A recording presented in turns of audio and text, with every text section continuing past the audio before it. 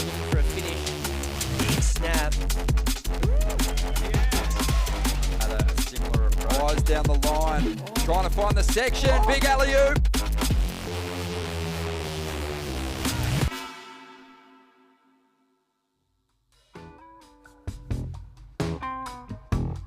Oh, what a morning it is down here at Merriweather. Day 2 of the Burton Automotive Pro here at Surfest 2024, presented by Reflections Holiday Parks. We've also, of course, got the Newcastle Racecourse Pro, the women's event. That's going to be fantastic. Haven't seen the women hit the water yet, but there's a good chance that we'll see them out there today. Ronnie Blakey sitting alongside Jess Starling. Jess, what an event, firstly. I mean, when you think about all the different regions around the world, all those different QS events, the 5,000s, the 3,000s, the more minor ones. This is it. This is the biggest of them all. It has the most history. It has the most prestige. And, yeah, I think we saw yesterday, you know, the pressure getting to some people to compete well in this event, but also some people rising up and putting on great performances. I think when it comes to the round one of this event, the jitters are real. You know, it's an event that you want to go deep in the draw and you want to have your name on that wall amongst that list of prestigious surfers who've gone on to win world titles, CT events. So this event has always been the pinnacle QS event, and I think, yeah, this year it's definitely carrying on that legacy.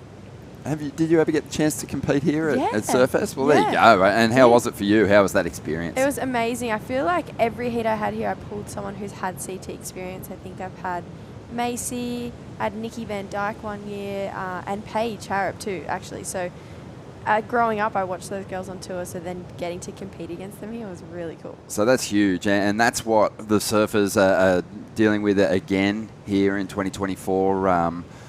You know, Surfest, presented by Reflections Holiday Parks, it just still attracts those big names. Obviously, they're all chasing that big goal. They want to get themselves to the top end of the QS ranks and get themselves onto those Challenger Series events. But, you know, Jackson Baker competed here the other year when he really didn't need to.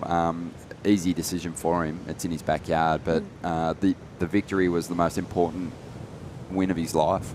Yeah, I think if you can win at home, there's nothing quite like that. It's super special, and you can definitely tell that. I think last year Jacko won, Joel won last year, the year before, and it wasn't just a win for Jacko, it was a win for the community as well. And anytime a Novocastrian wins here, you can tell that, it kind of puts energy back throughout the entire community, you know.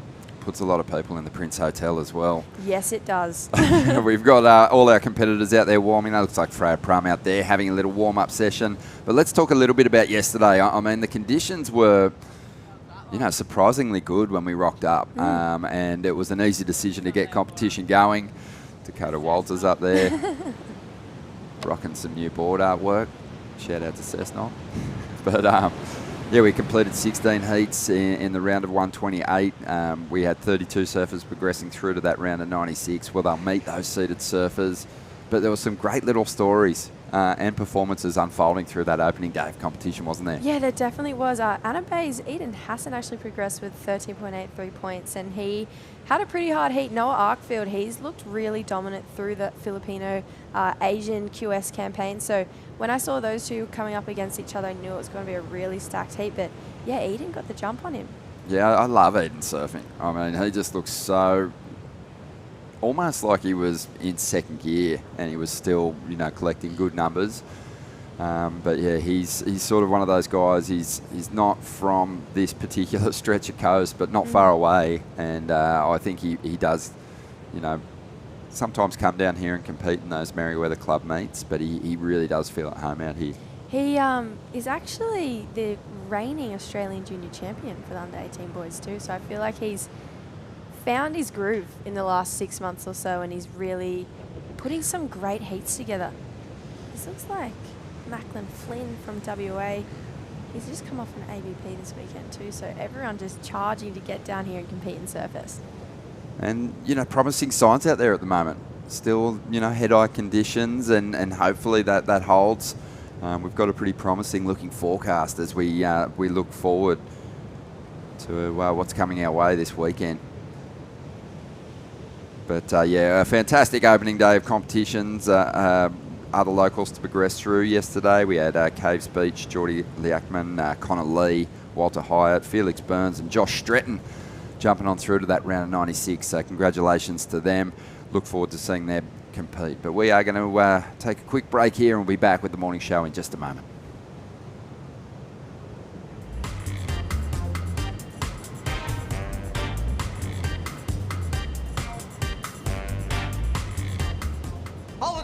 Ironman. Outdoors. Ironman. Whoa. Uber. Suspension. Lights. Roof rack. Camping equipment. Recovery gear. Oh. Under Ironman, mate. 800 Ironman. I can't do two things at once. Welcome to Sydney. A place to feel alive. To feel free. Come feel it all. And feel new. Adam thought he'd never get Sarah camping. How wrong you were, Adam.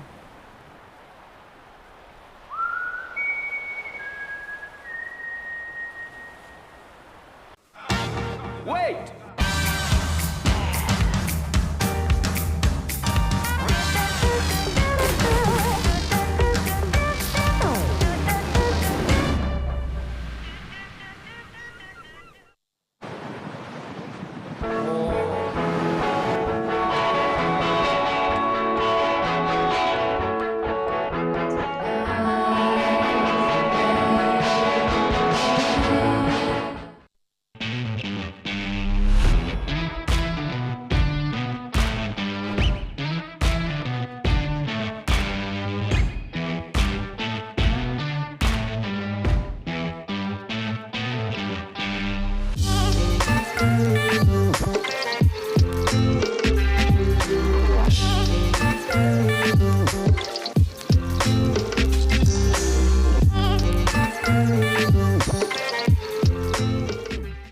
The racecourse is not just a place to watch the horses thunder. It brings generations together to share memories and experiences that are close to our hearts and runs in our veins. Newcastle Racecourse, home is where the track is.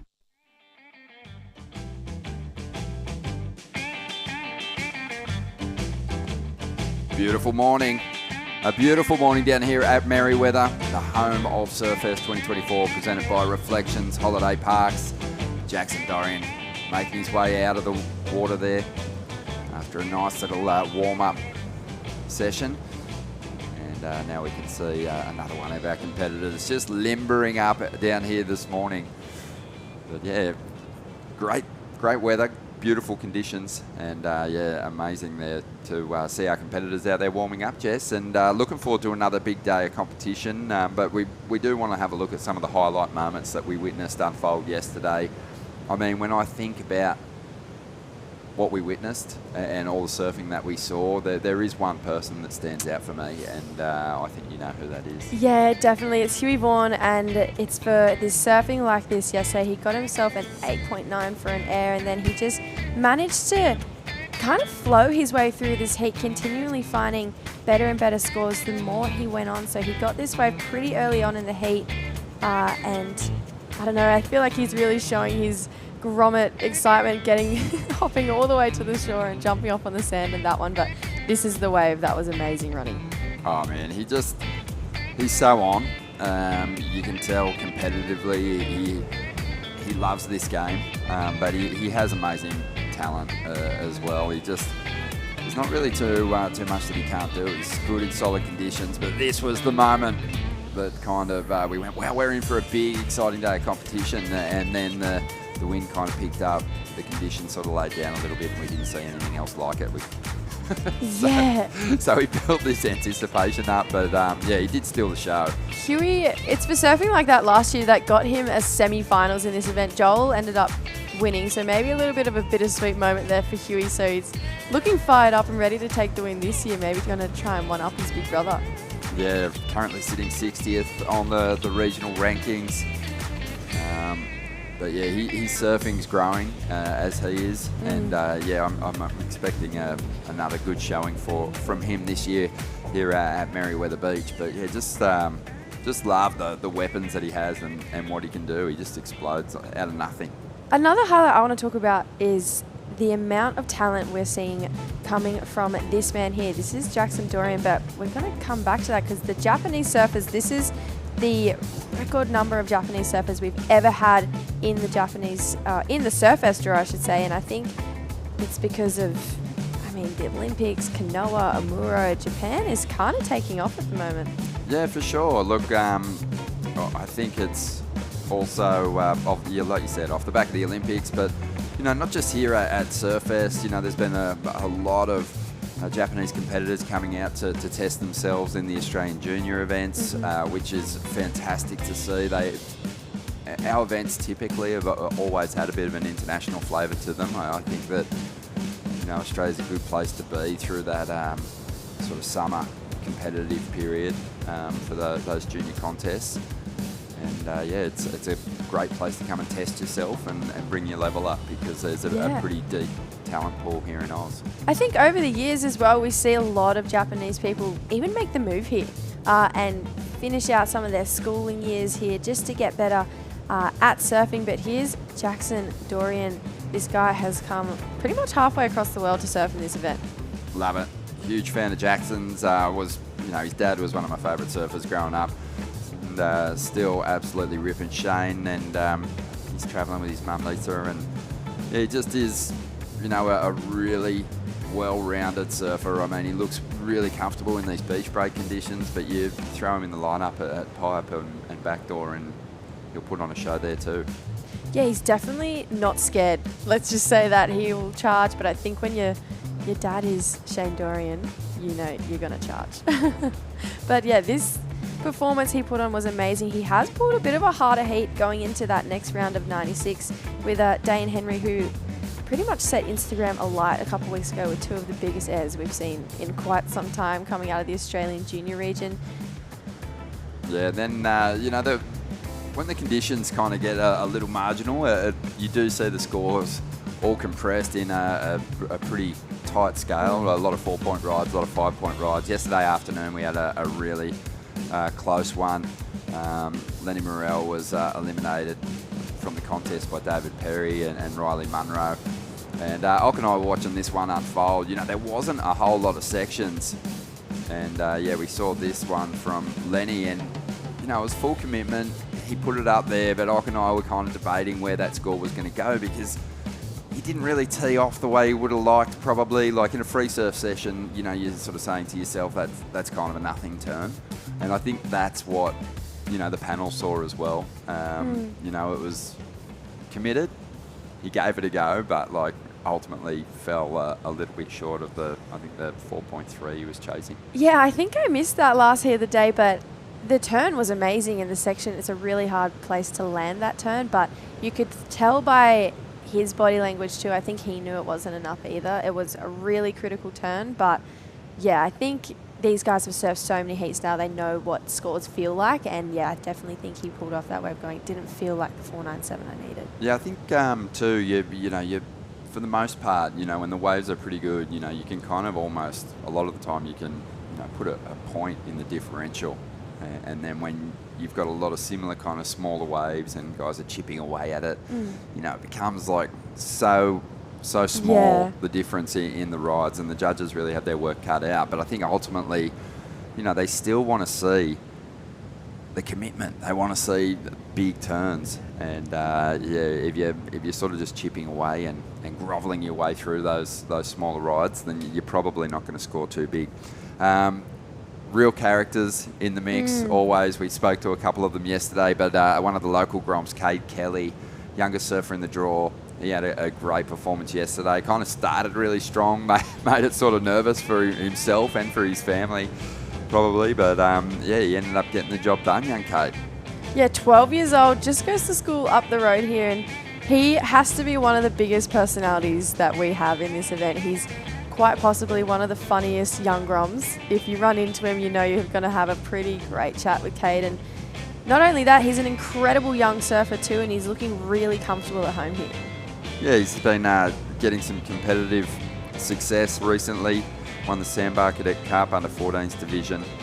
His two-wave total of 8.83 was enough to see him through with Jimmy Wallace. So, good performance from Cade, and he'll want to keep the ball rolling. But, this event for the locals, it always inspires a good showing. You mentioned it before, to win at home, that's special. And even for a 12-year-old to progress through a heat in a major qualifying series event, that's massive. Oh, absolutely. And I think, he's probably coming into this event thinking, all of my idols have surfed in this event and maybe even won this event. So he's just really trying to, I think, build some momentum, but he'll be one of those surfers that will keep coming back each year. And I feel like every time Surfest rolls around, we'll see him as a new surfer better and better each year. He's kind of the kid that you want to see get the win when he's progressing, so that you can have a chat to him. Oh, afterwards. absolutely. You want the post-heat interviews with Cade Kelly. Well, it's a beautiful morning here. We are going to take a quick break. We've got a bit more coming on the morning show, so don't go anywhere.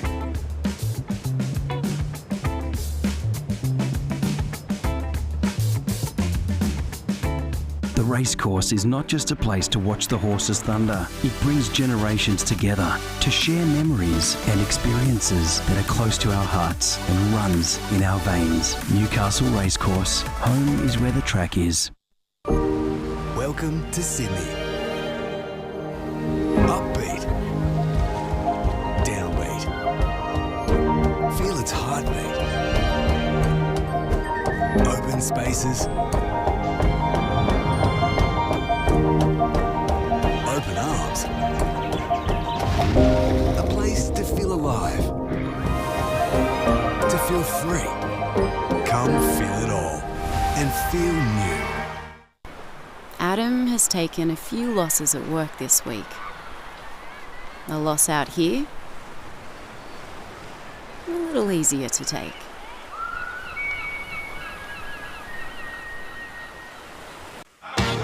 Wait!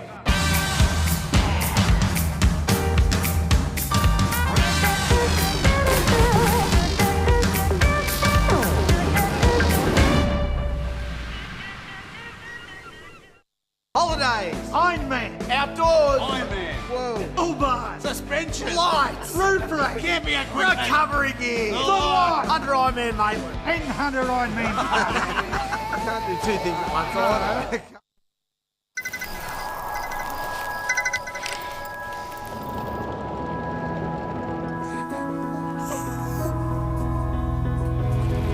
That's me. We got out. I love you, Dad. 300 kilometres to your destination. No beds for Michaels. Get to the Royal.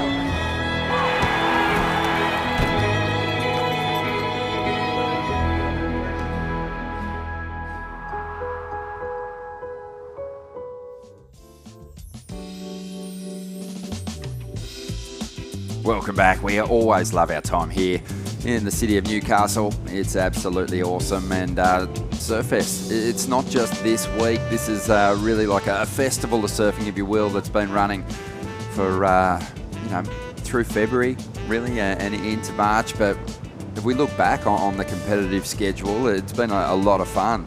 And given the opportunity to young surfers to test themselves, we had the Reflections Cadet Cup up at Bonnie Hills. Great performances there from a number of rising stars, but in particular Coco Woolley and Marley Adam. They look good. Young Maverick McGugan, a grom from the Northern Beaches, stepping up in a big way. But I like it. It's sort of the start, if you will, of the Australian surfing competitive season, and we've obviously had some major contests as well. But if you think about what else has unfolded, we had the Burton Automotive Pro Junior at Barubie Beach. Yes, this was off the back of the Burton Automotive Port Stephens Pro, and I just felt like everyone was fired up for action here. It was Sierra Kerr and Jarvis Earl getting the win here, and Jarvis looked like he was coming in for a bit of redemption because he kind of got pipped by Geordie Lawler in the semi-finals. So yeah, he came in with a point to prove and came away with the win. And Sierra got 2 wins in one weekend at this event. Yeah, amazing. She's on some mad roll at the moment.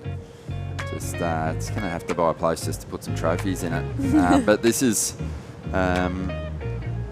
just the ultimate warm-up, I think, for what we have here at Surfest this year. A lot of the competitors will be on show again this week, and you just know that they're sharp, they're ready to go. They'll be pretty comfortable with that jersey on, and hopefully we'll see some surfing like that. Oh, I hope so. I mean, Sierra Kerr has actually won the last 5 events she's competed in. Unbelievable. So is this 6? Yeah. I would love to see this as 6. She's going to be hard to stop. Just so much confidence at the moment, and I think even though she's sort of here competing in these regional events, these pro juniors and whatnot, she's with that group of women on the CT. She's sort of classed in with them, and she'll be there at some stage. Yeah, she's already world class without even being there. It's just, she's just so good, and she's definitely one of my favorite surfers to watch. But another event in this festival of surfing was the Sandbar Cadet Cup, which was presented by Ocean and Earth, and Poppy O'Reilly won the under-16 girls, and she was the first back-to-back winner to do so since Macy Callahan. Wow. So, some big performances again, some repeat performances as well. We mentioned some of the star performers from the Reflections Cadet Cup. They turned up again and were victorious here at the Sandbar Cadet Cup. Marley Adam, Maverick McGugan again, Coco Woolley. Ben Zanata Cray, he had a victory in the under-16s. Poppy O'Reilly, like you said, first back-to-back winner. It's so impressive to see. And I think we've got some emerging stars there, no doubt. It's just one of those events where it's really pushing the future of our surfing, but so is this cup too, the Evolution Charity Cup, which was at Merriweather, and it kind of looks like a really fun event, Ronnie. It raises money for nominated charities through the team surfing event, which anything for charity is going to be a pretty amazing thing. For sure. And this year it was for the Hope in a Suitcase group, a volunteer-run organisation who really do great work in the foster care space, setting off young kids living in foster care, giving them things that they need in life, things that will basically lift their spirits and put a smile on their face. So that's fantastic. The event title was actually won by the Lake Mac Lifeguards. Almost $90,000 was raised. That's going to help 500 children. So a big shout out to the Evolution Charity Cup. And getting it done for a fantastic cause. And then there's the Surfest Indigenous Classic, again here at the amazing Merriweather Beach. And I love this event. It always supports the community of regional New South Wales and the Indigenous community. And it's been a really integral part of Surfest over 26 years. It sure has. Some amazing talent in the mix too, and I just feel like there's just always a great energy around these contests, a real positive vibe, and some, look at that. That's a high quality surfing, and I'm looking forward to seeing how some of these competitors fare in the main event. But Yeah, it's just been a great ramp up. It's been warming up. Yesterday, the performance levels across some of the heats was, the kind of surfing that you could see potentially on a finals day down here at Merriweather. But we've got to find out what's going down here at Surfest 2024, presented by Reflections Holiday Parks, and that update's not too far away, so stay with us.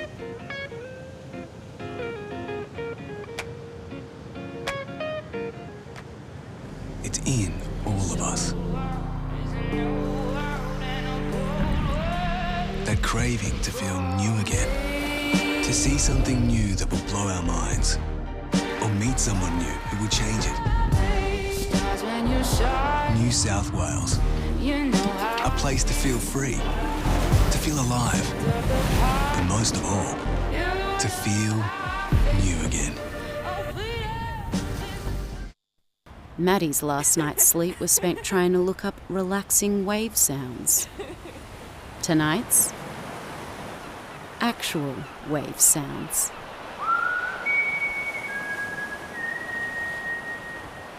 Holidays. Ironman. Outdoors. Ironman. Whoa. Uber. Suspension. Lights. Roof race. Camping equipment. Recovery gear. Lights. Under Ironman, mate. 100 Ironman. I can't do two things at once, right? Wait!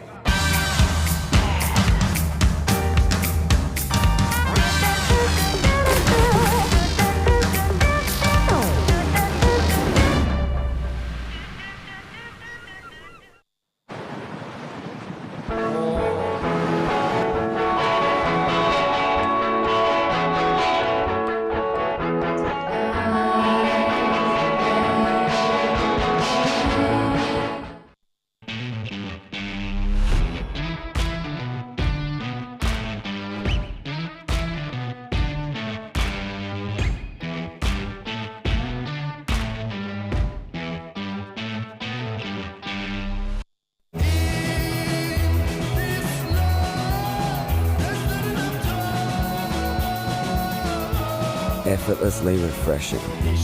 Byron Bay Brewery Premium Lager. Go with it.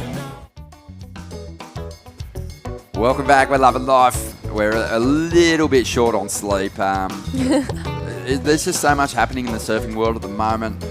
The event over there in Portugal, the Championship Tour event, was unfolding last night. Some big performances and some shock losses, some big names falling out of the mix. John lost out to Jake Marshall. But yeah, it was a lot of fun to watch, and they had some pretty quality conditions, but you needed some rest, Jess. I did need some rest. I made the big drive through the night to be here. That's how important this event is, and came straight from the ABB through the night because I was not passing up the opportunity to be here and talk about the Surfest and commentate this event.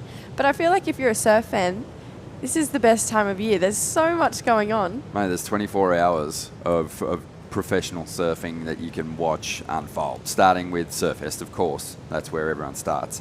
But then straight into Portugal through the evening, and those last few heats were only wrapping up early this morning. So, you can go all the way. I almost did last night, so we'll see how we go today. But we're going to make a call and see what we get underway. Likely we'll have the women's event kicking off on day 2 of Surfest 2024, presented by Reflections Holiday Parks. So check back in at 8 a.m. and we'll look to get that first heat in the water.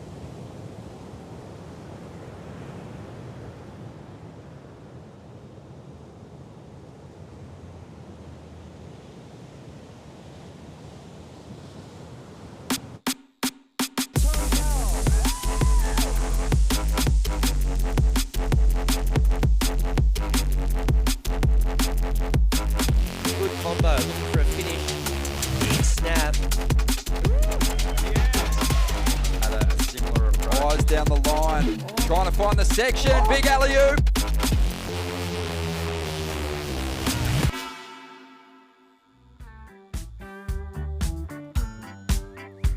Welcome back to the show, day 2 of Surfest 2024, presented by Reflections Holiday Parks. Yesterday, we got the Burton Automotive Pro underway, big performances. No one went bigger than Huey Vaughan. The women are going to get their chance this morning to blow our minds as we step now into the Newcastle Racecourse Pro. It's going to be a lot of fun, and we've, much like the men's event, there's an incredible honour roll, world champs, multiple winners. A lot of the winners have gone on, obviously, to crack the championship tour, which is fantastic. And who knows, we might reveal one of those young stars in the opening round here, the lower seeds hitting the water in this round of 64. Ronnie Blakey sitting alongside Jess Starling, who's going to be talking through this first heat with us. Jess, this is going to be fun. This is a good little lineup to kick us off. Yeah, I'm not going to lie to you. When I heard that the women were kicking us off today, I got very excited, very antsy. I love when the women hit the lineup. But yeah, we're going to start with a really cool heat. I think it's Jade Magnian. She's from France, but she has come to Australia alongside Justin Becret, and they've been competing through our entire Australian regional series, and it's been fun having them on board. And I think it's been really challenging for us Australians and now the Asian region as well, because we're getting that taste of the European fire, and anyone who's going to qualify for the Challenger Series needs to know how to compete against Europeans. So it's a feather in our cap just as much as it is in theirs. So yeah, I think she's been pretty dominant, so I'm pretty excited to see what she does in this heat for sure. I back that. I mean, we tend to come at it from a pretty pig-headed point of view. We're like, our Australia-Oceania region is so strong, people want to come here and test themselves against us. But in actual fact, we saw it through the Asian qualifiers, which you were a big part of. The level of the competitors, from the Philippines and Japan, mainly for me, has lifted. So I really think we're getting as much from their presence in these draws as we are. So this is, a big opportunity to test yourself against an international field, even though this is an event in our region. And you want to wrestle some points away from these people. You want to keep them here at home, because it's important for these youngsters to get through some heats, build that seed, get themselves back in these major qualifying series events next year. Yeah, absolutely. I feel like having these co-sanctioned events has honestly been the best thing that's happened to both the Oceanic and Asian region. I think there's definitely an unspoken rivalry between the two regions. 100%. When you pull a heat with a Japanese surfer, an Indonesian, a Filipino, all you want to do is take the win home for your fellow Australians or Oceanic friends, from New Zealand. It just feels like, especially if it's in Australia, you want to defend your region and be you want to defend the points. They're our points. Yes. And we want to keep them right here. Exactly. So there's definitely unspoken tension when you pull heats against the other region. And so Jessica Aiken, she is the lone Australian in this heat. She's from the Gold Coast, and she's a really talented surfer. As we see the boys, there's Alistair Cooper, look like Joel Marlin and Coral Durant as well. So yeah, some of Australia's finest right there. Mate, I love it. There was a real energy in the lineup today. I think conditions are better again than what they were yesterday morning. Kais King got absolutely barreled, threaded a pit on his backhand through the comp zone. So some real promising signs, but a great lineup here. And it looks like we're going to see Isabel Higgs try and get into this one. Doesn't quite get over the ledge there. Yeah, I watched that wave of Kais as well, and I was going, what? We're watching everyone just belt these beautiful lefts and rights, and then Kais managed to find himself this perfect barrel and then come and hit this really gnarly end section. I was like, if that was a heat, that's a good score. That's definitely a keeper. I think it's going to be a great day of surfing if Kais King can find one of those. Who else can? Oh, awesome. I mean, as a commentator, there is those days that you rock up and you're like, nah, happy to be sitting in the booth calling this one. Yeah. Yesterday was a bit like that in the afternoon. I was pretty comfortable sitting watching other people out there trying to chase down waves. And then when you see it, you know, absolutely throbbing with swell and it's, you know, quadruple overhead, Yeah. they can kind of have those days too. But mornings like this, where you're sitting at Merriweather and, you know, you're sipping your morning coffee and you're just watching, you know, the likes of Kai's King getting barreled across the lineup. They're long mornings. They are, especially, this is my first year in being here and not competing in this event. But I love talking about surfing, obviously, but I definitely had a bit of FOMO this morning. I was like, wow, maybe, I don't know, maybe I'll be back next year. But I was just like, I was watching those waves and watching all the girls just dominate out there as well. Do both. Yeah. Your sister has in the past. I've worked with her on events that she's competed and done well in, and she's like running out of the lineup, you know, getting changed quickly, coming into the booth, calling the next heat. And we don't really let her change up her roster too much. No. We hold her to account. Yeah, we did it through the Asian region last year. I was so grateful actually that WSL would let us compete, because when we got the call up to go to India, I was like, there's no way I'm going to India and not surfing a heat. So yeah, I think maybe I should try and make it happen in the home country, defend the points a little bit more. We love it. We're grateful to have you and your sister calling events of this size, and especially through these earlier rounds, because the two of you are really responsible for shedding a light on women's surfing. The evolution of the performance, the features on Murmur are incredible.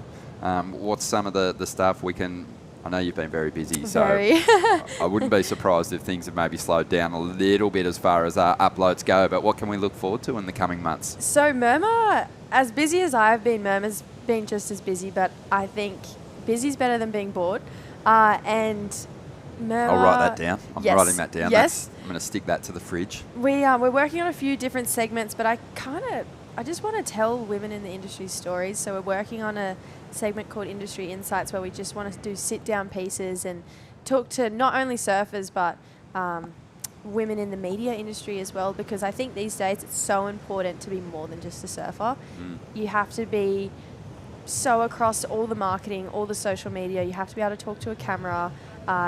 So we really want to try and convey that a little bit more in the next coming months, because I think if that next generation can get onto stuff like that now, I mean, it's just the more feathers in your cap, the more your sponsors are going to love you. And yeah, I think the more, I don't know, work you're going to get done. And surfing's one part of it, but there's a massive other part to it now too. So we're trying to convey that, and maybe we're branching out to other sports too. Oh, that sounds pretty exciting. Yes, in the same That sounds really realm. cool. So, skateboarders and snowboarders, watch out. We are coming for you. That's so good. Growing. And how's the feedback from these young, aspiring women to you and True in relation to some of the features that you drop and just the work that you're doing? Yeah, it's pretty incredible. I've got the opportunity to work for some other brands as well, so that my writing can get on a bigger scale.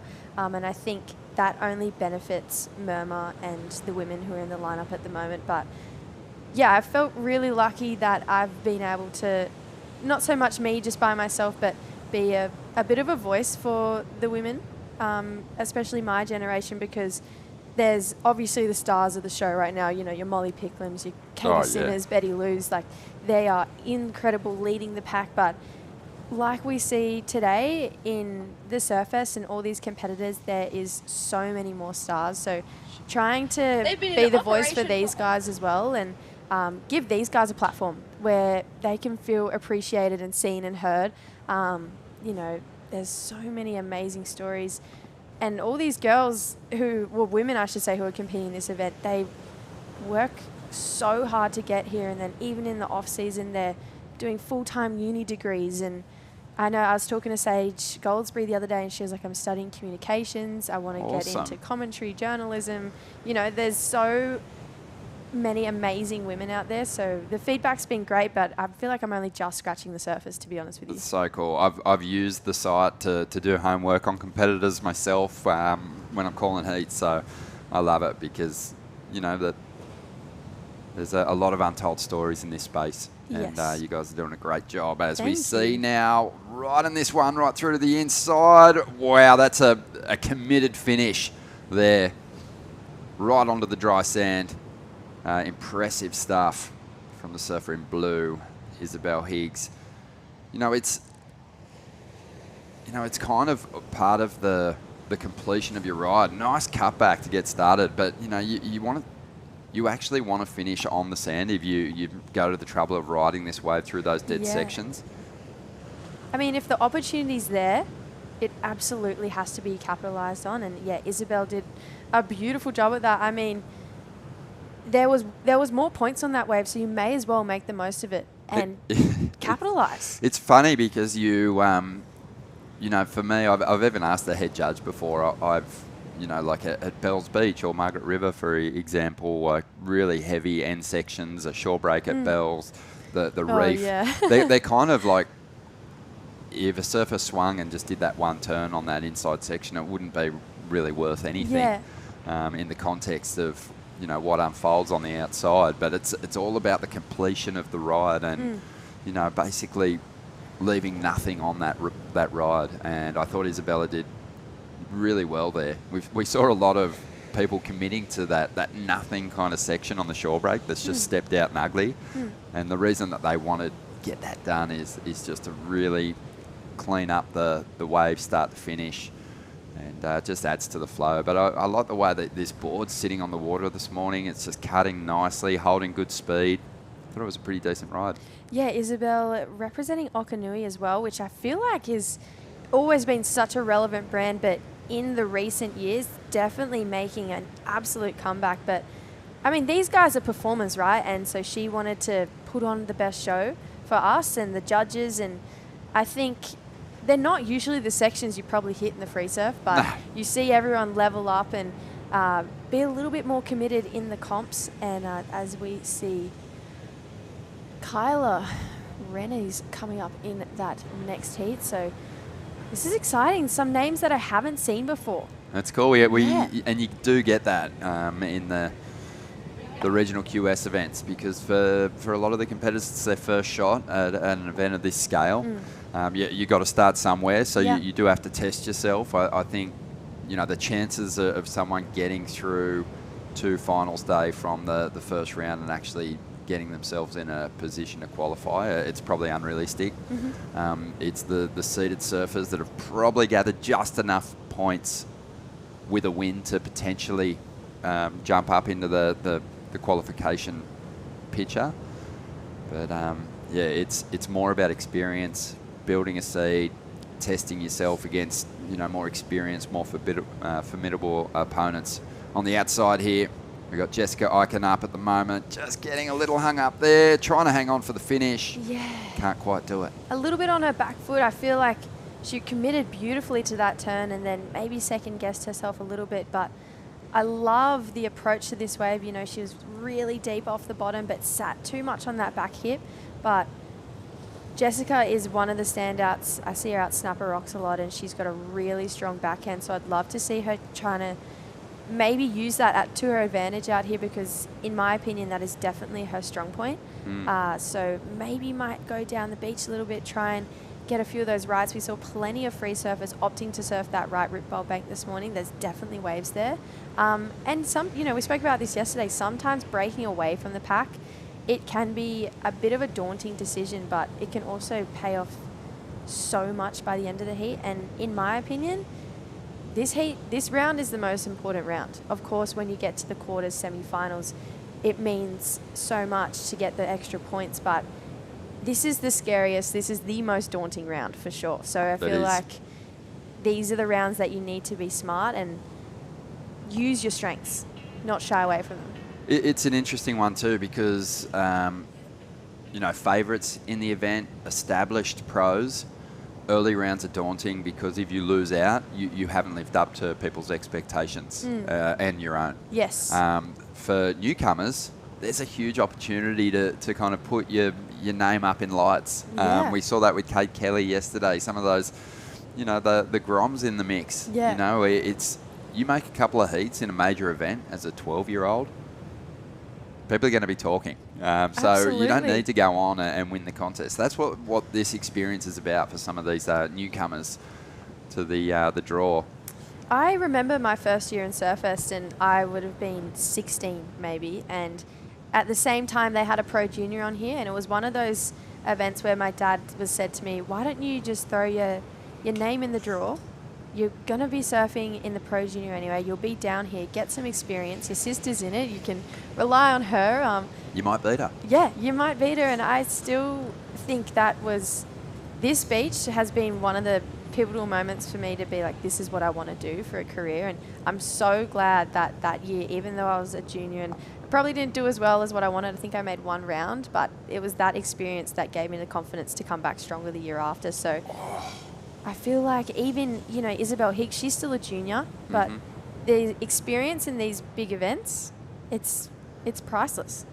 Yeah, I would have a guess that probably the average age of competitors in the qualifying series events is actually coming down. Absolutely. And we're seeing surfers at a younger age take a chance on potentially getting themselves onto the Challenger Series. We've seen some real phenoms, especially in the women's division, the past couple of seasons, tackling the Challenger Series and having some real success.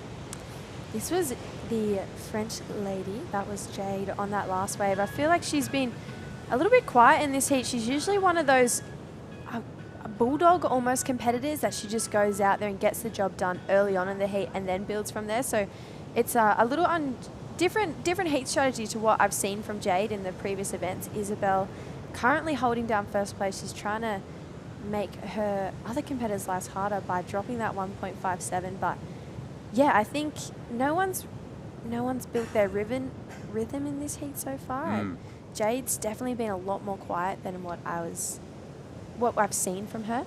So I think she'll definitely start to build as we go on, because each heat I've commentated Jade, she's at least had a pair of sixes in her lineup. Okay. Well, we've been talking about just the magic of this event. One of the things that I love about this contest, and I think it's just such a unique sort of tact that Warren Smith and the Surfest team have had, is the crowdfunding component to the women's event. It's genius, and it's something that the entire community gets behind.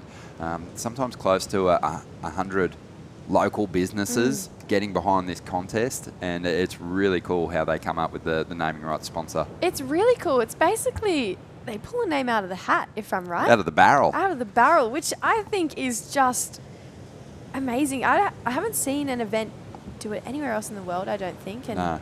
I was lucky enough to go to the brand sponsors dinner last night and talk to a few people there, and they even match each brand up with a surfer. So That's so cool. If you're a part of this event, you get matched to a surfer, and as a part of being in partnership with this, if your surfer wins, you actually make money back. So I thought that was really cool. I was looking into that last night. So it's called the surfer draw. So let's say for example, Ronnie, you're matched up with Safi Vetti, and Safi Vetti wins the event, you get to take home $5,000. That is so cool. Your company gets to take home $5,000. If she gets second, it's $3,000, and third or fourth is $1,900. So it's almost just as exciting for these brands as well. It is, and a lot of the local businesses here, they want to get behind this event, but do they have the financial clout to front up the money that it takes to sponsor the women's event as a whole by themselves? No, they don't. So they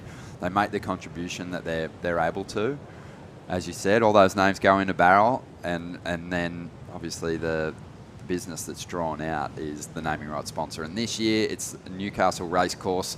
The Women's Pro, really glad to have them involved. And if you're down here at Merriweather, visit the Newcastle Racecourse stall and check out local artist Mitch Rev's life-size horse artwork, and enter the draw to win a race day restaurant voucher. But Mitch is a great local artist, done a lot of mural work around Newcastle. And again, congratulations to them, and congratulations to everyone who got behind that crowdfunding effort. It's huge, and it means a lot to these young women. I feel like as well, Ronnie, I don't know about you, but For me personally, I feel like the way that Warren and Surfest have structured the event and the partnership sponsorship component of this event, I think it's the future of surfing and surf events. I think local is where it's at.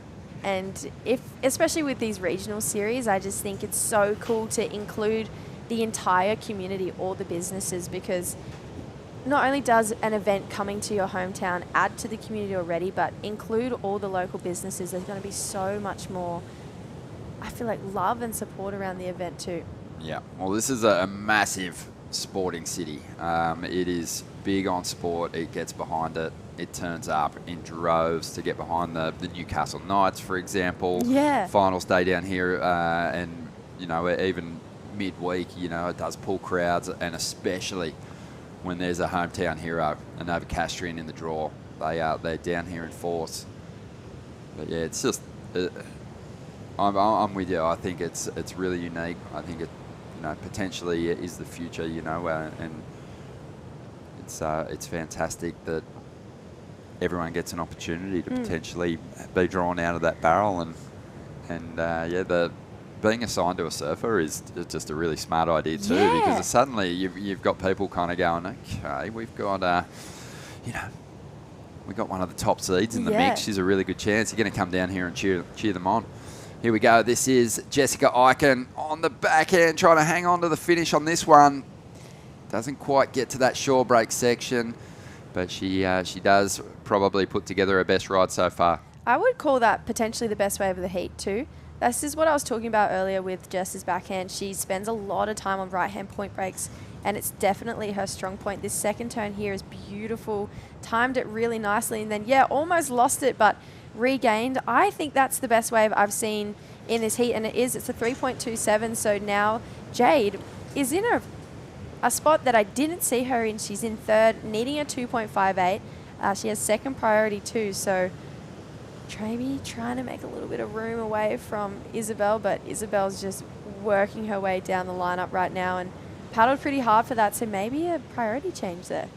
Looks too like the three competitors out there are still kind of trying to work out where this predominant scoring opportunity lies in this lineup. I think this morning, you know, you roughly got around, you know, 60 to 100 competitors without jerseys on jostling for waves, and as a warm-up session, you're just out there trying to get anything to kind of get grounded on your equipment and hopefully throw down a couple of turns. But then when the heat starts and that lineup's kind of vacated, finding your place in it can kind of be a little bit of a mystery. Like, you go from like looking for any sort of section to suddenly trying to figure out where you're going to plonk yourself during your heat and try and pick up a couple of good scores. I feel like as well, yesterday we saw the banks shift throughout the day and throughout the tide, so it could be one of those heats as well where maybe it is shifting.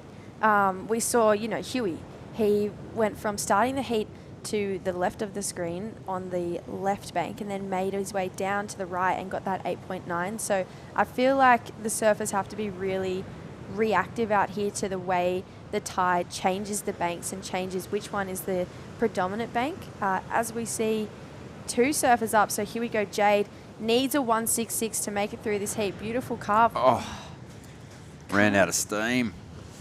Just didn't have the speed to pull that turn down, and then on the outside, Isabel Higgs. Big opportunity for her here. If she can get rid of this 1.93, she is going to put a little bit more distance between herself and her rivals here. Nice little end section hit. 1 minute to go here.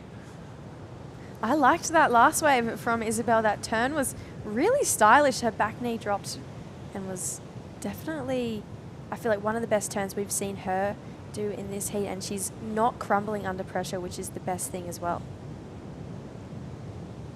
Yeah, so waiting on that number to come through. 2.83, it's one of her best. And now the requirement for Jessica, 2.56. She'd be happy to hang on to second spot at the moment though, but she's got to watch out for Jade, who doesn't need a whole lot, just a 3-point ride. And she's up at the moment. Nice little hit there. Did she do enough work? Tricky there because you want to like keep surfing and adding extras, but you could see the rocks kind of starting to come out of the water.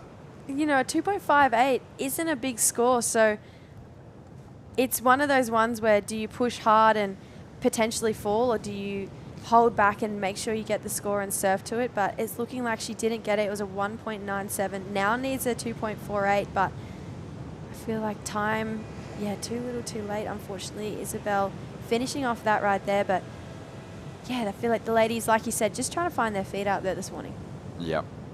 And, I think probably one of those heats where you've got, your support crew on the beach just waving like maniacs, trying to guide you around to the lineup, trying to steer you around because they can see where the predominant scoring opportunity is. And, the benefactors of all that chaos is usually the surfers in the second heat. So I expect that we're going to see some better numbers when we get the second heat underway.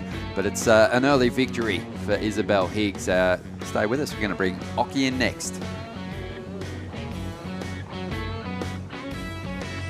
Holidays. Ironman. Outdoors. Ironman. Whoa. Uber. Suspension. Lights. Roof race. Camping equipment. Recovery gear. Oh. Under Ironman, mate. 100 Ironman. I can't do two things at once. I Welcome to Sydney. A place to feel alive. To feel free. Come feel it all. And feel new. Adam thought he'd never get Sarah camping. How wrong you were, Adam.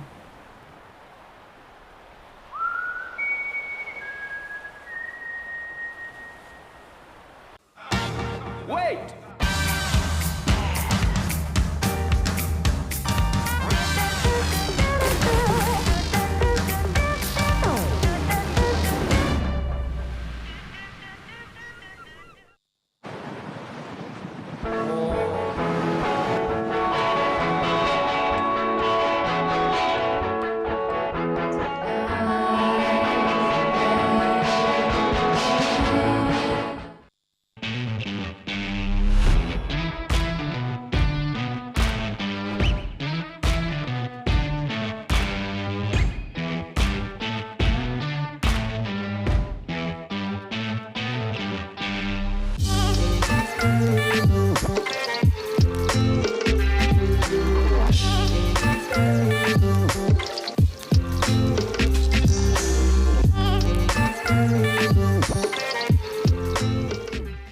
The racecourse is not just a place to watch the horses thunder. It brings generations together to share memories and experiences that are close to our hearts and runs in our veins. Newcastle Racecourse, home is where the track is.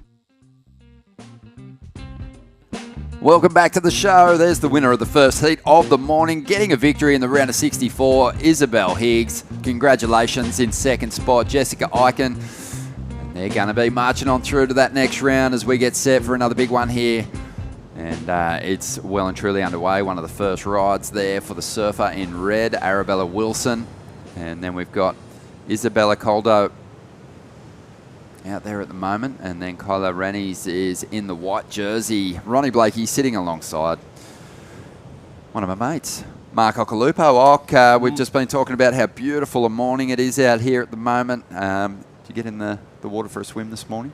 I didn't, Ronnie. Good morning, and good morning, everyone. It's great to be back in Newcastle. I'm stoked to be commentating with you this week. It's been a while, and I did not get in the water. I actually kicked my toe yesterday afternoon for the probably 500,000th time in my life. Oh, no, I haven't counted. It's a big toe. But now that I stub it, the skin's about that thick. And wow. Yeah, it wasn't a good one. Mate, that so looks I've got about 20 Band-Aids on there. So I didn't get in the water, but it looked nice. It looked really beautiful. Nice. Yeah. Yeah, we were just sitting down there before, just Starling and I were watching the warm-up session. There was a couple of barrels. People got pitted. It was looking pretty promising. So, it's a great opening day of competition here for the Newcastle Racecourse Women's Pro. And, let's see what these competitors can bring us. Yeah, absolutely. Did you watch Portugal last night? I did. I was saying to Jess, I barely slept. This is such a good time if you're a huge fan of competitive surfing. You got, without question, the biggest qualifying series event in the world. Talking about all the different regions, they're there's events that are equally as important points-wise, but this one's got the history. This is the big celebration of surfing, and it always attracts a lot of eyeballs. So you've got this, and then straight after it, you can dive into Portugal. You've pretty much got 24 hours a day competitive surfing coming at you. I'm in my element. You have a couple hours break, and then in between this and Portugal. But you're so right. I could have stayed up all night last night, but I went to bed about midnight, which is crazy for me. I only usually sleep for about 5 hours. So what I did was I put it on pause and slept till 5 in the morning and put it straight back on. Perfect. Look at these girls take advantage of these beautiful-looking left-handers, Ronnie. Yeah, there's a couple of decent scores on the way, and we kind of had the feeling that was going to happen. We talked about, it was one of those. You got your surfers go out in that first heat. They sort of test the conditions, trying to figure out where they should sit, and the benefactors of the surfers in the second heat. They're sitting there identifying where there's no opportunity and seeing whether the waves are consistently breaking. We've already seen Arabella Wilson drop a 5.5, 3.07 for Isabella, and that's pretty comparable to some of the better numbers we saw in that first heat of the day. And then Kyla's got herself a 2.5. So already I think we're seeing things step up a little as Isabella looks to lock in a second score here. Puts a lot into that top turn. Moving nicely across this one. Clean rhythm, did well to kind of make something of that final section there. Didn't probably tee off the way she would have liked, but made something of it. Definitely gets, a mid-range score there. Her arms were moving around a lot, but they seemed like, at the last minute she had them to, keep her balanced. She could have hit the lip, but she decided to avoid it, so it won't be big. But you know what? This was pretty solid this morning, coming northeast direction, and it looks inviting. I'd love to have a surf on my break, maybe up there at Dixon Park. There must be some waves too, but look at this beautiful left, Ronnie. Oh, this is a good-looking wall. Potential for a barrel here, ducking under the lip. Quick little vision. You call that a pocket ride. Didn't really get behind that curtain. But still, promising signs here on day 2 of Surfest 2024, presented by Reflections Holiday Parks. As Kyla makes her way back out, but the big number did drop for Isabella. 6-point ride, 3 turns. Pretty nice combination of manoeuvres. Yeah, so they liked it. The surfing last night, Ronnie. Oh yeah, was excellent over there, like Italo Ferreira. It was. Let's dive into it. Let's not dive too deep. No, we're because, like, because the round of 16, I don't want to know about. I still haven't got that far yet. Okay, we won't dive that deep then. We'll dive into some of the other stories, though, in just a moment. But right now, let's hear from the winner of the first heat of the morning. Congratulations, Isabella Higgs. Isabel, well done. How was it out there? I mean, it looks beautiful, but the scores sort of suggest that it's kind of tricky to find the magic one. Yeah, out there, the waves are they're really fun today, but definitely a bit tricky out there. Yeah. Where are you from, Isabel?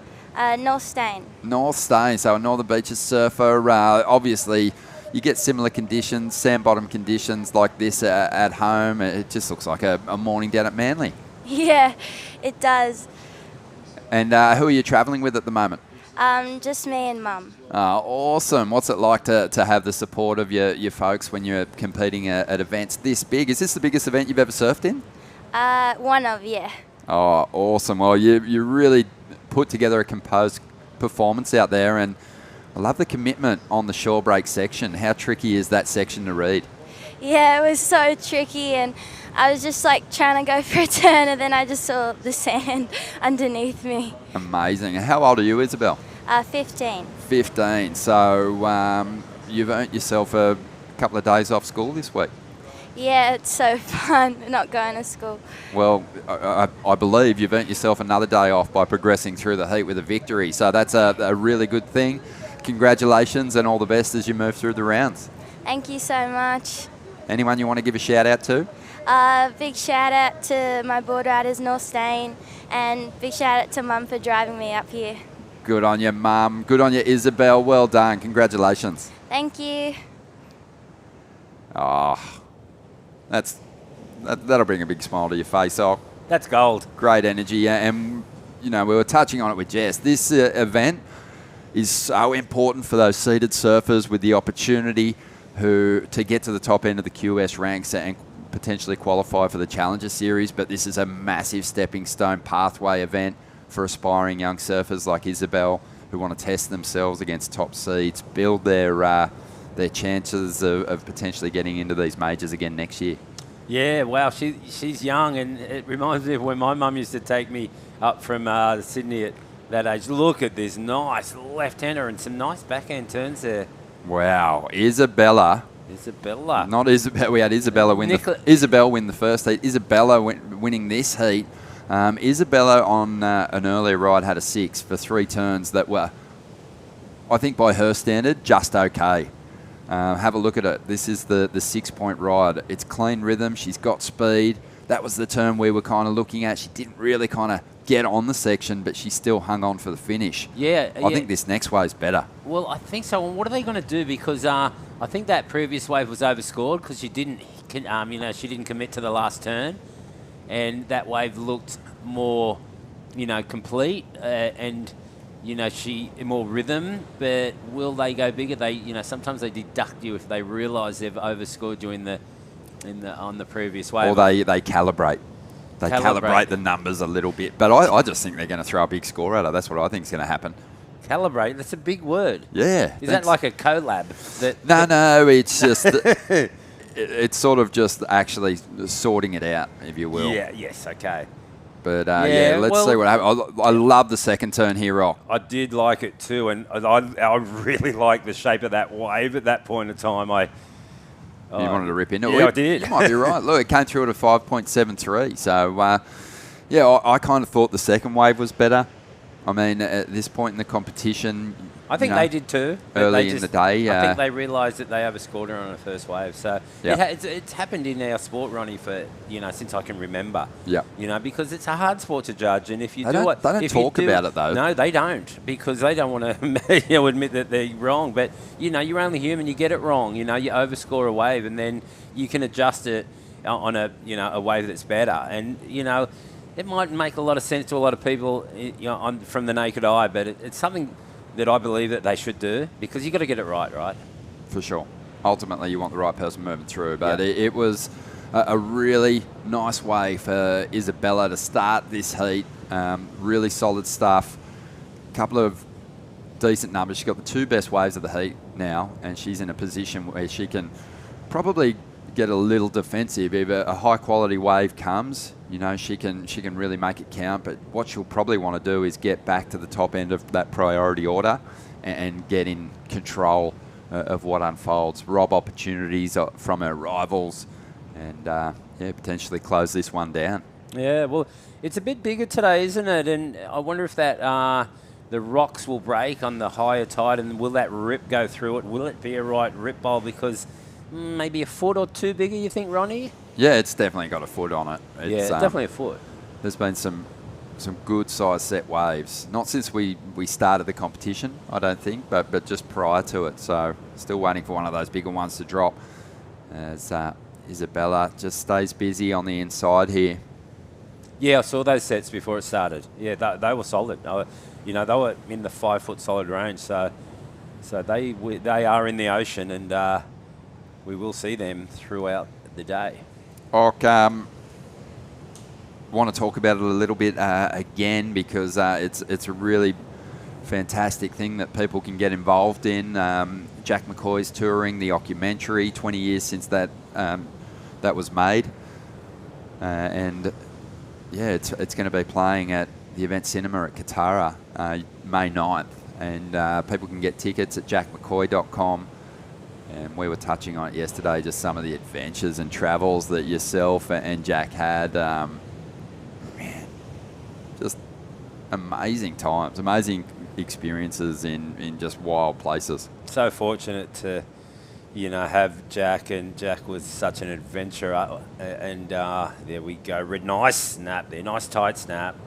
Only the one turn, but just taking me to all these exotic, primitive places that I never thought I'd get to. Would never know how to get there if you were trying to do it on your own. Like he's already, done the research, and people have done the research, and You know, like if it's up in the Towers, we went up there pretty early too. And Martin Daly, and Jack were good friends, and even Doris. They're all connected, and they were finding waves. Like that people, the kids have known about forever now. But these waves, they found, and took me to, and the wave in Sumba that's now Hockey's left. And it's an honour to have that wave named after me. Obviously we didn't find it, but it was, actually kind of found by this guy Claude, a German guy that built the resort, that started that resort, and I believe, there's always probably someone that found it earlier, but the wave is unbelievable, and they took me to G-Land at a really early age, and actually even prior to Jack, I think I went to G-Land, and there was with another guy, Greg Weaver, an American filmer, and that movie Pump was made, and that was way back. I think that was before Jack, or maybe, I don't know. A lot's happened. There's been a lot of movies, and it was like a different life, because I had my competitive life, and that free surfing life, was big, and so cool. It's hard to say what was better. Well, it's an amazing movie. Of course, Jack had all that archival vision that he could lean into. That is in the documentary. It tells the story of your grommethood, your rise to fame, your hiatus from professional surfing, and ultimately, the big world title moment, which we all celebrated. It was huge. So it's a magic story, unbelievable soundtrack. We touched on that, and worth checking out if you haven't seen it. And if you have, getting the chance to go see it again on the big screen, yes, I'm in. Yeah, it's got a happy ending. Because I put on a lot of weight and struggled, and so it's got that. Jack filmed me when I was quite overweight. There's a couple of waves of me when I was massive, so hard to get to your feet when you're that big. It's like all about getting to your feet. Once I was on my feet, I could kind of surf, but the struggle of taking off was, wow, that was tough. Yeah, I've always wondered, the transformation footage in the documentary is incredible. Was that filmed over time, or Smokes and mirrors? It was really filmed over time. I mean, I went there fat. I don't like saying that word, but I went there quite overweight, and Jack filmed me losing a fair bit of that weight. During those couple of months I spent, in the wilderness, really, way behind Yalling up in a place called Quindalup, and no one around, just me training in a tracksuit. Running the roads, just kangaroos and black boys, and that's about it. Well, mate, you are looking. If you know what a black boy is, it's a plant. I mean, it's a. You can explain what a black boy is. Yeah, no, they're awesome all over WA. Mate, obviously now you're maintaining this level of fitness. I've seen some photos of you coming out from D-Bar recently, free surfing clips as well from Snapper. It looks like you're really enjoying your surfing. Yeah, thoroughly. I've finally found the happy place, not drinking. It's been about 4 years now, but now it's my diet I'm working on, or just, I've found the perfect diet for me, and, and some new crazy good vitamins, and it's just like surf all day, obviously kids, but surf as much as I can. Yep. And the water at home's been 28 degrees, so I've been surfing in boardies, which is rare for me, and only boardies for the last month or even more. And then you're in Newcastle losing my tan and missing really good waves, but I'm happy to be in Newcastle. Mate, you can still bronze up in Newcastle. Don't worry about that. But no, it's awesome to see you looking so fit, Thanks, happy, Ronnie. surfing your guts out, and obviously a full footy team of kids charging around you most of the time, so you must be sleeping well. And big shout out to Jess. Yeah, shout out to Jess. She's making lunches and doing school drop-offs right now, but she rubbed it in that she is going surfing and said the waves are pumping in capitals, which is, not just rubbing it in. Oh, good on her. But we're going to have a good day for sure, because we're already starting to see some really solid numbers drop here. Isabella out there in the blue is looking really sharp. She's got a couple of big numbers, and instead of sort of worrying about getting priority, it feels like she's just going, you know what, I'm going to catch some insiders. I'm going to keep pushing my turns and just try and build on my lead that way. Yeah, And it's such a good position to be in. I remember doing that when I used to compete because you can get 2 scores. You know you're in the lead and you know you're not going to get you're not going to get eliminated. So you can catch a bunch and it's like practice time without other free servers in the water. You know what I mean? Just, like it's research practice, getting ready for that next heat. Getting some reps in. Here goes Arabella Wilson in the red. She's going to duck out of that one or jump out of that one. She's at a 5.5, so she is in a reasonable position to make a charge at that number 1 spot. Probably won't do it with that wave, though. It'll be pretty similar to her second score, which is already logged. It actually didn't improve on a situation, 3.43, and kind of a shame, really, for her because it was a pretty decent-looking wave. It was a nice-looking wave. And she's got a similar style to True Starling, I think. I can see definitely some similarities there. Yeah, that's a good point. But, Kyla's the surfer out there with priority and a little bit of work to do at the moment. She actually needs a 6.6 to get herself up in a second place here in the Newcastle Racecourse Women's Pro, the crowdfunding partner for Surfest 2024, presented by Reflections Holiday Parks. Well, does that mean we get an invite to the races? Are the races on this weekend, and can we go? We can definitely go if they're on. I'm going to find out for you. Thank you.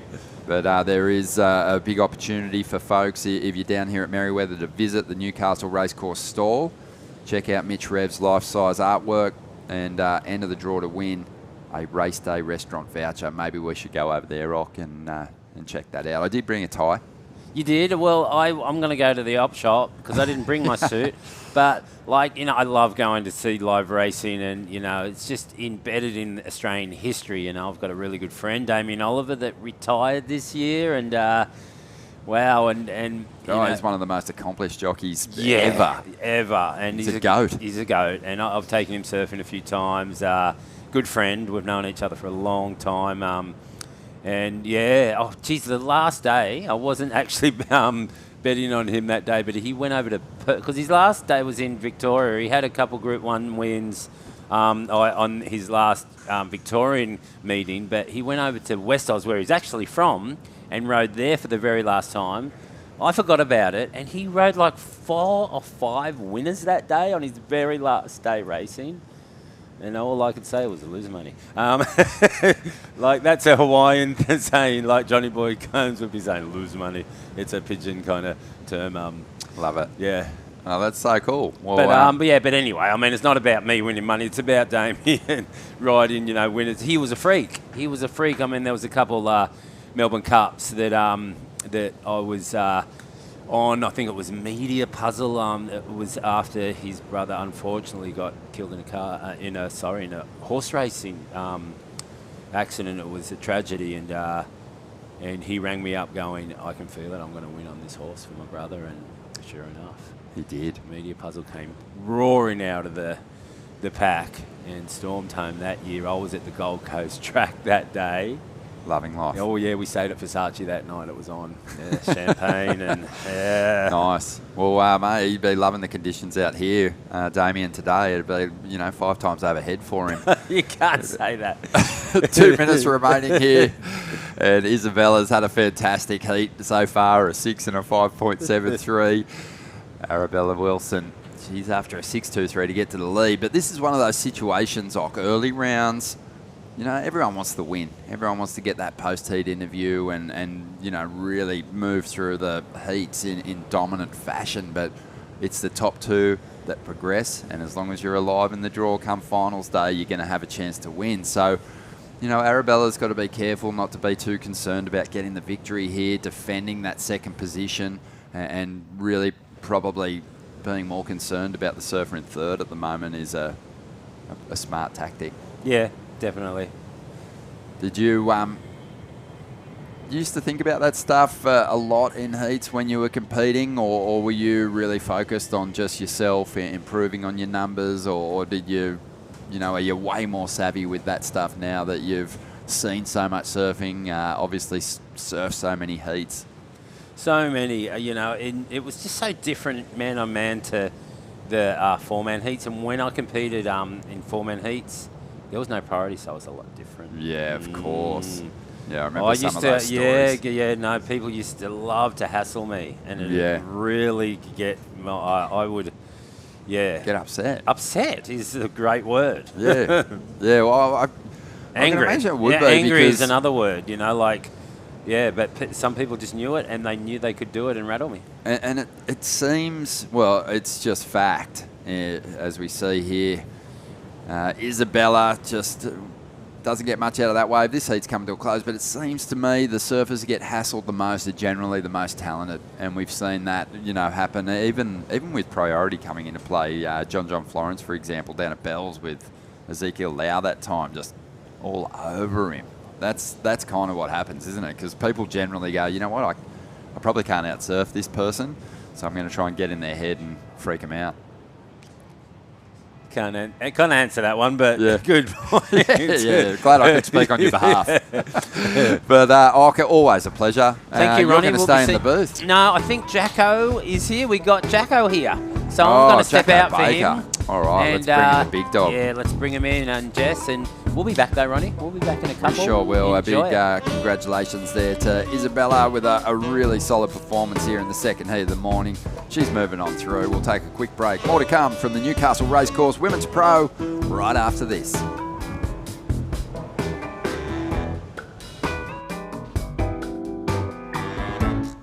It's in all of us. That craving to feel new again. To see something new that will blow our minds. Or meet someone new who will change it. New South Wales. A place to feel free. To feel alive. And most of all, to feel new again. Maddie's last night's sleep was spent trying to look up relaxing wave sounds. Tonight's actual wave sounds.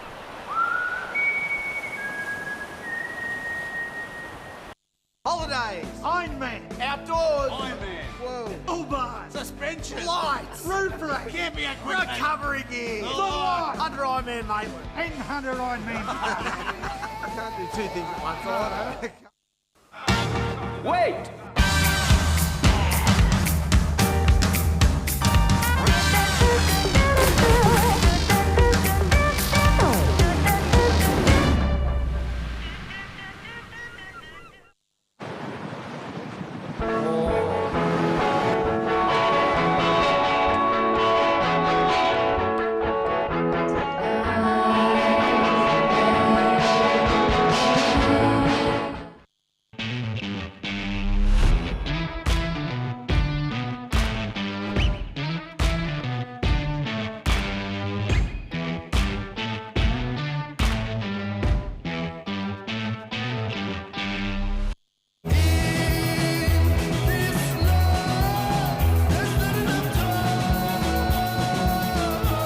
Effortlessly refreshing.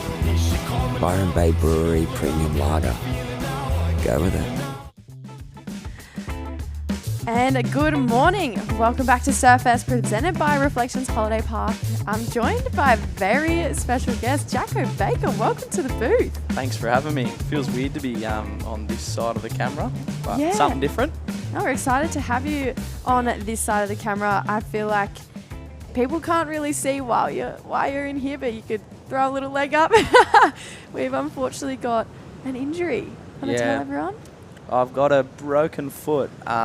The whole thing's clearly not broken, but unfortunately broke one of the metatarsals, one of the toe metatarsals, in a pretty tricky spot on the bottom of my foot. So it's not ideal, but I'm doing everything to be back. Of course, I would love to be doing this contest, but I'm just doing everything to be back for the first challenger at Snapper. So that's still the goal, but just kind of have to wait and see. You can't get ahead of yourself. Like, as soon as you start getting ahead of yourself, then you might take a step backwards. So I'm just doing everything I can, eating healthy and doing everything I can.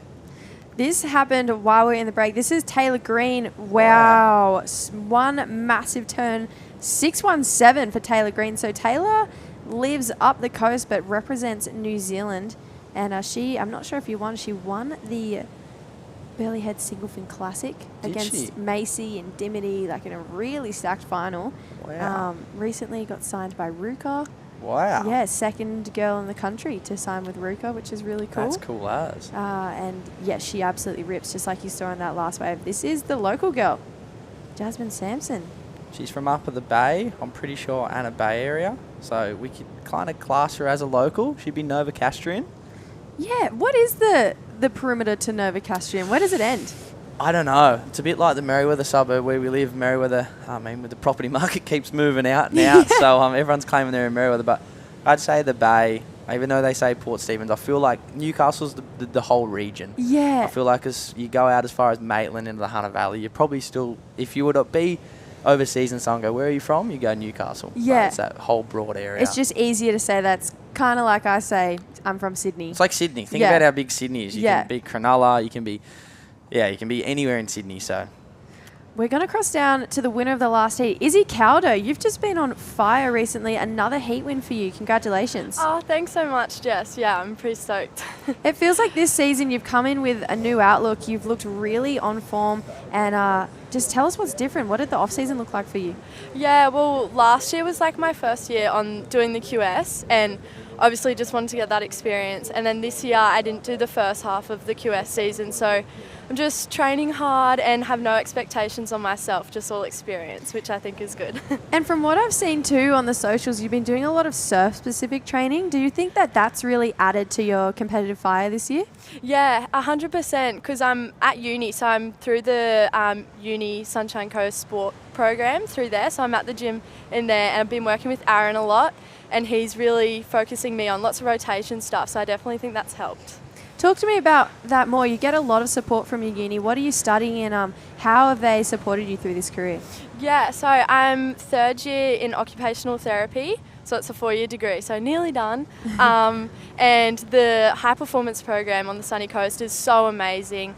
I actually have like 4 exams this week, but I've pushed them out for like 2 weeks' time, and they're so supportive down there. So yeah, I really love it. And each round it gets harder and harder. You definitely pulled one of the harder heats this morning though. How are you going to take it through moving each heat in the draw? I feel like you've been a really consistent competitor in these events that we've seen you compete in the last few. Do you think you'll just keep things the same? Yeah, I think it's just I have no pressure on myself, and no one really expects anything from me because don't really have much to prove, just prove things to myself. So I think I'll just have that outlook on the next couple heats, yeah. I feel like that is really working for you. So thanks so much for chatting for us. And yeah, good luck in the next couple rounds. Thanks heaps, Jessie.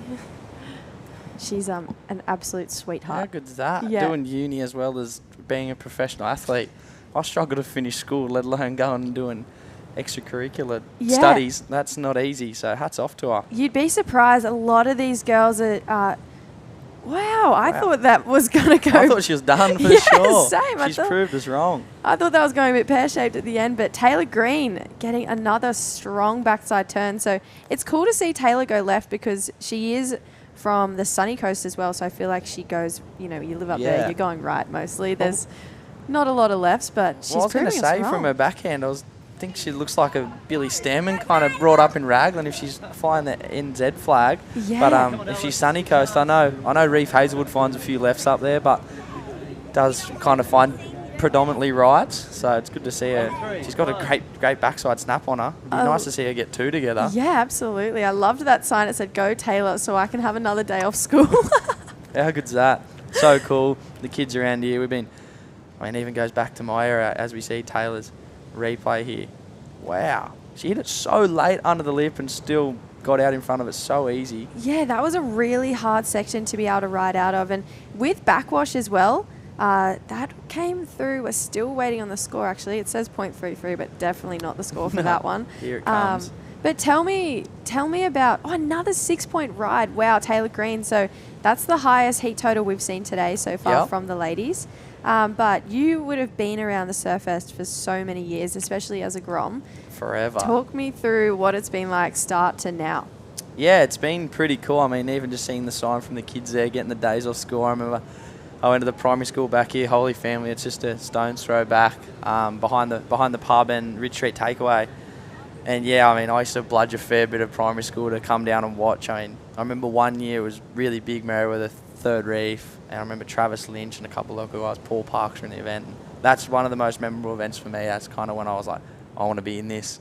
When I get older, and I've been lucky enough, I mean, through the support from Warren and the local community, I've had a few wild cards when I was younger, and then once I got the points to be a part of it, from the Cadet Cup to the Pro Juniors to now doing the QS, well, now it's the regional QS. So, yeah, now I'm 27, so I've actually been, I think I was saying to Warren at the media thing the other week, I've probably been in a part of Surfest for probably 16 years as a surfer, yeah. So it's pretty crazy, and probably a part of the main event for, what was it, 15, so 12 years. Wow, that's insane. I feel like Surfest and I guess all the events they put on, it's kind of its own form of that WSL pathway. Yep. You know, they have those Grom events, and then this is obviously the pinnacle.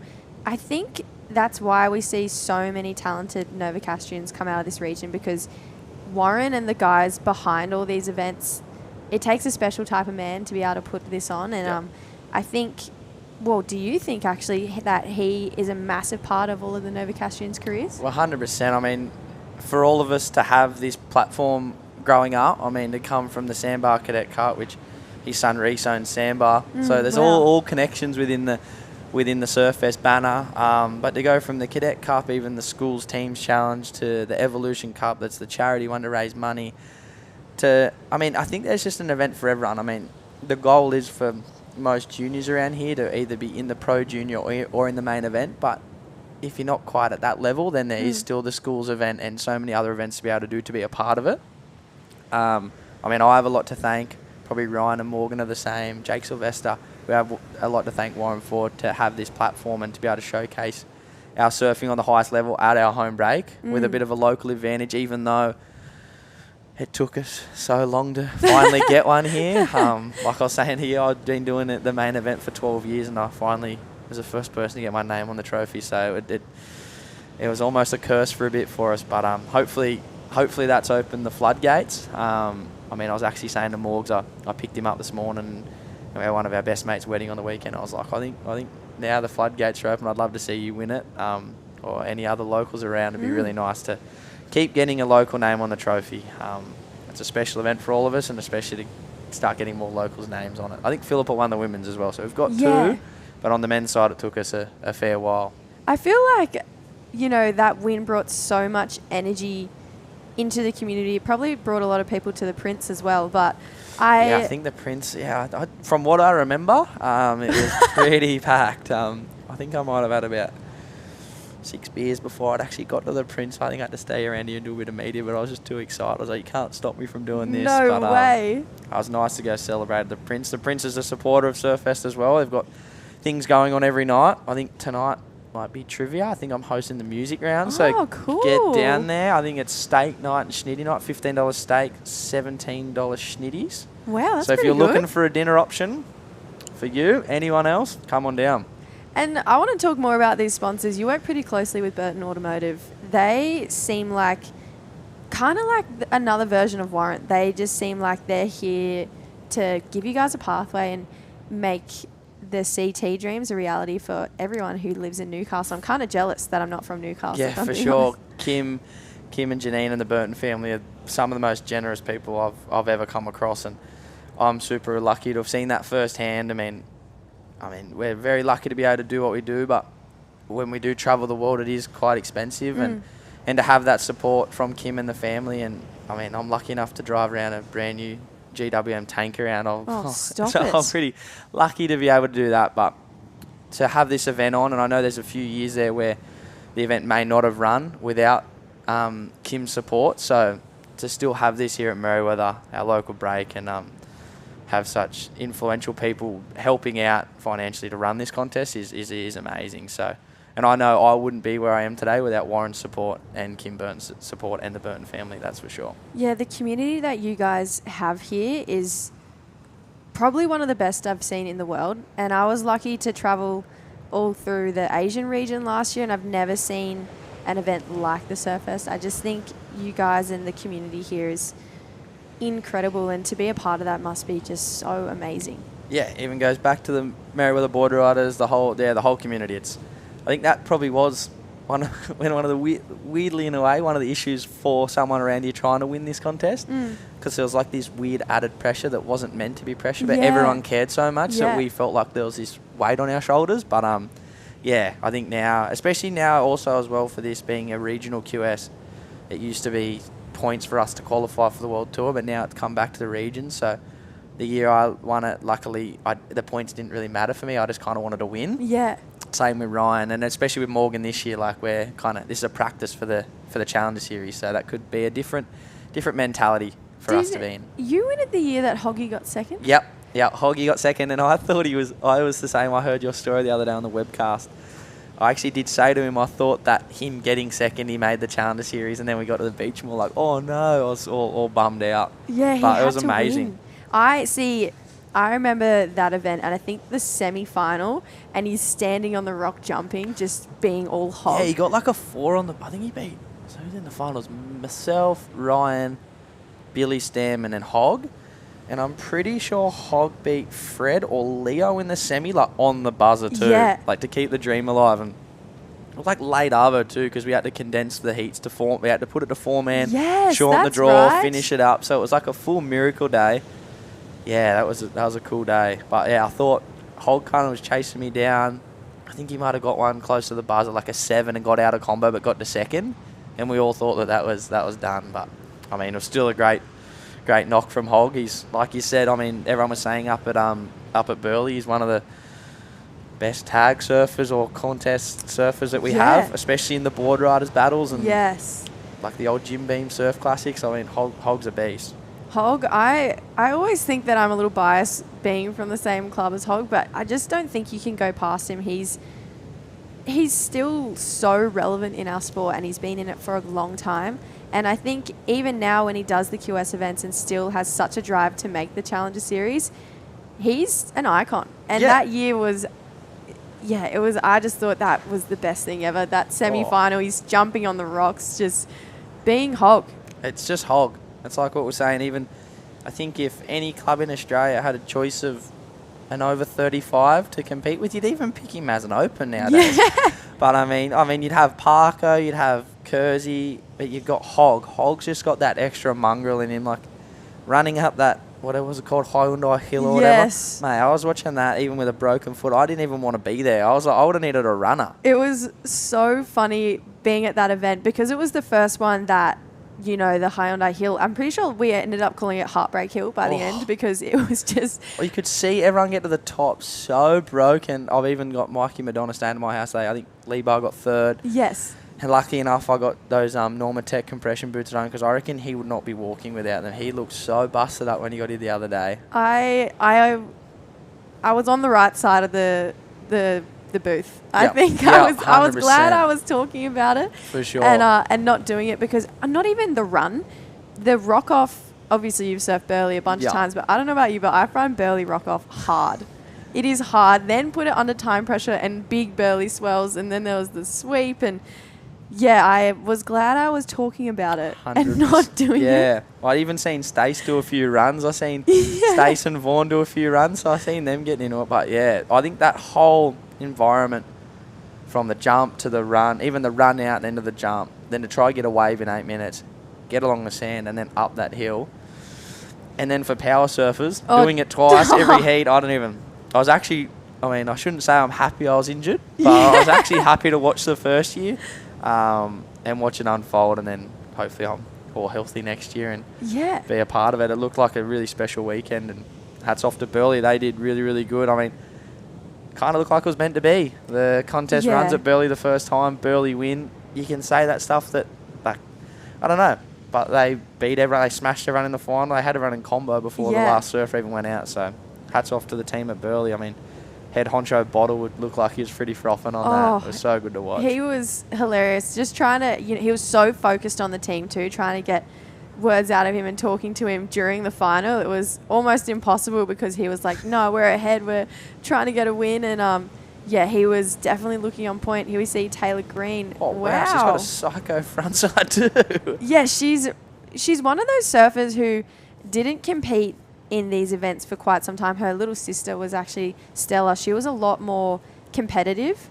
but then she's put her name in the draw the last year or two, and she's kind of come out swinging. This is how she started this heat. Wow, really strong turn there. And that was huge. Then again with this one, this was the one so under the lip, and I don't even know how she managed to pull her nose up, because I was watching that going, oh no, she's going down. But yeah, you see they've rewarded it with those two scores, 6-1-7 and a 6. And Matty Cattle, coach to Narrabeen, and a lot of QS people here, he broke down all of last year's comp results and heat totals on the men's side, and everyone who made the Challenger Series, the average score that they got through the regional series was in the 12s. Wow. And they said they all consistently got in the 12-point range, and I'm a big believer that you can't argue with the numbers. No so way. I think if you can consistently get in the 12s, well, it's proven, if you can consistently get in the 12s, you can make the Challenger Series. Obviously, it's easier said than done. It's always easier said than done, but I mean,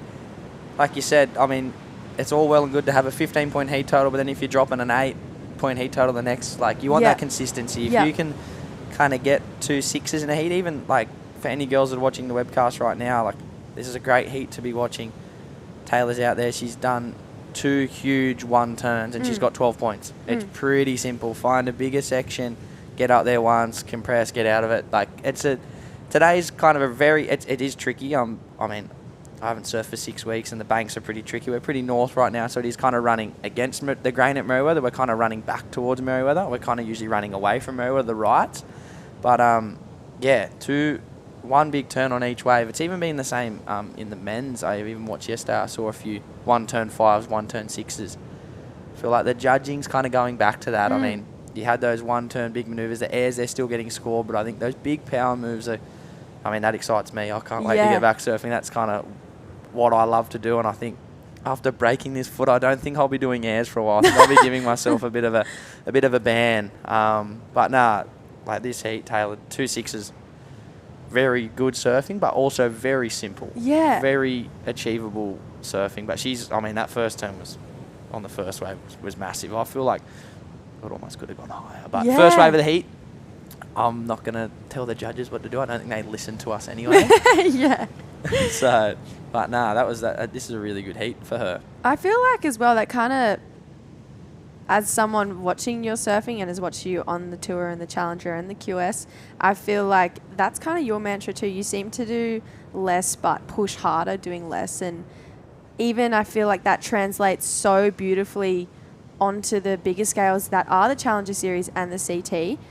Do you think that you changed a lot? Like, changed much in your surfing, progressing through the harder rounds? For sure. I think once you kind of make the tour, I kind of even did it on the year on the Challengers. I mean, it was such a strong year that year, the COVID year. We kind of, everything was condensed. I mean, you still had Zeke, you had Nat Young, you had a lot of guys that had come back from the tour, and then you had kind of this new crop coming in, even though myself and a few of the boys, Jacob, had all kind of been doing it for a few years, Emai. Yeah, I think once I kind of made the tour, I just knew you just got to simplify it. Like, less is more. Like, you don't get on the tour and surf for 5s. Like, there's not many heats where you're trying to surf for 5s. I mean, it is hard. Like, that's one thing I've had to, as we see Taylor, late drop. It has been hard to actually transition back to the Challengers because the waves aren't as powerful and as good as the tour. So I had to transition to the tour to get just less is more, big turns, and fight with the big boys. I'm lucky that I got a bit of weight and strength behind me because that's an advantage on tour. But then coming back now to the Challengers, that was a tricky one for last year, was having to adjust back to actually having to get grindy. Like we say, grindy heats. You have to grind them through 10 points.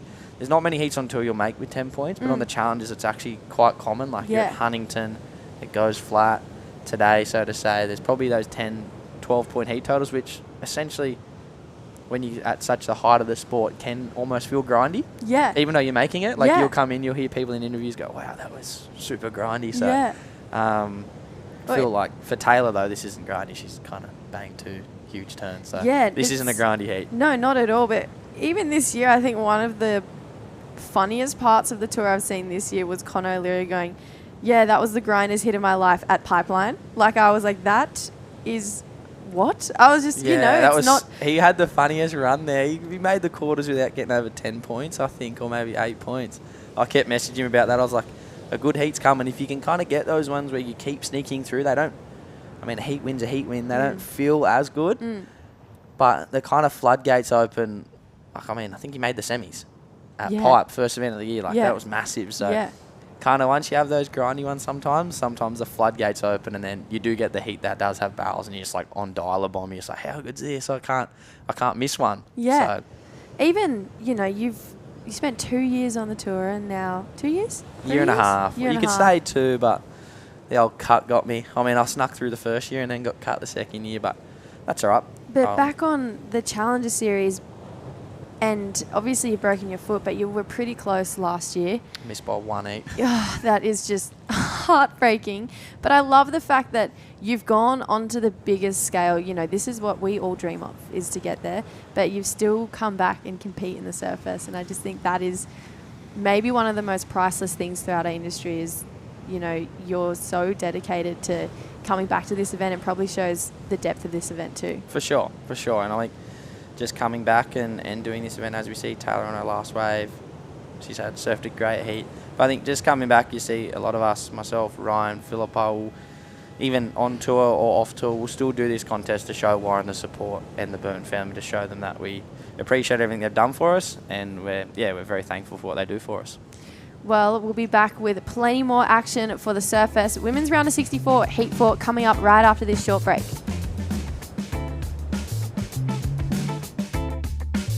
Holidays. Ironman. Outdoors. Ironman. Whoa. Uber. Suspension. Lights. Roof race. Camping equipment. Recovery gear. Under Ironman, mate. 800 Ironman. I can't do 2 things at once. I Back home, the Wilsons always use proper dinner etiquette. Out here, the stick will do just fine.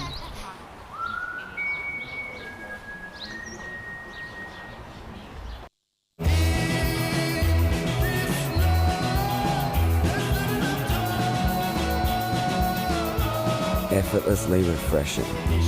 Byron Bay Brewery Premium Lager. Go with it. The racecourse is not just a place to watch the horses thunder. It brings generations together to share memories and experiences that are close to our hearts and runs in our veins. Newcastle Racecourse. Home is where the track is.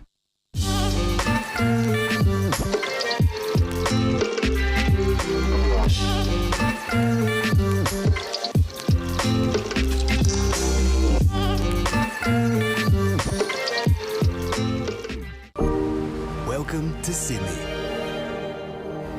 Upbeat. Downbeat. Feel its heartbeat. Open spaces. Open arms. A place to feel alive. To feel free. Come feel it all. And feel new. Holidays. Ironman. Outdoors. Ironman. Whoa. Uber. Suspension. Lights. Roof race. Camping equipment. Recovery gear. Under Ironman, mate. 800 Ironman. I can't do 2 things at once. I Welcome back. This is the Surfest presented by Reflections Holiday Park. That's Taylor Green.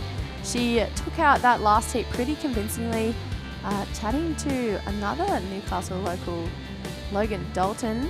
And there's that sign that we love. Go Taylor, so I can have another day off school. I'm Jessie Starling, joined with Jacko Baker. And I feel like we're both watching, but maybe both want to be in this event. Yeah, for sure. It's hard to, I mean, it's kind of cool to still be a part of it though. Kind of hence why sitting here, I don't think I could sit at home and not be a part of this event in some way. Yeah. I think I even did the same thing last year. I came home from Portugal and didn't enter it, and then I called Warren the day before and said, is there any spots for the old boy? And he sorted me out, which was pretty cool. So I think once this, I know you don't even call it a contest, kind of more so a festival. It's such a big thing here in Newcastle, and it goes for so long. I think once, John Parade, this main road here where we block off, you know that it's on, and everyone kind of has that feeling about it. So it's really, really cool. Yeah, I have friends down here at Newcastle who are sending me photos of the scaffold being put up, and they're like, oh, it's happening. Like, everyone's coming to town. So that looks like it's a bit of a New Zealand contingent. There's Safi Vetti. I also saw Billy Stamond. I did talk about Billy in the last. I was saying, yeah, you did. The old Raglan backhand. So Billy might be down there giving her a bit of coaching. Old Billy doesn't have too bad a backhand snap himself. Absolutely not.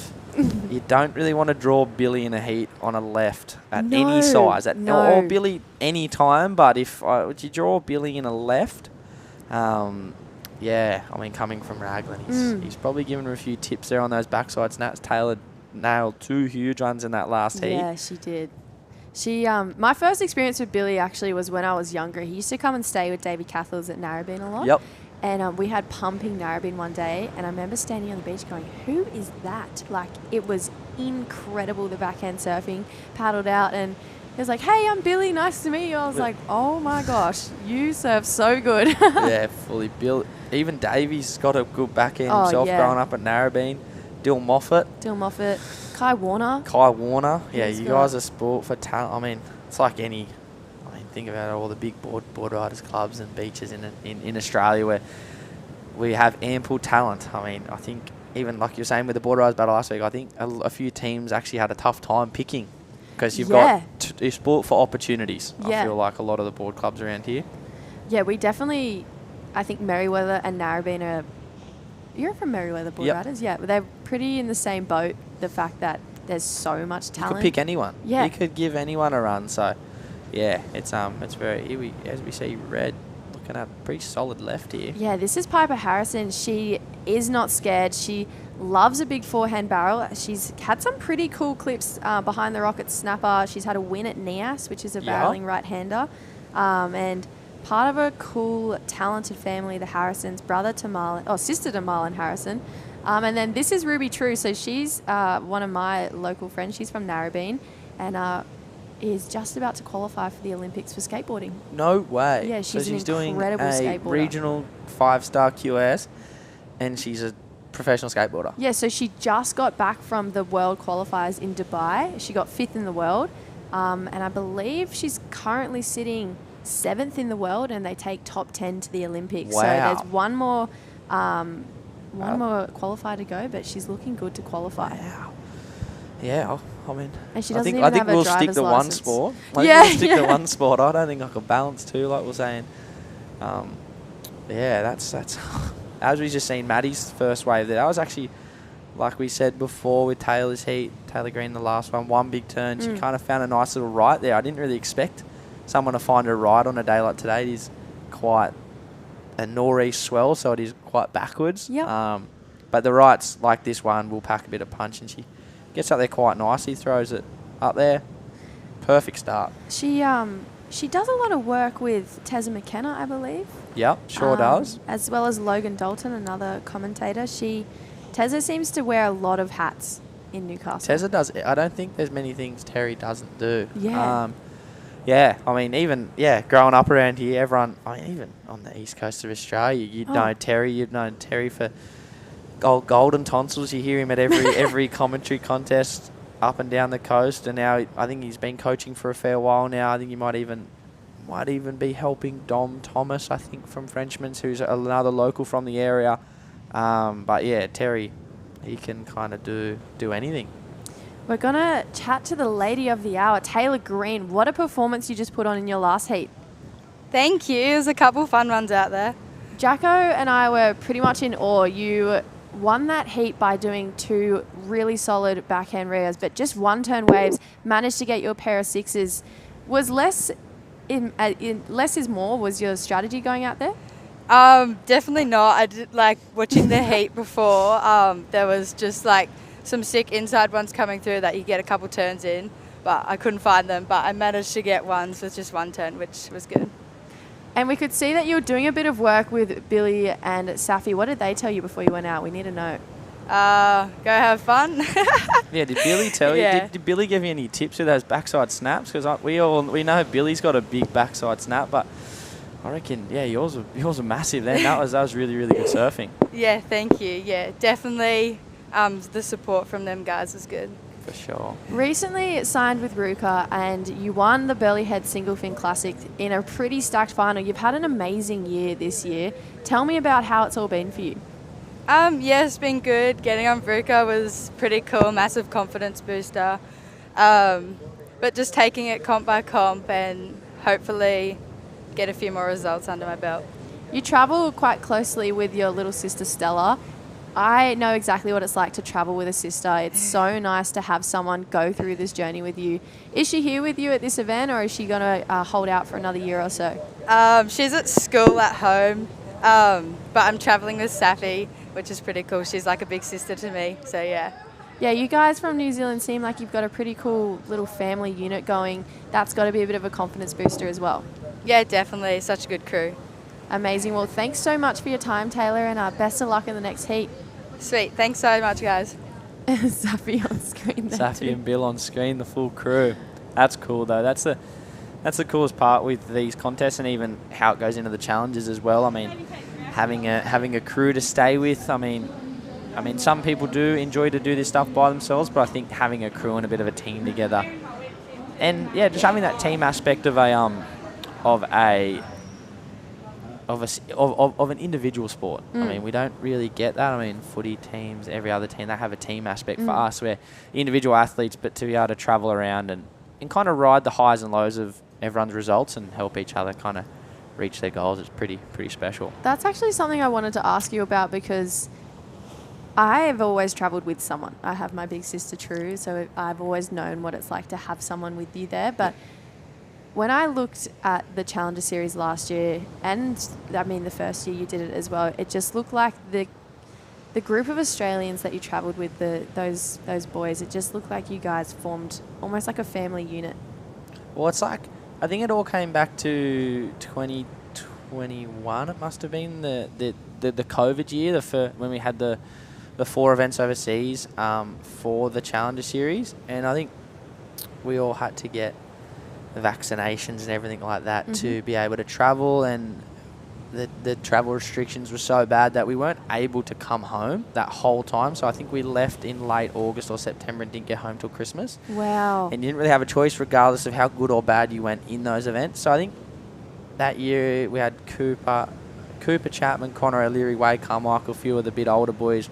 Just kind of got around. We just kind of got around each other, and I mean, everyone was away from partners, family, everything like that, and we didn't really have, I mean, people could say, like, you're traveling the world, you're living the dream, but that was very tricky. So, I mean, we kind of had to just get around each other and have that team aspect, even though it was an individual sport, men's and women's, and I feel like that's just kind of filtered through now, and now it's just the kind of common thing we do. The last year, unfortunately fell off tour and then jumped back to travel with like Jacob, Morgan, Dill, Moffat, Kalani Ball, Mikey Madonna, George, Alistair, the list goes on. So, yeah, just to be able to hang with the boys and have that Aussie spirit, it's pretty cool. And I mean, everyone's got the same goal, but yeah, to kind of do it with your close friends and kind of spur each other on is really, really special. It even felt like you guys didn't miss a heat. You know, No. If it panned back mid-heat to the support, all of you were there for each and every one of your Aussie heats. flag, you can hear it's like years ago, you'd hear the Brazilians in the background, you'd hear Philippe's old boy, you'd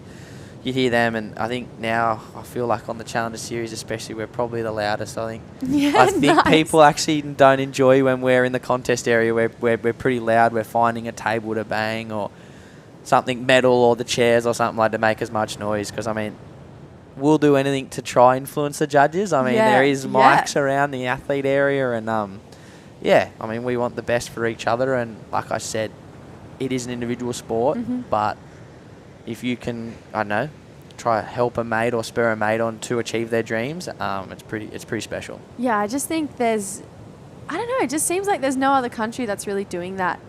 You know, I mean, the Americans, they had a pretty cool little posse last year, and they all did really well. Pretty much all of them qualified bar Jet, and then Jet went on to win the World Junior title. Yeah, it so worked. It worked. I mean, that's what we were trying to do. Like, we were doing that same thing. I mean, unfortunately, last year, I think it was only Jacob that got on, and myself and Morgan were like a heat away or something. But I mean, that doesn't mean we're going to stop what we're doing. I mean, we're going to have, at the end of this event, we'll have a bit of a better idea of of who's going to qualify. But from what I've had a look at the rankings, there's definitely a few fresh names within that top 7 in our region. So it will be cool. There'll be a few fresh kind of guys coming along to kind of hang with the crew and kind of show them what it's all about. I think when we were younger, when it wasn't regional based, I mean, everyone kind of was able to travel. So we kind of got to learn about all that and stuff. And then now it's kind of like, I don't really see myself that old, but I'm probably one of the elder boys in the crew of what we're doing. So, no, it'll be exciting to show the boys around and show the boys what the Challenger Series is about and, and kind of blood them in and show them, this is what we do. And I know, start that precedent that if you're able to be there to watch someone's heat, that goes a long way. Like if you come in from a heat or go out for a heat and all the boys are there, it gives you that bit of extra go, as we see Ruby, the Olympic skateboarder. Yeah, so Ruby, she's so impressive. I don't even think she's 16 yet, but she loves skating and obviously loves surfing too. But you know when you get the bug for surfing and your whole life just becomes surfing? She's one of the best skaters in the world, but she was darting it back home to make sure she could compete in this event. That's crazy. That's so cool to hear because, I mean, skating, I mean, they're very kind of simpler sports in a weird way. Yeah. But I mean, I think if I was a skater, I'd have a lot more feet and knee injuries than this. You fall a lot harder. But it's cool that she can come back from such a big event like that, like an Olympic qualifier, and still make it here to Surfest, the QS 5000, and surf. I mean, that's cool as. Yeah, she's one of 2 women in the world trying to balance both. Sky Brown is the other, and Sky Brown surfs for Great Britain but has elected Asia to be her qualifying region. So she spends a lot of time living in Bali, Japan. I spent a bit of time with her last year throughout the Asian region. She's definitely one of the dominant competitors coming out of Asia, but similar to Annie DeSantos, represents Brazil but elects Australia as her region to qualify, as we see the Novocastrian Maddie Poole. Wow, she must have been watching the conditions pre this heat. She's found these little right runners. Unfortunately, a little fall there at the end. I think as she kind of came in the screen, she had a nice carve there. I feel like she probably would have got a first turn out the back, but a bit of local knowledge potentially coming into play here. I mean, as we've seen in the last few heats, everyone kind of has been going left, but she's managed to find a few little rights here. Yeah, I love this first turn. It's a really nice carver. She's patiently waits for it and then just pushes really hard, drives all the way through and split the peak on this one with Piper Harrison. This is where she accidentally hit a bit of bump of water, but yeah, she's finding some rights that we haven't seen too many ladies do this morning. But, you know, you were touching on before how it's a nor'east swell, so it's more of the lefts coming through, and it's not typical Merriweather? I love home, I love Merriweather, but on a day like today, without a broken foot, I probably wouldn't be surfing the bank that we're surfing. I'll probably go look elsewhere. There's a few other places around here in nor'east swell that would probably just be a bit more opportunity. But, I mean, we are very lucky today to have the bank we have out there where we are surfing. We're kind of off, as you can kind of see behind the competitor on the beach, there's a drain there. So that kind of forms a bank, so we get a bit of rain. So we're lucky to have this bank. I mean, a nor'east swell, if you are here in Merriweather and you are not watching it on the webcast, you can probably see the rocks getting quite filled up, which is kind of where we're predominantly surfing. But yeah, we're a little bit up the beach, but we're getting some good conditions, great winds. I mean, I think we look like we have fun waves all week, and then looks like the weekend gets a bit trickier, but I mean, that gets down to the nitty-gritty of the draw, and there's some big swell coming, so that's kind of exciting. And looking at the forecast, is there any day in particular that you go, wow, we're going to see great Merriweather?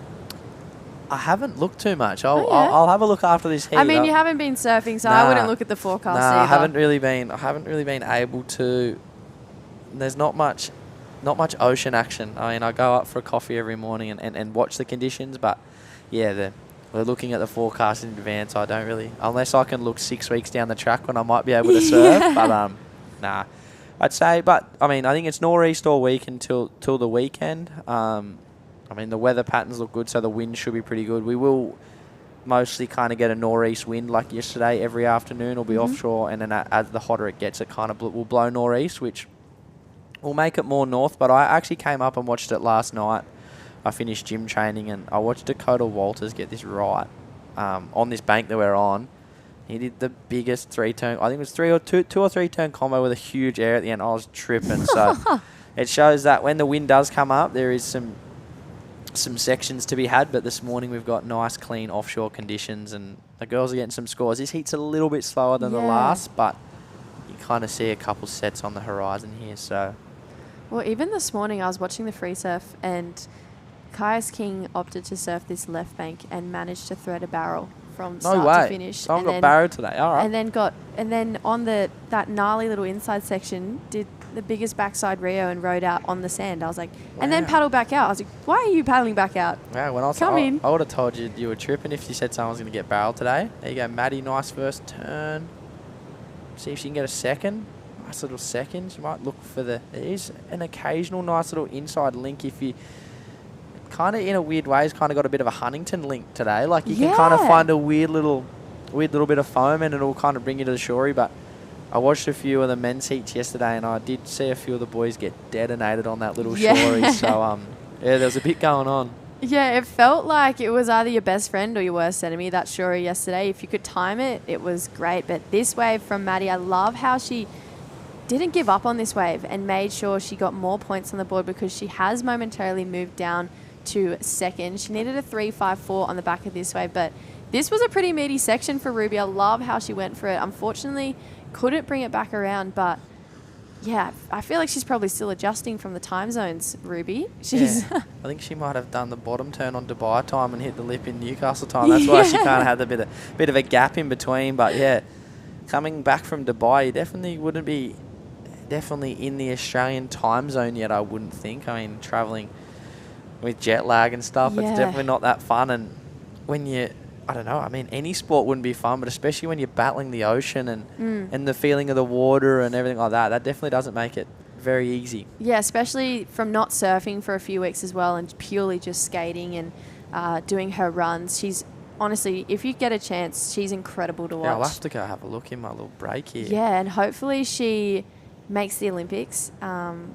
We will all be so proud of her. North Melbourne Board Riders gets behind her a lot, even in her skating career too, which I think cool is really cool. But, you know, this is a co-sanctioned event too, Jacko, and I think this year the level of the Asian region competitors has just skyrocketed. Yeah, I actually seen a lot of I mean, like I said, I haven't been in this regional series for a little while, so I mean, I was actually wondering why we had such a huge Asian contingent in this event, but now that kind of makes sense with the co-sanction. So I mean, that necessarily means that they can generate points from this region. Yeah, so I've kind of seen Kian get third at Avoca, which he represents the Asian region. Yes, correct. So that helps with his points. That's really cool. I mean, one of the first events I ever won in Japan was a co-sanctioned event too. No way. Yeah, so that was pretty cool. But yeah, that's really cool. I mean, and that heaps. I mean, you'd probably fill this event with just Australians anyway, but it's really cool to still have that international feel. I mean, that's what Surfest has always been about. Like, it was before we've gone to this regional series, it was international. So to still have internationals here is really, really, really cool. I think it's so important as well to compete against an international field because once you get on the Challenger Series, I think it's good to know how different people from different regions actually compete. Yep. Because I feel like Australians will compete differently to Brazilians. Brazilians will compete differently to the Europeans. So I think it's really cool to get some reps in against an international field. But yeah, so we get to go to Krui and Nias and Taiwan. Yep. So they're all co-sanctioned events and we get to go and compete in Asia. And then to return the favour, they get to come here and compete in our two biggest events. That's so cool. I mean, that's that kind of cool because and especially the younger guys that are starting the regional series, it does give them that bit of practice for travelling before jetting off. When they do crack the Challenger Series, you're not kind of going in there kind of blind and going, whoa, I haven't really done much travel yet. That's great. So you got Krui, what was it, Krui, Nias. And Taiwan. But that might change soon because, I was lucky to go to India last year, which was really cool. And, all the Indians there were so keen to get some Australians over there and competing that'd be in the cool. draw. I did see that. So that was that an Asian? That was an Asian event, and it was a 3,000 or 5,000. I can't remember. Did Hiroto win that one? Was it? Tenshi Iwami won that one. He's a hammer. Yeah. Well, as we see a hammer there. Fortunately, kind of just let her board get away from her there on the backside rotation, only needing a 2.66 with a minute 40 left. I feel like she'll be able to break away and still maybe potentially get a wider one. It's not a massive score. So really low scoring affair in this one. A lot of one turns. No one turns that we've seen as powerful as Taylor Green's in that last heat, but we've got a lady coming up in the next heat called Oceana Rogers, and she is one of those surfers who, from last season to this season, I would have to say is probably the most improved in the women's division. She is looking so on point, and I always nod her backside. She's a goofy footer, and I think her backside, I nod it towards Oki. She's got a really cool, I have heard that. school. She's got a really cool little wind up on her back end. Yeah, I've actually seen a little bit of her surfing, so I'll have to watch the next heat as we see Maddie using priority strategically at the end. Bit of a bumpy one there. Let's see if Piper can kind of get away, or Ruby's out the back with priority. Paddle, so you think that would be a priority change? That's probably, but it's a prior change. So Piper does have a chance here with 30 seconds on the clock to... Doesn't look like there's much. There is a set on the horizon, but it is moving super slow today. Yeah, I'm not sure it'll get there in time. You can see Maddie Cattle, and there's Ruby's dad supporting Got the on vantage the beach. point. Yeah. So they're more down the Merriweather end, so they're kind of looking up into it, like more looking north. So, of course, it is the left running down the beach. They're in a very good spot to be watching it. You'd almost be wanting watching it there because it's coming down. Today, I wouldn't be watching it from up the beach straight on. You'd get you get a bit lost pre-heat, I feel. There you have it. Unfortunately, the time was the enemy for Piper Harrison. So Ruby True, the skater surfer, taking the win, and Maddie Poole doing it for Newcastle. So we will be back for more action. Jacko and I are stepping out, but you'll hear back from us pretty soon. So come back after this short break.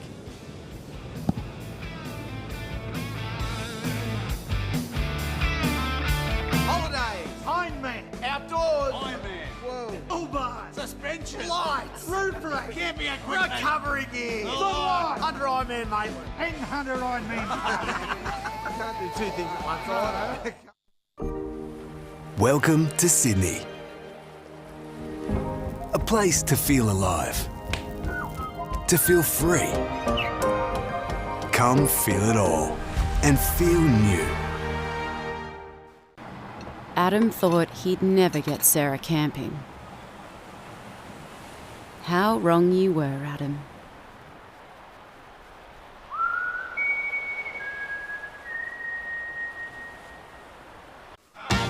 Wait!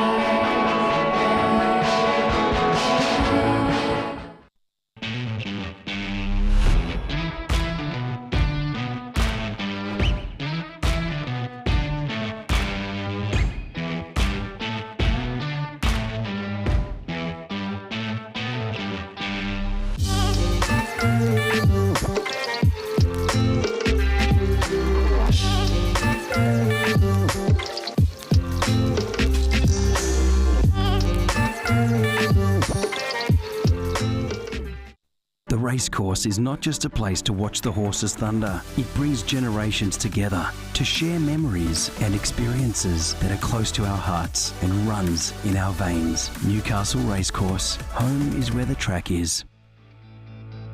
So, welcome back. As you can see, we've got a very happy competitor on screen there. Ruby True getting the victory here in the round of 64. The Newcastle Racecourse Women's Pro getting underway on day 2 of Surfest 2024, presented by Reflections Holiday Parks. Here in the booth, Ronnie Blakey sitting alongside none other than Matt Hoy. Hoyer, beautiful day, mate. Merriweather delivers once again. Newcastle delivers. Thank you, Surfest. It's good to be back. Thanks for having us. Yeah, no worries. Morning, Ronnie. It looks good out there, actually. Like 3, maybe 4 foot sets. Full Nori swell, though. But, yeah, there's a heap of closeouts. But if you get on the end of one, it looks pretty fun.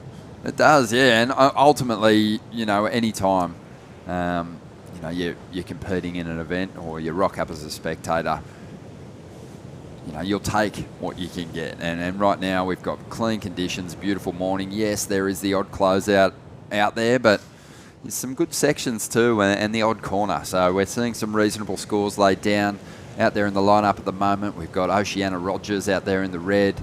Giselle Sinclair's going to be in the blue. She's already got a 2-point ride to her name. And from Japan, we've got Keinon Takahashi in the white. And we've both been over in Japan recently on a little snow mission.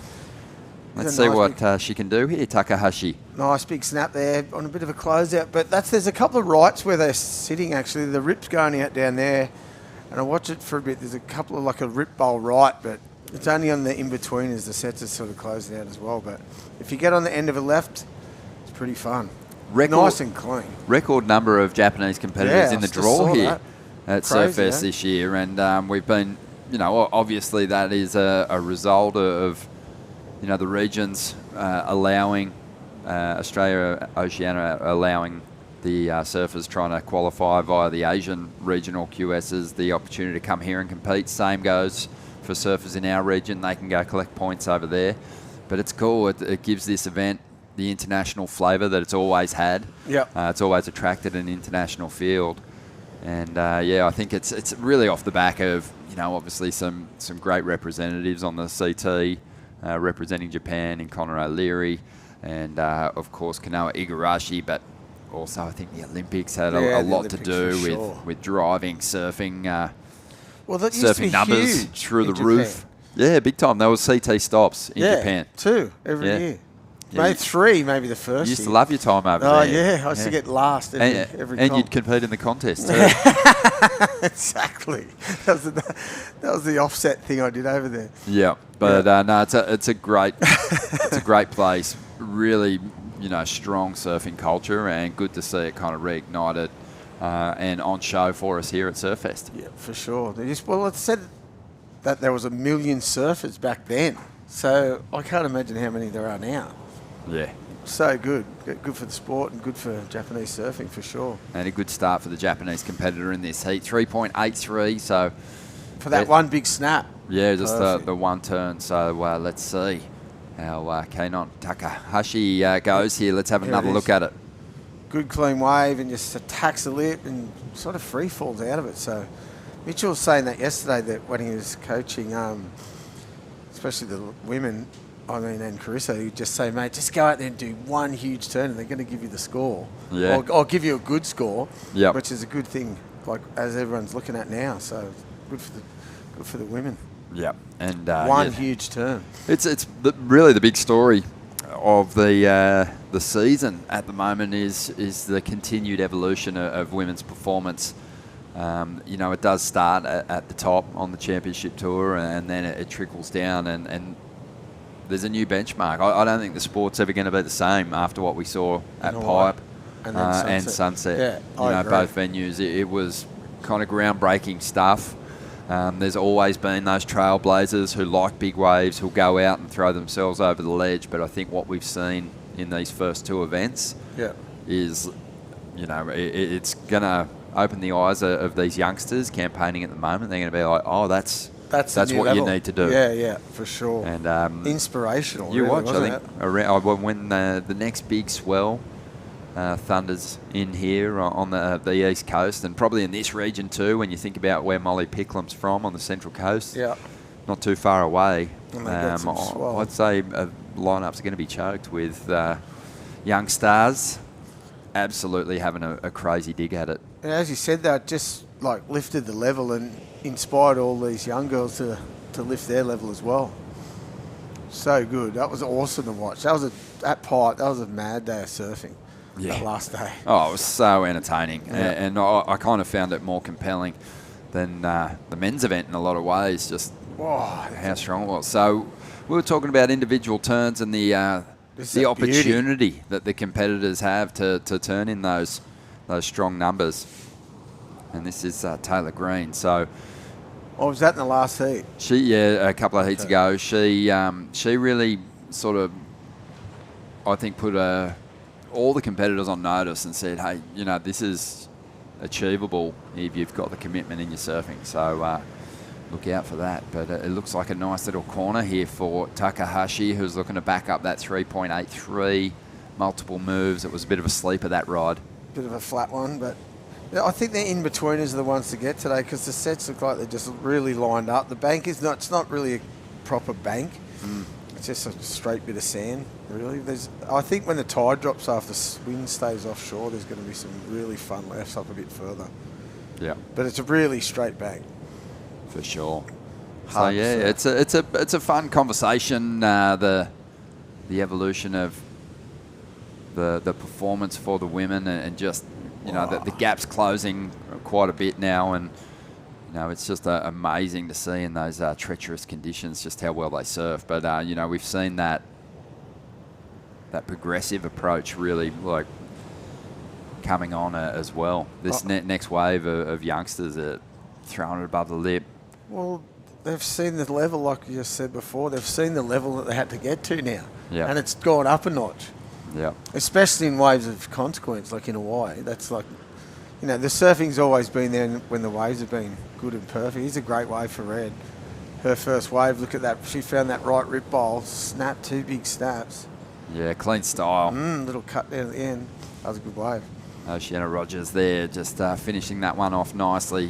Kind of composed in the opening stages here. Even though she was the last surfer to get a ride, she's banked the best number so far, 5.5. Well worth it.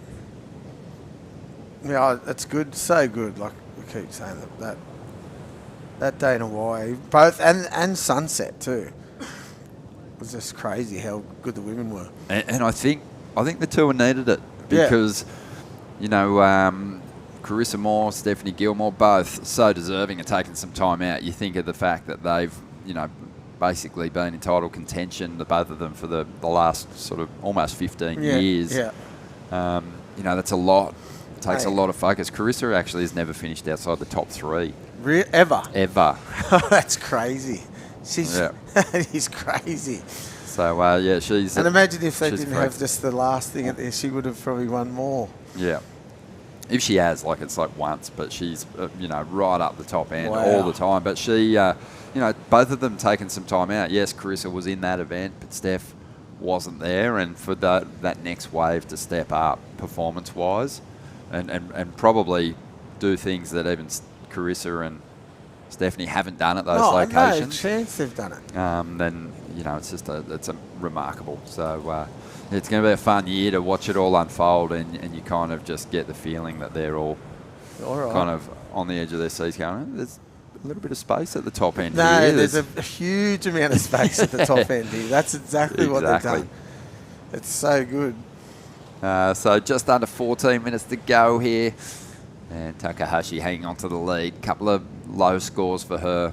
Oceana Rogers is actually the danger surfer at the moment with the 5.5. But let's take some time. We've got a wave approaching, but we can also check in with Ruby True, who got the victory in that last heat. How are you, Ruby? Good, thank you. Good to be back at Newcastle. Yeah, I love it here. The waves are super fun, and just having fun, having the day off school. Oh my God, lucky you. I mean, at your age, that's the dream, isn't it? You want to get through heats and stay alive in the draw because you've guaranteed yourself another day off school.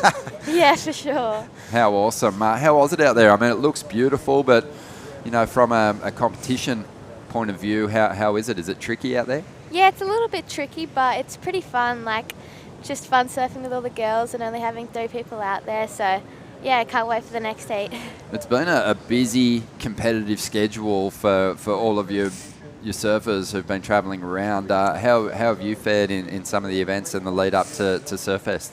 I've only done, I think, 1 or 2 events. I did the Urban Surf one and trying to balance out with skating as well. So just doing comps when I can and, just enjoying it and not taking it, super seriously. So, yeah. And are you doing some skateboarding events as well? Yeah, I actually just came back from Dubai for the last competition of phase 1 of the Olympic qualifiers, and I got 5th, so put me in a good spot to qualify for Paris. Oh, amazing. And what's I mean, like, we know what the venue is for the surfing, and, you know, that's going to be a massive challenge for a lot of the competitors, but what's the setup going to be like for the skateboarding? Have you even got any insights on that yet? No, there's actually nothing up for what the park's going to look like. They'll just build it probably a few weeks before, and then we'll just have to go in and skate it and compete. I know as surfers, every time we visit a town, obviously we're looking at the lineups, but you've got your kind of focus on a couple of things. My eldest son was a skateboarder, and we couldn't go to any town without him going, we've got to go see the park. Have you skated here in Newcastle a bunch of times? Yeah, I've skated Newcastle Bowl just across the road. It's super fun. It's been there for ages, and I knew a few of the skate and surf crew up here, so try to come up here a bit, but yeah, it's good.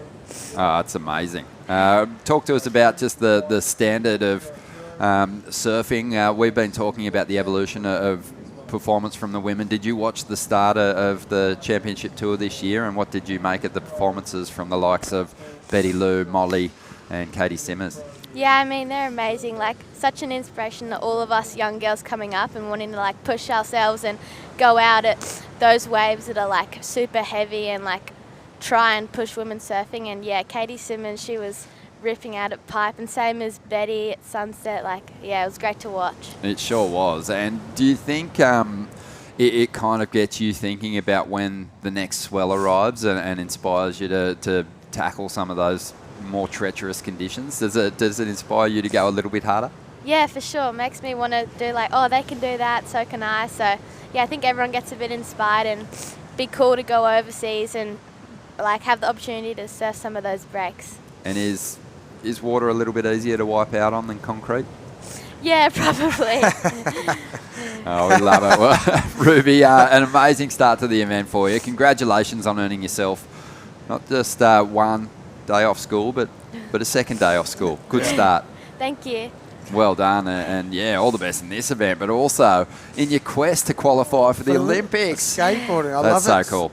She's doing both sports too and not stopping. Yeah. A lot of people stop one and go, oh, I don't want to ruin that one, or either or.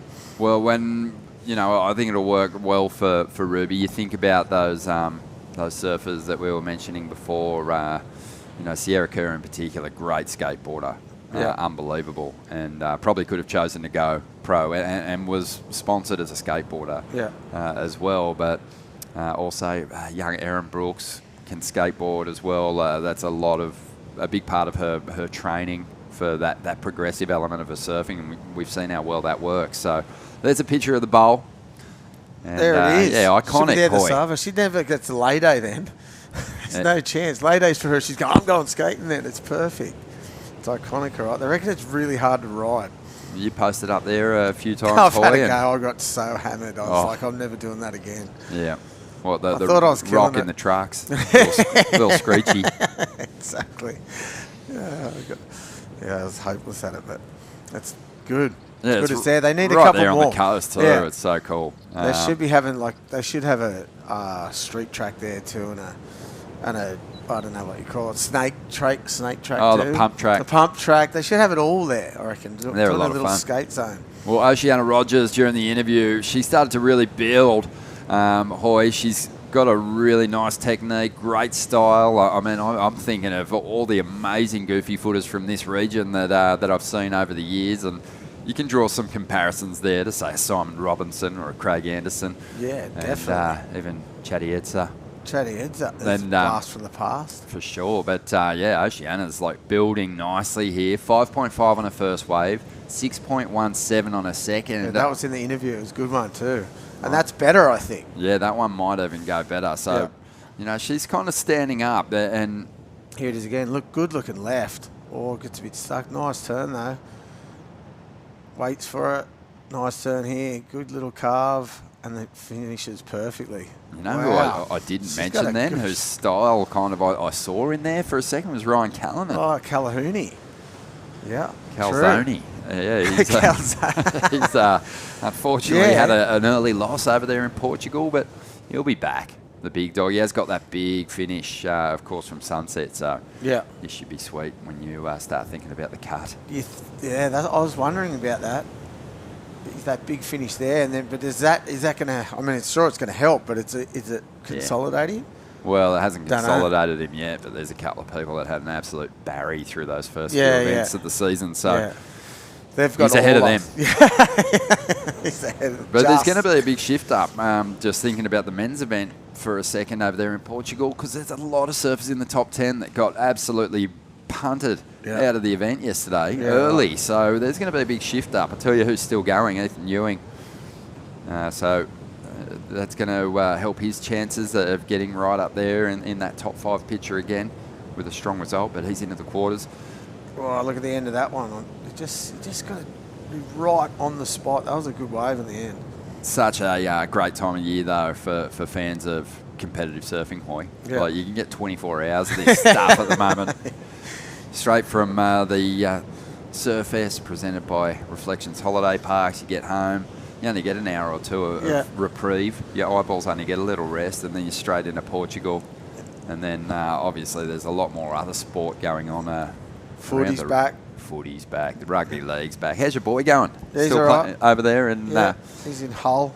Hull? Played good on the weekend, actually. He's a bit homesick, I think, but he's going good. Mate, how can you not be, especially with Surfest on? Yeah, exactly. Here's the replay.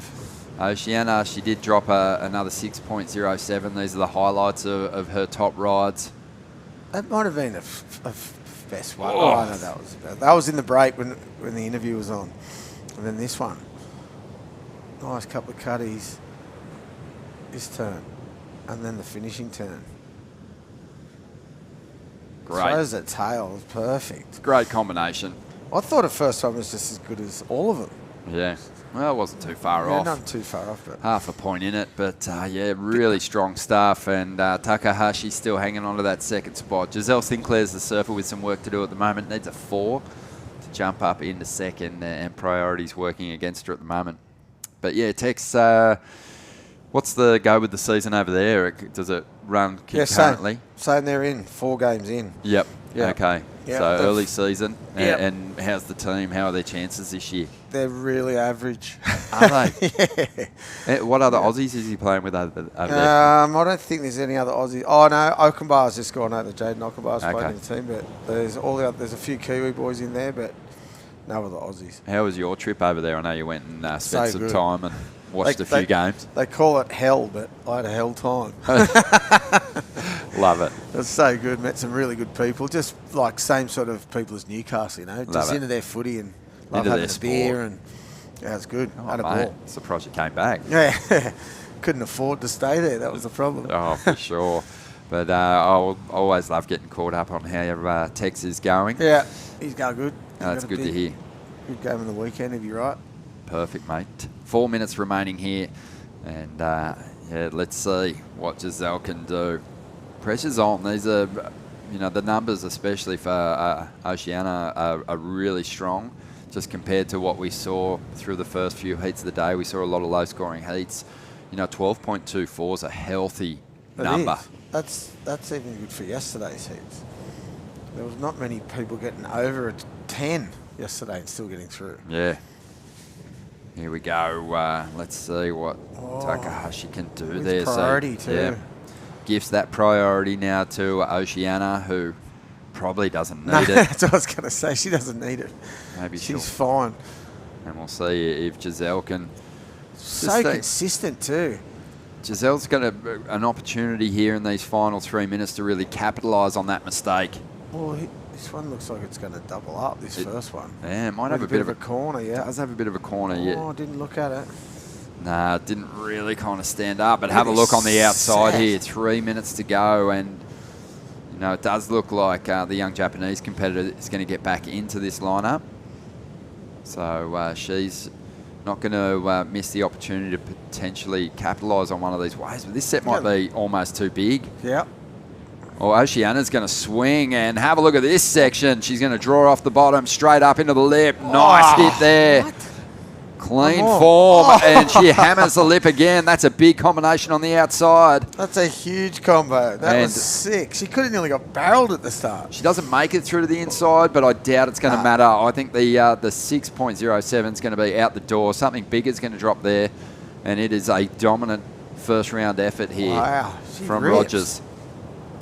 Yeah, she's strong. Yeah. I mean, to Good. Watch this. really made the most of this first barrel. section. Read it well. Oh, attacked it, and this turn too. Straight into the lip. Wow, that was sick. Yeah, that was great surfing. How old is she? Do you know?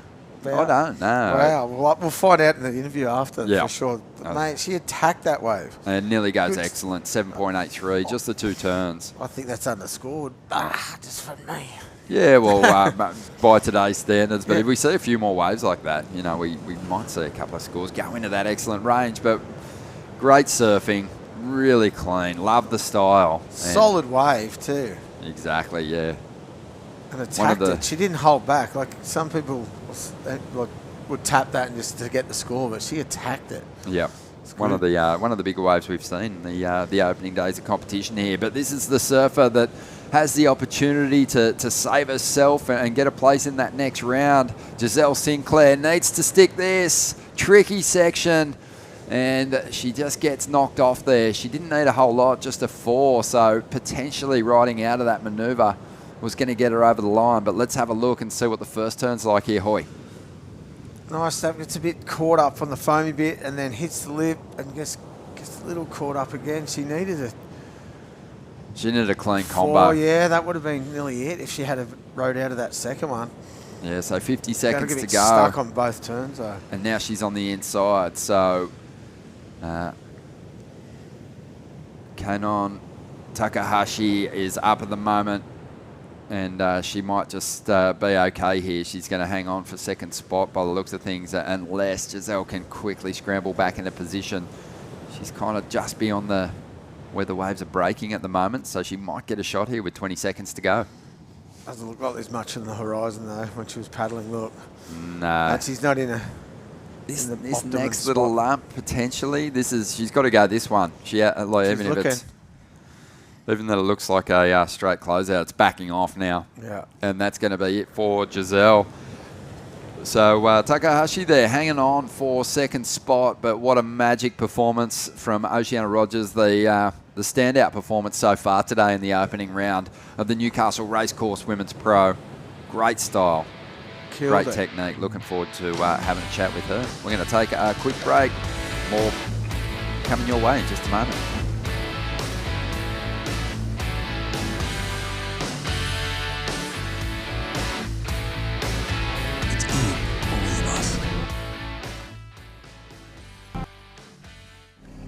It's in all of us.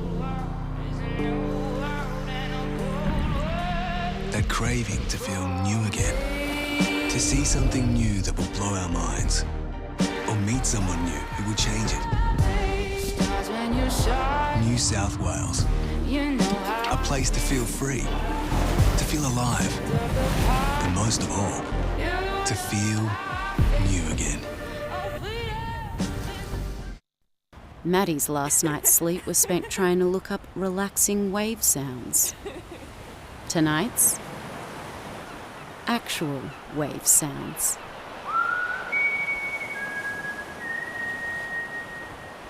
Holidays, Ironman, outdoors, Ironman, whoa, Uber, suspension, lights, roof race, camping equipment, recovery gear, under Ironman Maitland, and under Ironman. I can't do two things at once. Wait!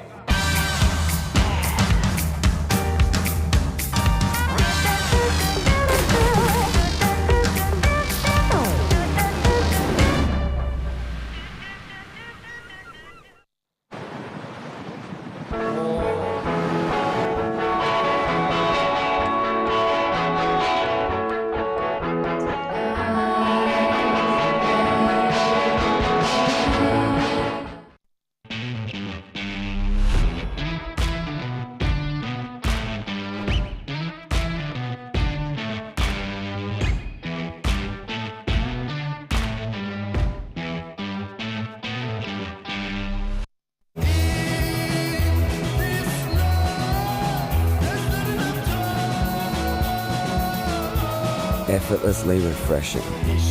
Byron Bay Brewery Premium Lager. Go with it.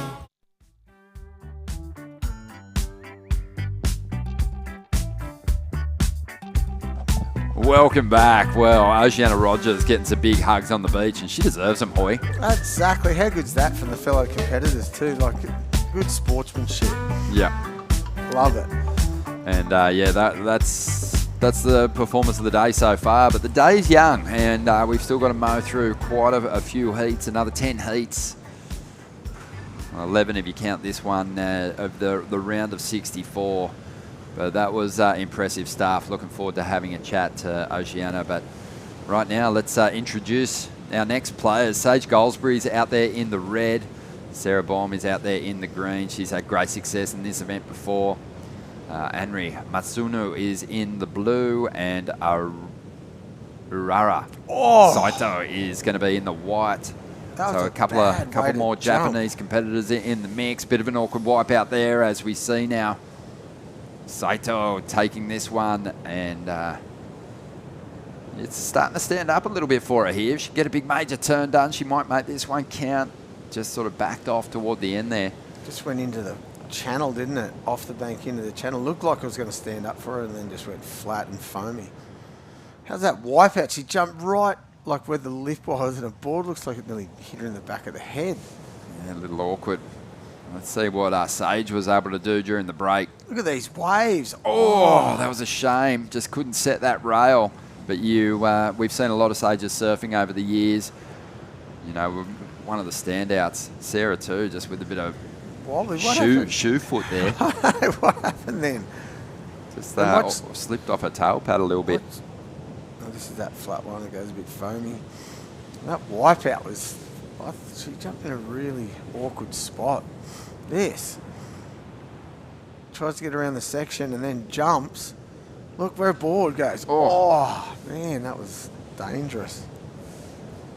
Look at the waves that just come on, though. It looks really fun right now. Yeah, awesome. I love the morning little ritual here at Surfest. All the competitors out there. I mean, it's the same at every surf event. You get that warm-up session, but here you've got the surf club and the cafe right out the front, and everyone just stands there, just loading the fuel in. And there was a great show this morning. The free surfing was solid. The conditions look nice, and they're maintaining at the moment as we see Sarah taking this one through. She's seen that right rip bowl. Yeah. Oh, that was a good wave. Finaled here before, and wants to go one better. She's a Newcastle resident. Yep. And she always has a lot of support when she's competing here. Originally from South Africa though, Durban. But yeah, she's a great surfer. Unbelievable. Surf City SA.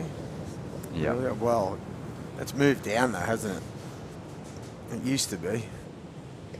Crazy. So that right's just to the left, on the left-hand side of the screen. There's a little rip bowl there where they've all been paddling out. There's actually a couple of fun waves on the in-betweeners.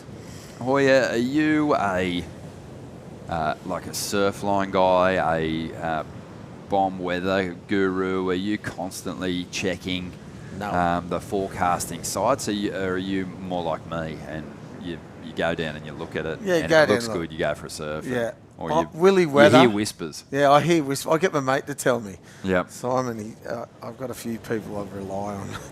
And just go, mate, what it's going to be like? Because I look at it and think I know what it's going to be like, and I never get it right. It's always a day later I get there and go, oh, it's not that good. So what's Simon's prediction on what's going to come our way towards the end of the week? Not the law, different Simon. But I'll get onto him. I'll ring him tonight. He actually rang me yesterday, so I'll ring him. Yeah. Because I'm hearing good things. I'm hearing Fridays might be a little challenging, but it's looking pretty good. What I always love at surf events, you know, I can deal with a couple of onshore days, but when it gets really small, I find it a little frustrating. That's the worst. I find it frustrating for the competitors. So this is a gift today. You know, you've got quality conditions. It's really clean out there. No shortage of opportunity, even with 4 surfers in the lineup. Yeah, I think tomorrow looks exactly the same as well as today. Just a little bit smaller tomorrow, but I don't think it is if it's this size today. That's just my predictions. I like it. I'm going to go with it. It's a vibe. Look at this one. Here we go, Sarah. Oh, Someone else had priority. Yeah, she surrenders and gets out of there. And Henry is trying to work this one over. Hit it. Wow.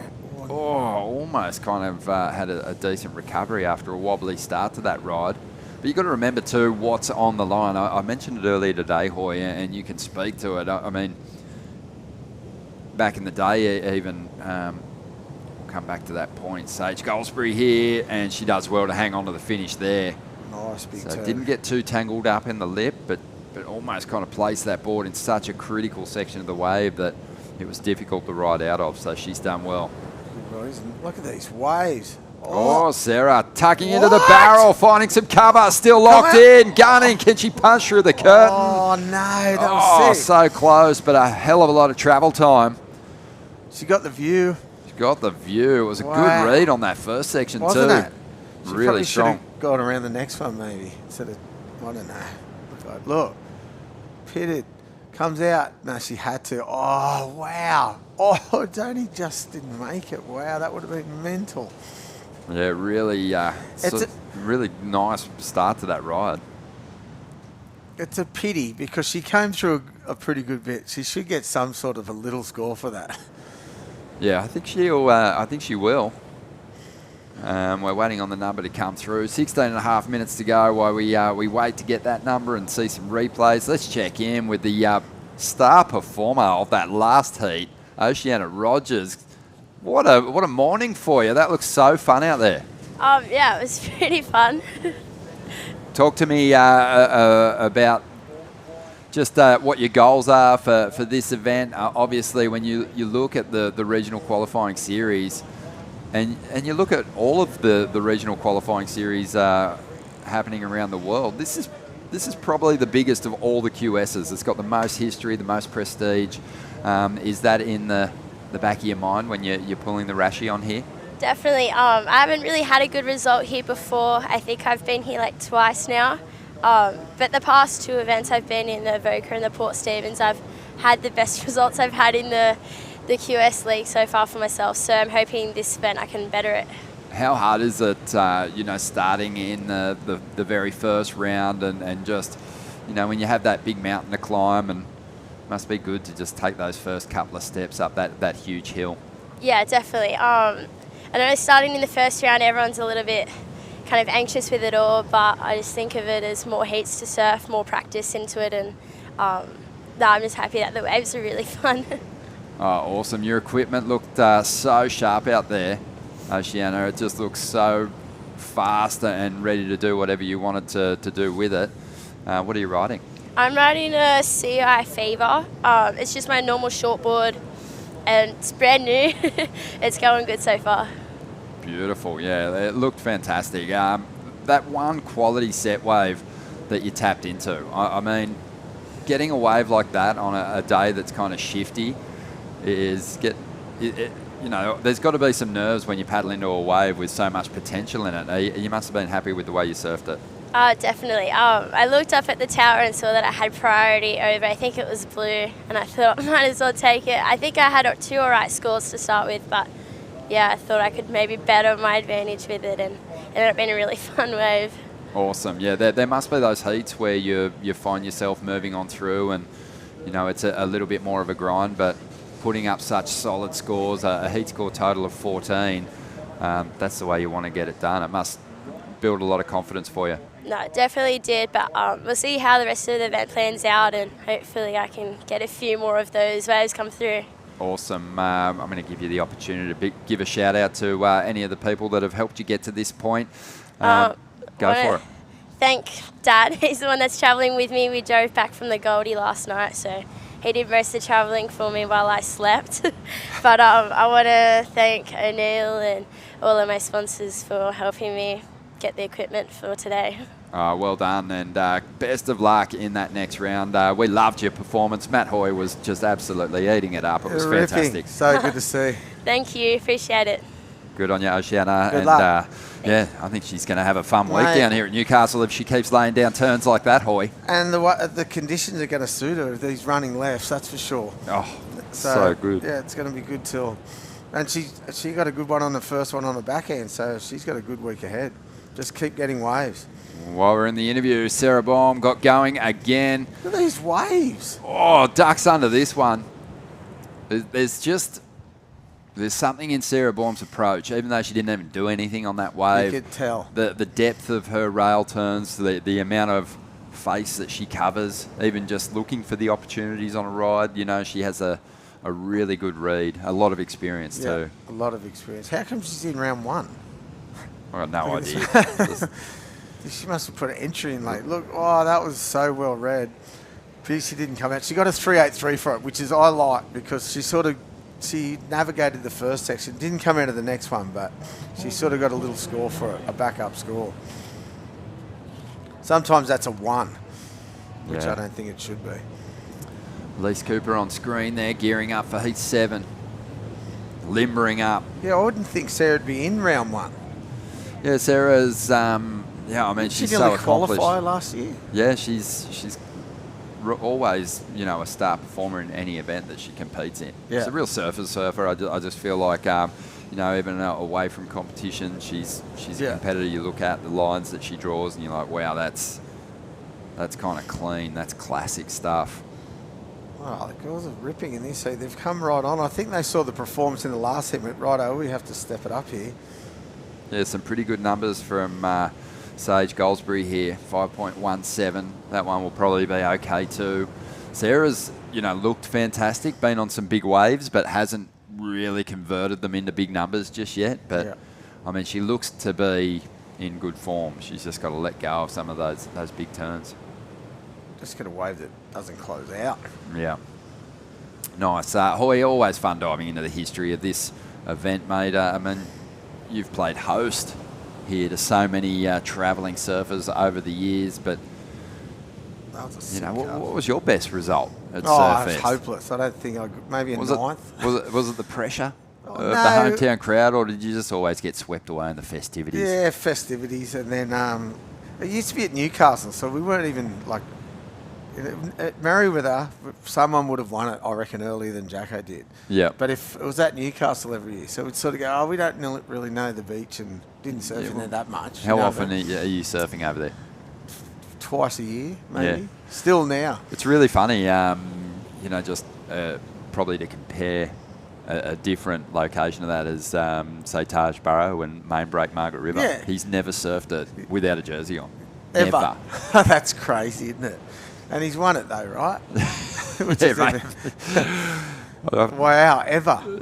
Something like that. I think he's surfed across the bay a few times. Yeah, for sure. But no, I don't think you spent a whole lot of time in that lineup, but it's just one of those things. Yeah. Your local's your local. Yeah, exactly right. But no, it's so much history though, and obviously you as a Grom, you would have turned up to the event. I surfed in it since day dot. Since day dot. Yeah. So the very first edition, you were part of it. How old were you? Trials, 15. How good. Yeah. And did you come up against any of the big dogs back then? No, I got a double interference with Robbie Page first heat. Yeah, he's a big dog. I know. He would have been. Well, maybe second. I might have got through one heat the first time, and he goes, "Don't worry, Hoy, you'll be world champ one day." And I was like, "That's so chance, good." So Pagey, what a legend. Yeah, what a legend. That's so cool. Yeah. But yeah, so you've witnessed amazing things. I was talking to Jess Starling about her favourite Surfest moment. Have you got one that sort of sticks out?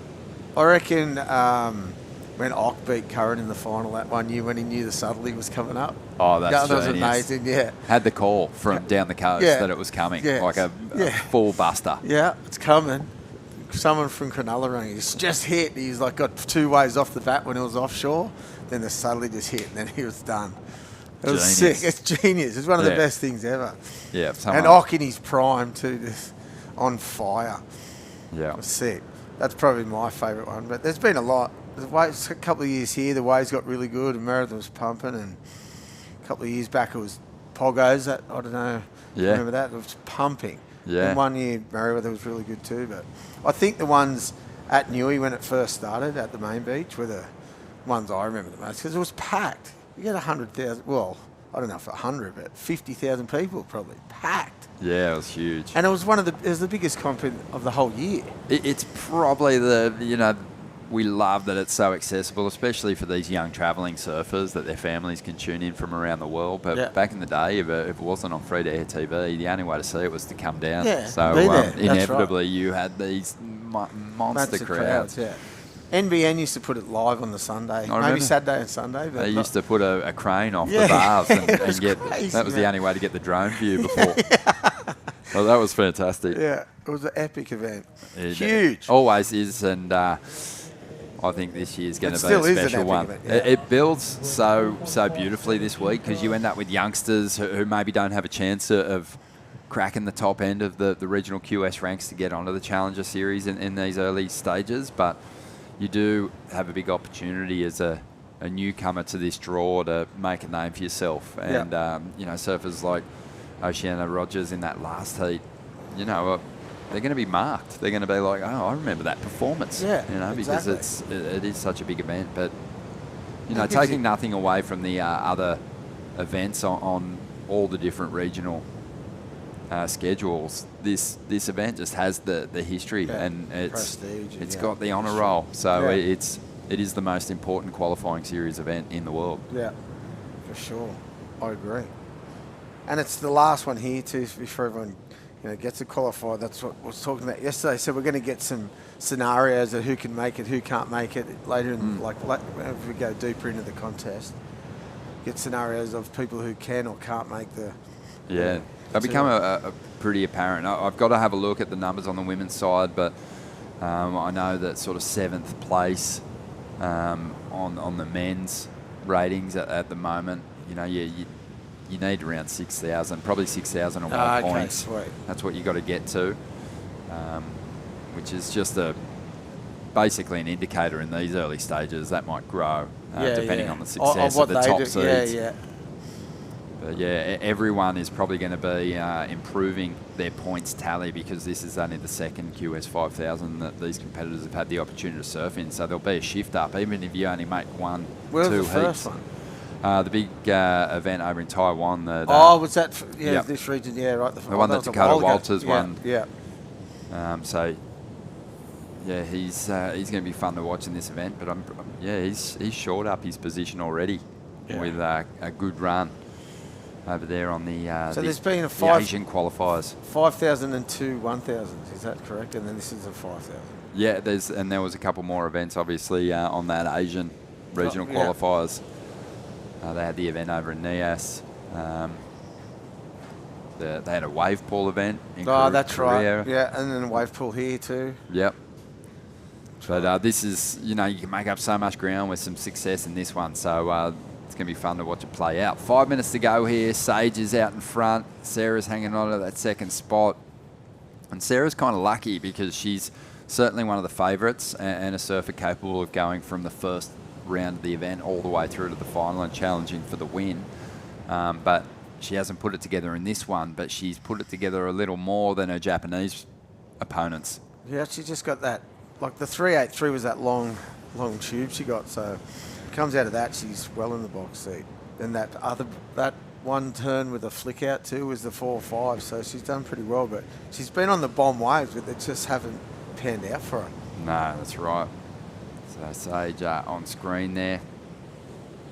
Love taking in the drone vision, just seeing the water clarity. Yeah, I know. And how good the beach looks. Yeah. It looks amazing. Could be anywhere. We have some beautiful beaches in this town, that's for sure. Yeah, I know. I mean, the focus is really Merriweather. This is where all the action happens this week, but some good sandbanks around too. Yeah. At some of the other spots. Yeah. Newey, it's pumping. There'll be waves in town too, and nobbies and stuff, and then down the coast will be good. Up the coast today would be fiery, I know that. If anyone's got a chance to get up there. Yeah, there's really good waves on the points. Yeah, it looks real good up there too. North too. Yeah. Hockey's freaking out. Yeah. So just down to 3.5 minutes to go, and you'd think at this point, we've seen some pretty good surfing from Sage, and she's only managed to 5.17 as her best wave. So for our Japanese surfers, they may need to bite these requirements, take 2 bites at the requirement. So they need to get a wave pretty soon. Real soon. The tough thing is they're also sitting below Sarah and Sage in priority, so it's going to be difficult to dig themselves out of their situation at the moment. Here's one right here. But she got a good-looking wave. Big first snap. Not bad at all. Urara Saito. That might have been the move that she needed to make in order to chip away at the requirement. She might have a chance in the final stages here. She mightn't get back out either with this rising swell. Tide's still coming in. Watch this. Good looking wave. The first bit anyway. Good first section. Big snap. Comes in out of the lip and then the wave just closes out. She pencils out of it. Yeah, that was a pretty solid hit considering it was only really a one-turn wave. But in order to get a 6 out of it, she would have had to go upside down. Exactly. So she's dropped her best number, 3.67. The requirement now, 4.66. It's attainable with 2 minutes to go. But she needs to get 2 of those turns in. Anri Matsuno is right up against it at the moment.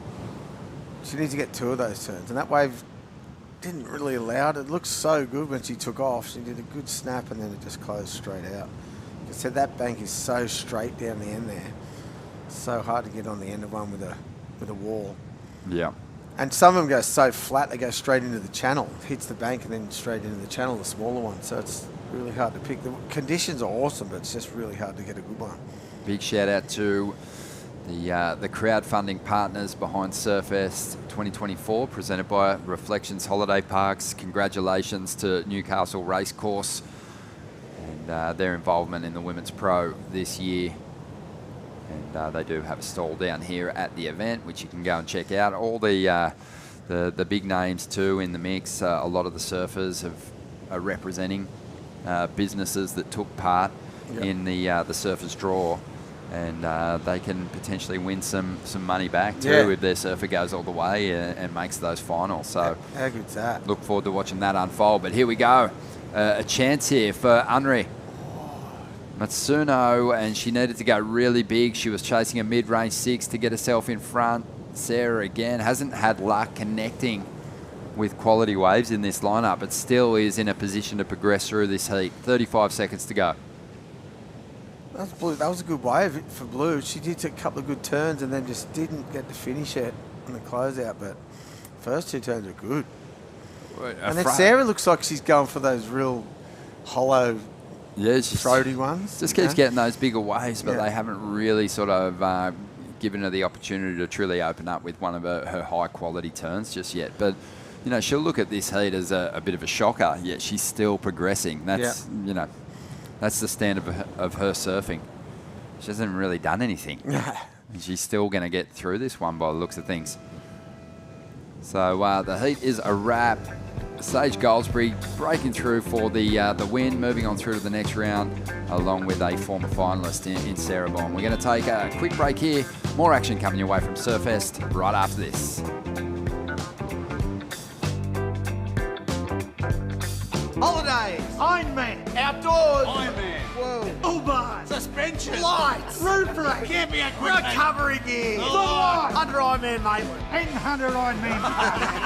I can't do 2 things at once, I Back home, the Wilsons always use proper dinner etiquette. Out here, the stick will do just fine.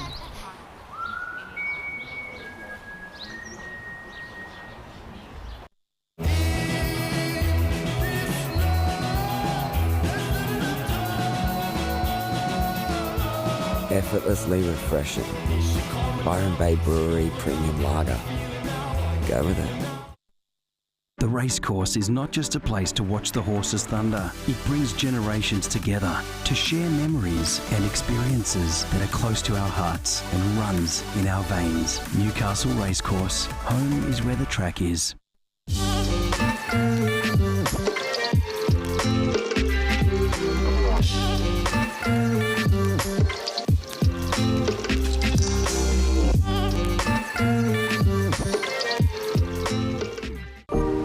Welcome to Sydney. Upbeat. Downbeat. Feel its heartbeat. spaces, open arms, a place to feel alive, to feel free. Come feel it all and feel new. Holidays, Ironman, outdoors, Ironman, whoa, Uber, suspension, lights, roof rack, camping equipment, recovery gear, under Ironman, mate, and 100 Ironman. I can't do two things at once, Welcome back to the Surfest, presented by Reflections Holiday Park 2024 Surfest. I'm excited. I'm Jessie Starling, joined by Mitch Ross. I'm kind of feeling How are you? Yeah, really good. Thanks. We're into another great heat. Here we go. Elise Cooper. I actually grew up surfing with Elise. She is from the Northern Beaches region, and that was beautiful. Yeah, it was a massive turn there. From the Manly area, is that right? Yes. I believe Queenscliff. Yep. But I don't want to bite my tongue. Yep. Because of the little rivalry that goes Yep. between not little, I the get big it. rivalry. I did some years at North Narrabeen. Oh, yeah? And I remember I'd always see her in the lineup, and I thought she was from North Narrabeen, but that's a definite no-no. No, it's a definite no-no. Yeah. She does train with Maddie Cattle, though, who is the coach of North Narrabeen. That's Sage Goldsbury on the screen. She took out that last heat, so we'll talk to her soon. But, yeah, Elise has been working with Maddie for 4 years now, I want to say. Maddie's an OG, right? He's an OG. He's one of the best coaches I've worked with because, first of all, he deals with the facts, Mhm. which is cool. He deals with the numbers, and he'll give it to you straight. And growing up in Narrabeen, that's all I've ever been used to is people giving it to me straight. And I love how he'll just tell you how it is. And if you're not doing it, he goes, mate, you're not doing it. Like, why even bother paddle back out? Like, just either go out there and do it or don't go out and try again tomorrow. Like, I just love his approach to coaching. And, yeah, he's definitely one of the best ones going around at the moment. Good looking wave here for the white. Gosh, that's a really good wave. First carve was huge. Nice little carve here, hoping to get something steep down the end. Moving and shaking. Perfect conditions for day 2 of competition. Waves are actually cooking. Now, as you know, I am from here, so this is actually... I know you're from Narrabeen, right? Yes, yep. Okay, so an analogy, right? Everyone far and wide, they think Narrabeen's a perfect left-hander, right? Okay. Yeah, yep. So it's nearly like what we're seeing today is probably because we're used to a near right-hand point break. It's not a point break. Yeah. There's 2 sections of reef, but it's not a left-hander. No. But it's doing a really good job. It's doing a great job. It was so funny you say that. I was sitting up with one of the judges, Todd, and he was like, it's almost doing what Narrabeen does out there. And I was like, it kind of does look like Narrabeen a little bit out there. And it's a nor'east swell, and I was saying Narrabeen would be absolutely pumping today. So if I do disappear for a few hours, you know where I've gone. But I remember surfing this wave. I was doing the Pro Junior at Redhead maybe 2 years ago or 2 or 3 years ago.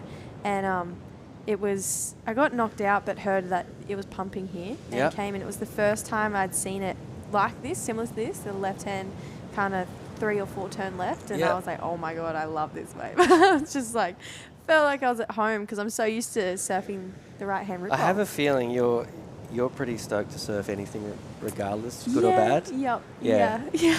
I get the impression that you're easily entertained. I am, I'm quite easily amused. And You don't live at Narrabeen anymore, though. no. So I moved to Cabarita, mate, 3 years ago this year. Oh my gosh. You happy? I love it. It's so good. But I was just talking to Shieldsy actually. I was going, how's the swell up the coast? Because all I'm hearing is in the afternoons, it's just pumping. And it's kind of all of my Instagram at the moment. It's just perfect snapper. And I saw Stace getting barreled at Currumbin, I think. And Why the postcode change? Why did you move up there? So my sister and I moved up for... So it's just the girls? Yeah, it's just True and I. Oh, wow. You've grown up. Yeah, it's just us. It's changed now. But the first 6 months, it was just us. And we moved up to train at the HPC. Yep. And about 2 weeks in, I gave Dad a call, and I was like, Dad, I'm not coming home. Wow. Because winter was warm. It pumps all year round. They're not tempted to move up? Well, then they eventually did. Oh, so they're up there full time too? They're up there Okay. too. Yeah, so... but you guys were the... We were the... You were busting down the door. Yeah, we were the starters. Yep. And then the week we moved up, the week after Sydney went into that like 5-month lockdown. So True and I, we couldn't go home anyway if we wanted to, but I just fell in love with the area. And if you think about it, a big chunk of the surf industry is up there. And so when you're paddling out and Steph Gilmore, Macy, Mick, they're all out there, it's pretty hard to run away from that. Yeah. Even though there's so many amazing surfers at Narrabeen too. But the warm winter definitely was the convincing point for me, because sometimes that Narrabeen lake water is icy. Yeah. And even in, like, up the coast, there's a little bit more sort of consistency with the south rolls down at the northern beaches. It gets a little bit frustrating. There's nowhere, I mean, Narrabeen is, like I said, it loves a nor'east swell. You can get the car park right on a south swell, or maybe the alley right, but it just all depends on the lagoon and the sand, and there was not very good waves for, I think, 8 months, I heard, at Narrabeen. But then I keep an eye on the forecast, and the last 2 good swells I've gone home for. So awesome. I still go down. And you'll go for the Challenger? Is that what? Yeah, I'll go down and be there and support, and I'm in the trials actually for it, so I'd love to get in that and represent Northie. That'd be amazing. What's more important for you? Here's a question. Yeah. Okay. So Narrabeen's on. You can be in the event or you can commentate it, but you have to choose one. What are you going to do? I think I would commentate it. Okay. Yeah. There you go. So all those organisers. Yeah. Hit me up. That's epic. That's cool. Yeah, no, I love talking about surfing. And if you ask my mum and dad, I could probably talk to a brick wall if I wanted to, just for fun. Wow. So yeah, talking isn't an issue for me.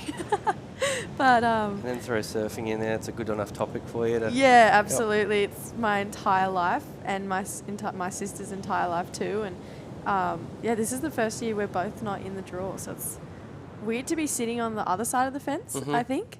But I didn't have FOMO until it started pumping out there, and now I have full FOMO. Yeah, it's not meant to be this good right now. So that's I'm surprised too. So everyone's happy, other than you. No, I'm still happy sitting here talking, but I didn't expect it to be this good, and I was sitting on top of the balcony before eating my breakfast, and I was like, wow, these lefts look incredible right now. So pretty big score for Elise Cooper, 5.5. That was one manoeuvre wave too. Elise is taking a similar approach to what we saw Taylor Green do. I'm not sure if you got to see her heat, but she got 2 6s for 1 turn waves, and they were so incredible. And I was sitting here talking about it with Jacko, and Jacko was like, that translates so well onto every level, the Challenger Series, the CT, the fact that if you can find a steeper, bigger wave and just give that 110%, the scores translate all the way through the rounds, which you would know as well. It's a pretty simple theory though, right? You just got to, these days, big wave, even if it is a closeout, all of a sudden, you don't have to do an air reverse. You can just do a big turn, and the judges they'll go huge. Yesterday, it was pretty consistent scoring. We saw some of the biggest scores from 1 turn, and old school surfing. I know the natural footer from the Central Coast, he surfed yesterday. He got a 6 and what's his name? But it doesn't matter. It was just one big turn of wave, and it was 11.5 point total, which was, it was probably like a top 10 score yesterday. Yeah, that would have been one of the highest. Ryan Haggerty. Ryan, Slattery. Oh. There you go. Gosh. Just going through the files. Yeah, Which there one it is. It popped up in my brain. But yeah, yesterday it was like that. Today it's going to be like that. And every event nowadays feels a lot like that. There was a period maybe, I don't know, if you just go over the last decade or so, it feels as though the judges look for something different every few years or whatever. Like, you don't necessarily, didn't need to be on the biggest wave, but if you did 3 dynamic turns, you get a big score. But now it's kind of sort of going back to bigger wave, big turn, you're going to get rewarded. I don't know. It's interesting to see how it always sort of goes through phases, the whole the judging criteria. Well, speaking of someone who got the big waves, did the big turn, Sage Goldsberry took out that last heat. Sage, congratulations. That felt like you kind of had that power from start to finish. Yeah, felt good out there.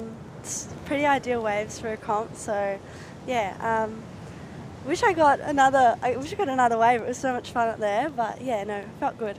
Sage, I surfed with you yesterday out in Newcastle, and I feel like it was good practice because we were going left all afternoon. Was that the plan, to go left and then come here today and use that as an advantage? I wasn't really sure what to expect because when we were surfing, I actually hadn't checked here yet. But no, I was pretty excited to see it was lefts today. I love my backhand, but it's pretty exciting to get to surf a left, especially we've had a lot of rights through the QS season this year. So yeah, pretty fun getting some lefts out there. So yeah, the lefts are definitely best out there today. To surf this type of wave, where does this kind of rank on the regional series? Is this sort of top tier if we're seeing 3 to 4 foot left-handers, perfect conditions? Yeah, definitely. Yeah, pretty great conditions. Yeah, it's really fun out here today at Merewether. So yeah, it's good. And once the event's done for the day, what do you get up to? I don't know. Check out local cafes. Newcastle. Yeah. The library. Yeah, go get some coffee. Check out Newcastle. Maybe a bit of vintage shopping. Oh yeah, nice. Bit of that. I don't know. Then probably have another surf. It's pretty fun out there today. And Sage, from Phillip Island, you're travelling with fellow Islander Sophie Fletcher. How's van life going? It's been good. It's been long. This is like our last week in the van, but it's a big van. It's like a I don't know. You can stand up, big bed in the back, so it's pretty ideal. I'm surprised how well I've done actually. Yeah. So long in the van, a lot of cold showers, but I'm loving it. Have you been in the event for a few events in a row? This event? Is it just this event you're in the van, or has it been a few? No, like the whole Aussie QS. Wow. Yeah, they've been travelling together up and down. Since Burleigh, we've been in the big van. And you're still best mates? Yes, we are. No, Sophie's real chill. So you deserve an award. Awesome. Thanks so much, Sage, and best of luck in the next one. And yeah, might see you out Newcastle for a couple more lefts this afternoon. Sweet. Thank you so much. So how was Newcastle? Was it fun? It was so fun. And you know what? I was driving here this morning and I saw this perfect left roll through and I was like, I'm going there this afternoon and now I'm spilling all my secrets on live broadcast. I'm sure a lot of people are there regardless of you spilling secrets. Yeah, that's a good point. I'm not the only one to know about Newcastle Beach. I don't think so. But yeah, Sage and Sophie Fletcher have been doing van life for a while now and I just think that is the pinnacle of the QS. If you've got to travel in a van at least once doing the QS. It seems old school. That's really cool. As we see Holly Wishart there, nice little wave. A couple of replays. This is the current heat leader, Alyssa Spencer. That was big. This wave will more than likely sort of go into the sort of channel there. The right's over at that section of the peak. They do sort of fade away into deep water, but a nice opening manoeuvre there. And it looks like it's a 4.17 for the last of red. Looking pretty good. 9.67. That's going to get you through the majority of heats today. Yeah, I totally agree. And I think Elise, it was, yes, unfortunate that she didn't make that second turn, but the bulk of that score was already done on that first one. I love how she's so patient off the bottom. I feel like she times her backhand really well, and her forehand too, with that one turn being the 5-5. She's been doing this for a while too, She's had a few contest results. I remember she took out the Korea Pro maybe 3 or 4 years ago in some pretty solid conditions too, and she's had plenty of wild cards into the Manly Challenger when it was there and made a few rounds. So Elise has just been one of those competitors who's always put up a fight on the QS. Not to put you on the spot, but is she in a position that she can make the challenges? I don't think so. So she needs a pretty big result here. The ladies' side for our region has been pretty much dominated by our veterans. I would call them Philippa and Paige, and I was talking to them last night, and Paige just took the lead off Philippa coming into this event, and they're staying together. And I said, so Philsy, are we going to see a little rivalry between you two guys here? Is it maybe no talking at dinner time? But they were like, no, we're just friends out of the water. Just so they're in a position that they've pretty much made it. They've pretty much made it, and then sitting in third is Ellie Harrison, but we're pretty sure she's confirmed onto the Challenger Series already, with Soph, McCulloch and Luana already being on tour. They'll then take, if they fall off, they'll take tour spots. And so then it goes down the rankings. And Ellie was 2 spots out of the top 10. Gotcha. Ellie must be one of the girls that we're sort of, is she going to be like the next Molly or something? Yes. She's really good. Ellie is really good. And not only is she an amazing surfer, she's a really savvy competitor. She just has one of those, you come across competitors And she's one of those competitors that always seems to make it happen. Yep. Even it could be 2 foot howling on shore closeouts and she'll manage to find a 3-turn right. Yep. And she's just got that thing. Yeah, she I feel like you see it in Zali Kelly too. I feel like Zali Kelly has that competitive ability to create that. But Ellie, even on the bigger stages, I feel like doesn't crumble, and she takes a cool approach to competitive surfing. I feel like she only ever surfs heat against herself. She doesn't really compare herself to the other women in the water, and Very mature. Yeah, I think. You think she'll make it this year, the CT? Yeah. I think if she got pretty close last year. She got a few quarterfinals on the challenges, and I was talking to her on the weekend at the ABB, and she's already training really hard to come back better this year. And I think if you're making some ground your first year on the Challenger Series, you take so much and so that learn was the from first time she went away full time. Yeah, and she did well. And I feel like the first year is quite daunting. It must be hard to do well the first year. So I feel like she's probably going to soak in all that time and experience, and then. I remember I saw her create some moments in Portugal. Yes. That event. Yes. Yeah, she was. I thought she looked like she could win that, but yeah, she's super powerful, and she just reminds me. It might have something to do with the rip curl thing and the blonde hair, but but she reminds me of a Molly Picklum, like just sort of the next coming. She's definitely likened to Molly a lot, and even on the weekend she represents Torquay board riders, and I feel like in every team in a board riders in a tag team event, you know, you've got your 2 guys or 2 or 3 surfers who you rely on to get those 7s and 8s, and then you might have your 5 and 6 surfers who you need to add to the total, but they're not going to be those guys who consistently get those scores. And out of all of Torquay's team, Ellie was one of the people who they relied on to get their 8s, you know, which is I think is a massive role. And she dropped an 8, a 7, like she was consistently getting high scores for Torquay, and they ended up making the final for the first time ever, and got 5th or 6th, I believe. Wow. And it was her and Tully. They were the Wiley. big dogs, yeah. Big dogs. Big turn there for Wishart.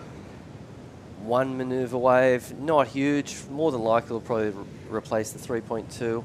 Put a little bit more pressure on Bonnie Hills in the blue. 6 minutes remaining in this one. Pretty tight for second and third spot, as we see another little paddle there. Heat 7, the round of 64. Incredibly fun waves today. Sounds as though it's going to be like this. Bit of Groundhog Day, as we see a replay, nice snap. Yeah, the waves are going to be similar for the next few days, and it sounds like it's going to swing around to the south. Maybe see the swell go from northeast to south. It's going to be completely different. So when the swell swings from northeast to south, is that when we see the right-hand rip bowl off those rocks come in? Yeah, but it is. The issue we've got at the moment is there's too much sand built up in the corner. Yeah, right. So depends how powerful and the direction of the south swell when it does change. But it will, right now, obviously, you're seeing like a left sort of, looks like, you know, a consistent left peak just rolling down the beach. It will not be that when the south kicks in. It'll be, somewhere behind the rocks. Should be really fun. Maybe a week ago, 10 days ago, there was a south swell and offshore wind was about 6 foot, and it was really good. So that is something that's pretty exciting, because it does go through patches when the corner's full of sand. It can be really bad. The sand can be, you know, really just a deterrent. But I think with the sand built up the way it is at the moment, it should be really fun. I think the beauty of Newcastle as well, taking obviously Merewether into consideration, we do have to run the event here, but even just as a whole, Newcastle to me feels like one of those places that no matter what the wind is doing, the swell is doing, there's always somewhere to surf. I feel like there's always a corner, there's always a clean wave somewhere. I've never come here and not had waves. Yeah, it's pretty consistent. Yeah, there's, you know what, like we live in a place here, like Merewether is essentially protected a little bit by the south. And if you go to the right of the screen right now, up towards there's more sort of waves you can surf that are protected by a south. Then you go around the corner where you surfed yesterday at Newcastle Beach. That's nearly offshore with a nor'easter. Yeah. And then there's Nobbies that's completely protected from a southerly wind. So we're really lucky. We can hide from the wind. But out here, the middle of the beach, definitely prefer a westerly breeze. Yep. And, you know, bingo, voila. This is what we're seeing now. It's pretty fun. Yeah, it's extremely fun. It's cool to see the women in pumping conditions. You know, we didn't think this is what we were going to get today.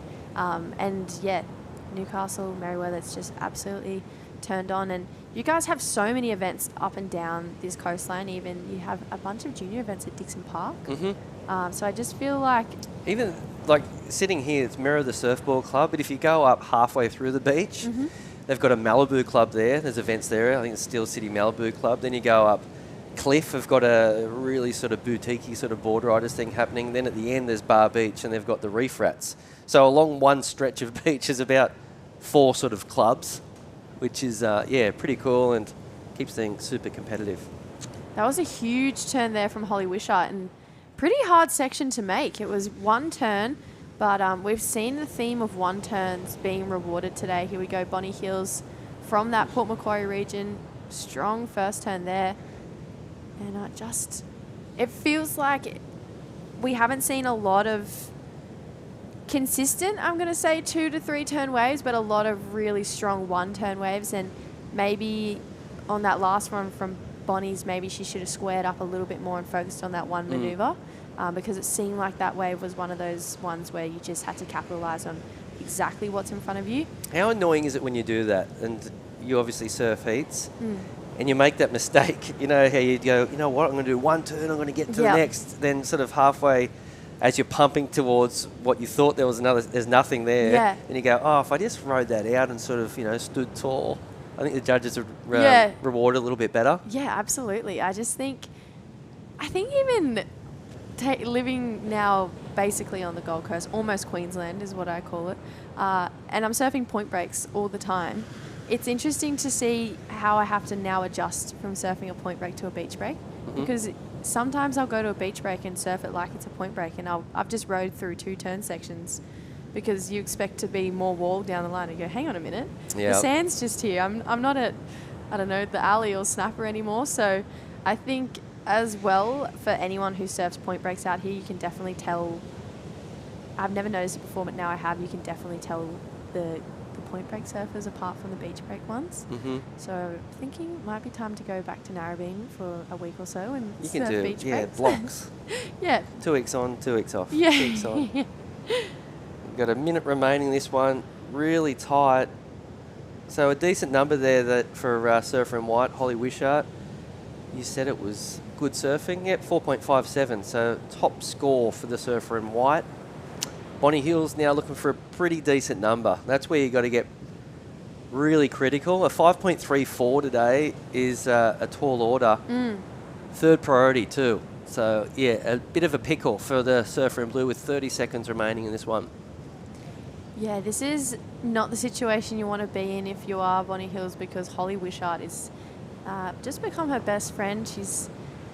I think personally, that is one of the worst feelings in competitive surfing.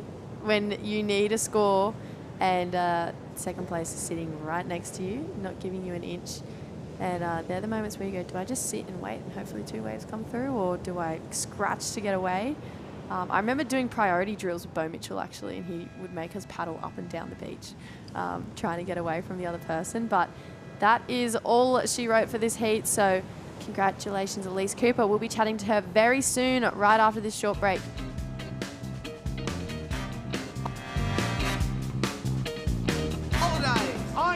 Outdoors. Ironman. Whoa. Toolbars. Suspension. Lights. Roof rack. Camping equipment. Recovery gear. Under Ironman Maitland. And under Ironman. I can't do 2 things at once. I Welcome to Sydney.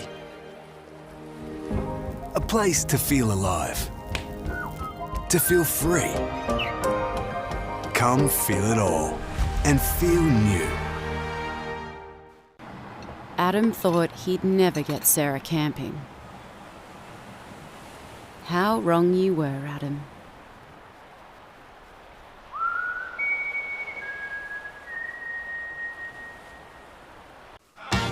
Wait!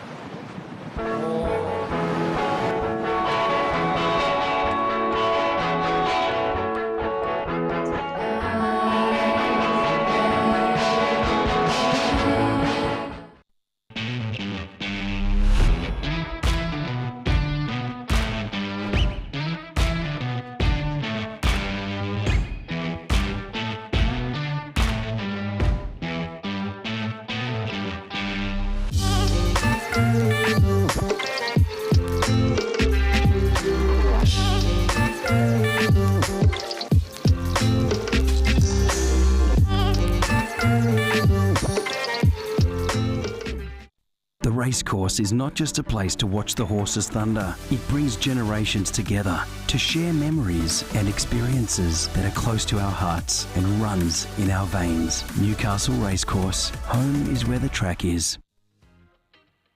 Surfest 2024 presented by Reflections Holiday Park. And we're in action. It's day 2, round of 64, heat number 8. Jesse Starling, Rich Ross, super coach, multiple-time world champion. One of the goats. One of the goats, Carissa Moore. Who's your goats? My goats. In women's first, then males. Okay, Who are they? in women's, Carissa and Steph, you cannot go past them. I'm also a massive Wendy Botha fan. Yep. I really am. But a massive goat for me is actually Malia Manuel. Really? Yeah. She's probably my favourite surfer. Wow. Yeah, I know that's strange. Is that but not just the surfing? I think the way she holds herself in and out of the water is amazing. Wow. Yeah. And Molly. Molly's one of She's my a mates, new so I'll young give her goat. a shout out. She's a new young little goat. Yes, she's definitely... Well, actually, her win at Sunset made her a goat technically in the books because she was the second ever woman to win back-to-back at Sunset. The only other woman to do so was Lane Beachley. So she's not a little goat? No. She's a getting bigger goat. She's maybe a teenage goat Yeah, now. there you go. Yeah. Teenage goat. Yeah. Could possibly be a big, strong goat Yeah. when it's all done. And then but for right the now men's, it's Steph. Yeah, right now it's Steph. Mhm. But for the men's, I think the best surfing athlete of all time is Mick Fanning. You're Mick. Yeah. The way he holds himself out of the water as well. Yep. Mate, he's amazing. Big turn there for Gabby Spake. That was nice. Big strong turn, 5.17. And why Mick Fanning for you?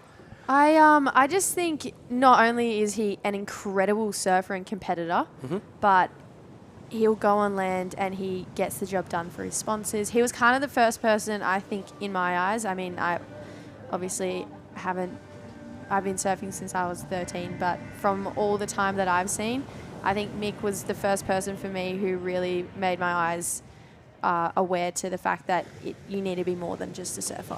And I think he does that job so well, and that he'll be relevant forever, I think. You know, a lot of people drop off tour and you slowly stop hearing about them, but Mick Fanning, I think because of who he is on land, he'll be spoken about forever. Yeah, really cool. And so are you the type of girl that goes home tonight and watches Portugal? Like, I'm a massive surf fan. So you're watching it all? Yeah. I was actually just mesmerised and talking to even Shieldsy just before, going, what's the swell like up the coast? I'm a surf enthusiast for sure. What about you? Who are your goats? Maybe Andy Irons. Oh, yeah, he's amazing. John Felipe. And then probably Steph, Carissa, and who's my little young goat? I don't know. That's about it at the moment, I think. Okay. Top of my head. I love it. I love Mark Richards too. I should say him. Sorry, that's bad. Oh, yeah, Mark Richards is... He's king goat for me. Yeah. In this heat, we have Gabby Spake. So Gabby's from the Northern Beaches region, so that's for Longreef. And I've represented the club at the ABB over the weekend, so she's had a massive couple of days. Are her legs still burning? I'm sure they are. I feel like my Achilles and my calves, I don't think I'd be able to walk if I did that run multiple times. And then Sophie Fletcher is actually van life buddy to Sage Goldsberry. Ah, gotcha. Yeah, so another Phillip Island girl, and she has her own company called Sophie Fletcher Designs, where it started out her making stickers to go on surfboards. So her designs, her drawings, she turned into stickers. And it kind of started out, and it's taken off, and now she does clothes. Really? She does massive stickers to go on vans. She's one very creative and talented lady. And is it called Sophie Fletcher Designs? Yeah, gotcha. And she travels up and down the coast, goes to markets, and yeah, she's it's really taken off, and people are loving it. Actually, my water bottle's not here, but I have one on my water bottle. Wow. Yeah, she's a really just lovely human too. I feel like everyone from Phillip Island is just amazing. And then Jada Thomas, she's from down south, so she's kind of from the Shell Harbour region, surfs for DP Surfboards, so a local shaper down there. And she is still a junior and not someone we've consistently seen in events like this. So I feel like this could be potentially maybe even her first 5,000. Gotcha. Big opportunity, big moment. We saw a lot of that yesterday. You know, we only had the males yesterday, but there was a couple of you know, Groms. you know. Yeah. I know Felix Byrne was in it. Cade, Kelly? yes, Cade Kelly was in it. I think he was the youngest maybe ever. Yeah, he's 12. 12. So he's the youngest. I saw some stat that he was, maybe the youngest ever or one of, but and he got through his heat. So yeah, he's actually a local from where you surfed yesterday afternoon. Oh, amazing. That's his spot. Do you have much to do with the Grums around here? You doing any coaching? Oh, well, I've worked with Jackson Baker for a long time. Yeah. Then I do some stuff with Ryan Callanan from time to time. There's other sort of kids that I support, but done some stuff with Ocean, who's probably the best. Mm-hmm. Ocean Lancaster? Yeah. Yep. How many Oceans do you know? Is it Ocean Girl? Is there Ocean? There's an Oceana Rogers Yes. and She's an surf girl, Osha yeah. Curtis. Uh-huh. Yeah, Ocean Lancaster is incredible. I could watch him all day. He's so good. Yeah. Yeah, he's so good. You would probably you'd know where the level is a little bit better than me, because it sounds like you're psychotic with chasing this thing. In the most positive, complimentary way. But as far as I kind of know, I think Ocean is right up the, he sits at the table with all the best. Yeah, I think the juniors coming through Australia right now are some of the best we've seen in a long time. You know how every junior range kind of has one or two that you go, oh yeah, they'll go pretty far. But I feel like this juniors, there's so many when you look at it. The that Av can go really brothers? far. Oh, the Loki and Barlin, the Cullens, yeah, they're incredible. But we're going to cross down to Elise Cooper. Elise, that last heat was incredible. You won that heat, similar to a lot of girls have won that heat today, just by the back of one strong turn. How are you feeling? Yeah, I got pretty lucky just to get an early wave, and I was just kind of hoping just to stay on my feet. And I got lucky because I didn't get more than 2 waves that heat. So, and we could see that you're down there working with Matty Cattle. Any insight into what he gave you before you paddled out for your heat? Yeah, there's a few things, honestly. Couldn't tell you right now, just because they go with me. It goes in one ear, out the other. But no, Matty's great. He's been helping me a lot over the years, and he's patient and he puts up with me. So yeah, he's great. And you've been doing this event for a few years now. You know the stakes of what lies on the line here at Surfest. How are you looking going into the challenges? What's your rank? Have you done the numbers? Is there a certain round you need to make? Honestly, I think previous to this year has been a bit of a write-off. So I'm going into like these events with no pressure and just hoping to, jump a few spots and improve my ranking. And yeah, every heat's a bit of a confidence boost. So yeah, I'm kind of just chilling, and if I make the Challenger, I make it. If I don't, try again next year. Unreal. And your board looked really good, particularly on that first carve and the left-hander. What are you riding today? I'm just riding a Channel Islands CI Pro roundtail. It's just a bit of an old faithful, and yeah, it goes really good when it's really steep and punchy. So yeah, it was a last-minute change, and yeah, it worked. Is it a regular shortboard? If so, what's the dims? I think it's 5'9" and something.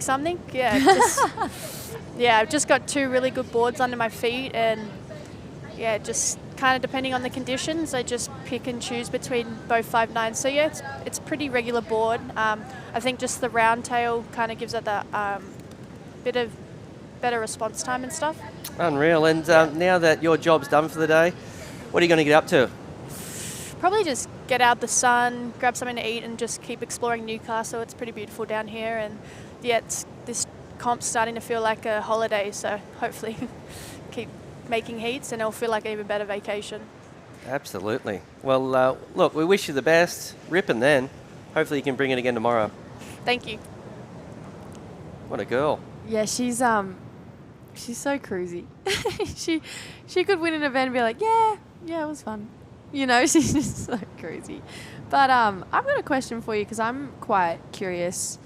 I've worked with a few Northern Beaches coaches, but my predominant coach was my dad. But I'd love to know what's your coaching style? Is there anything you can tell us? Oh gosh, good question. I sort of began. Funnily enough, Alyssa's coach, Matty Cattle, I worked with him forever at Hurley. And that's how I sort of... course. Yeah, so I've known Matty before he was even thinking about being a coach likewise for me. But, you know what? I never even thought about doing coaching until Carissa approached me to do it. And sort of I just figured it out. I sort of based everything on what worked for her. So it was always the different individual. So it's a really sort of complex question. But with the Carissa, it was so many different things. It was, you know, it was technical, it was psyche stuff, it was heat preparation. It was her actually growing up in Hawaii and not being very comfortable with surfing beach breaks like this. Oh, really? Yeah, this is pretty much where it started. I think the first event I went away with Chris was in France. Yep. France or Brazil, because it was shifting beach breaks, which I kind of felt pretty comfortable on. Yeah, yeah. Yeah, if it was a one wave like a Honolulu Bay or something, Carissa's really comfortable. She could do really well with her eyes closed. But when there was all sorts of mystery to a lineup, that's where I'd help her out the best, I think. Yeah. That's so interesting that it was something that's so common to us, beach breaks, was the thing that she kind of struggled with the most. Absolutely. Even I have a role with Team USA as one of their coaches, and I was in Puerto Rico last week. Oh, amazing. Yeah, me and Shane Doreen are the coaches of the teams. Oh, amazing. Super random, but and the conditions over there were really shifty beach breaks where it was. And Carissa was sort of, questioning her, her skill set on these beach breaks and, where do I see it? And, can I push her over there? Yeah, it's pretty... And even Caroline Marks, who was a part of the team, she has been around long enough to know that Carissa is someone that sort of struggles in that department. But, over the years, she's got much better at it, and she's won a handful of events at beach breaks. But, so it's a real sort of complex question you ask. Each athlete's different. Yeah. Kanoa Garashi last year, he had his own sort of questions for me, which I had to sort of, cut up and sort of spit out ideas that I think would help for him. Yeah. But it's really fascinating working with different athletes. It keeps you honest, and you never stop sort of learning yourself. Yeah. So do you feel like you take the athlete's strengths and then reapply it where they're feeling weaknesses and just tweak it from there? Yeah. Even Jackson Baker, I'd probably be speaking. I shouldn't actually go into the strengths and weaknesses, but each one of them have got weaknesses. So with Jackson, he's got a few weaknesses. So he's been sharpening up in the off season prior to his injury. He's been working on things that haven't been his strength. That's what I like to do. Well, it makes sense, right? Yeah. If someone questions a few of their things that they've grown up doing, if they're not quite right, they're not getting the results they want, they sort of try to sharpen up those skill sets. Yeah, I feel like growing up, one of the best pieces of advice that I got was heats are won in the off season. They're won. You take a season, you take your wins, you take your losses, and then you reapply them with hard work in the off season. And then, I remember, I think my dad and maybe Hedgie both said to me, hard work beats talent when talent doesn't work hard. So that's always stuck with me as well, even not just in surfing, but in more the talking, commentating, journalism side of world too. So I couldn't agree more. I feel like weaknesses, although it has that word attached to it, it's probably your greatest strength that you do have weaknesses, because it means you have room to grow. Well, I remember even decades ago, it might have been over a decade, when Mick Fanning was, peak performance Mick Fanning. I remember he one of his weaknesses was left-hand barrels. It was where he couldn't kind of match Andy Irons and Kelly Slater, and I think then he just started working on it. Then he was consistently, semi-finals at Chopu, always result really highly at Pipeline. Yeah, it's something that's actually really, really cool to watch. These athletes get better and better at things they weren't that good at to begin with. Yeah, I just think you can see the guys who, we talk about our GOATs. You can see what they've done and how they've all identified their weaknesses and then just twist it and add it to yourself. And I think, may as well learn from them, right? They've done the hard yards and they've got the results, so they know the recipe, it works. Yep. But Yeah, I don't know. I'm just curious to see what kind of coach you were. It sounds like Look at the Dolphins. How good's that? Oh, I just This love is every this day place. here at Merriweather. Is it? No, I you know what? Probably. But that's a great shot. Yeah, that's beautiful. The drone operator nailing it. We're rolling back into the men's after this heat, and I feel like this next round is where we start to see a lot more even numbers between the Oceanic and Asian region come out, and this first heat is pretty much showing exactly that. It's Manojo Yahagi, Ben Spence, Geordie Liakman, and Noah Arkfield. So Noah from the Philippines, he has a crazy forehand air game. Really good barrel rider. He's kind of the next Marima coming out of Cloud9. He's from that Siargao region. And then Manojo, he's really strong in the Asian Junior Series and is starting to put it together in QS events. But then you've got the two Aussies, Ben and Geordie, who have surfed this wave, been at this event so many times before.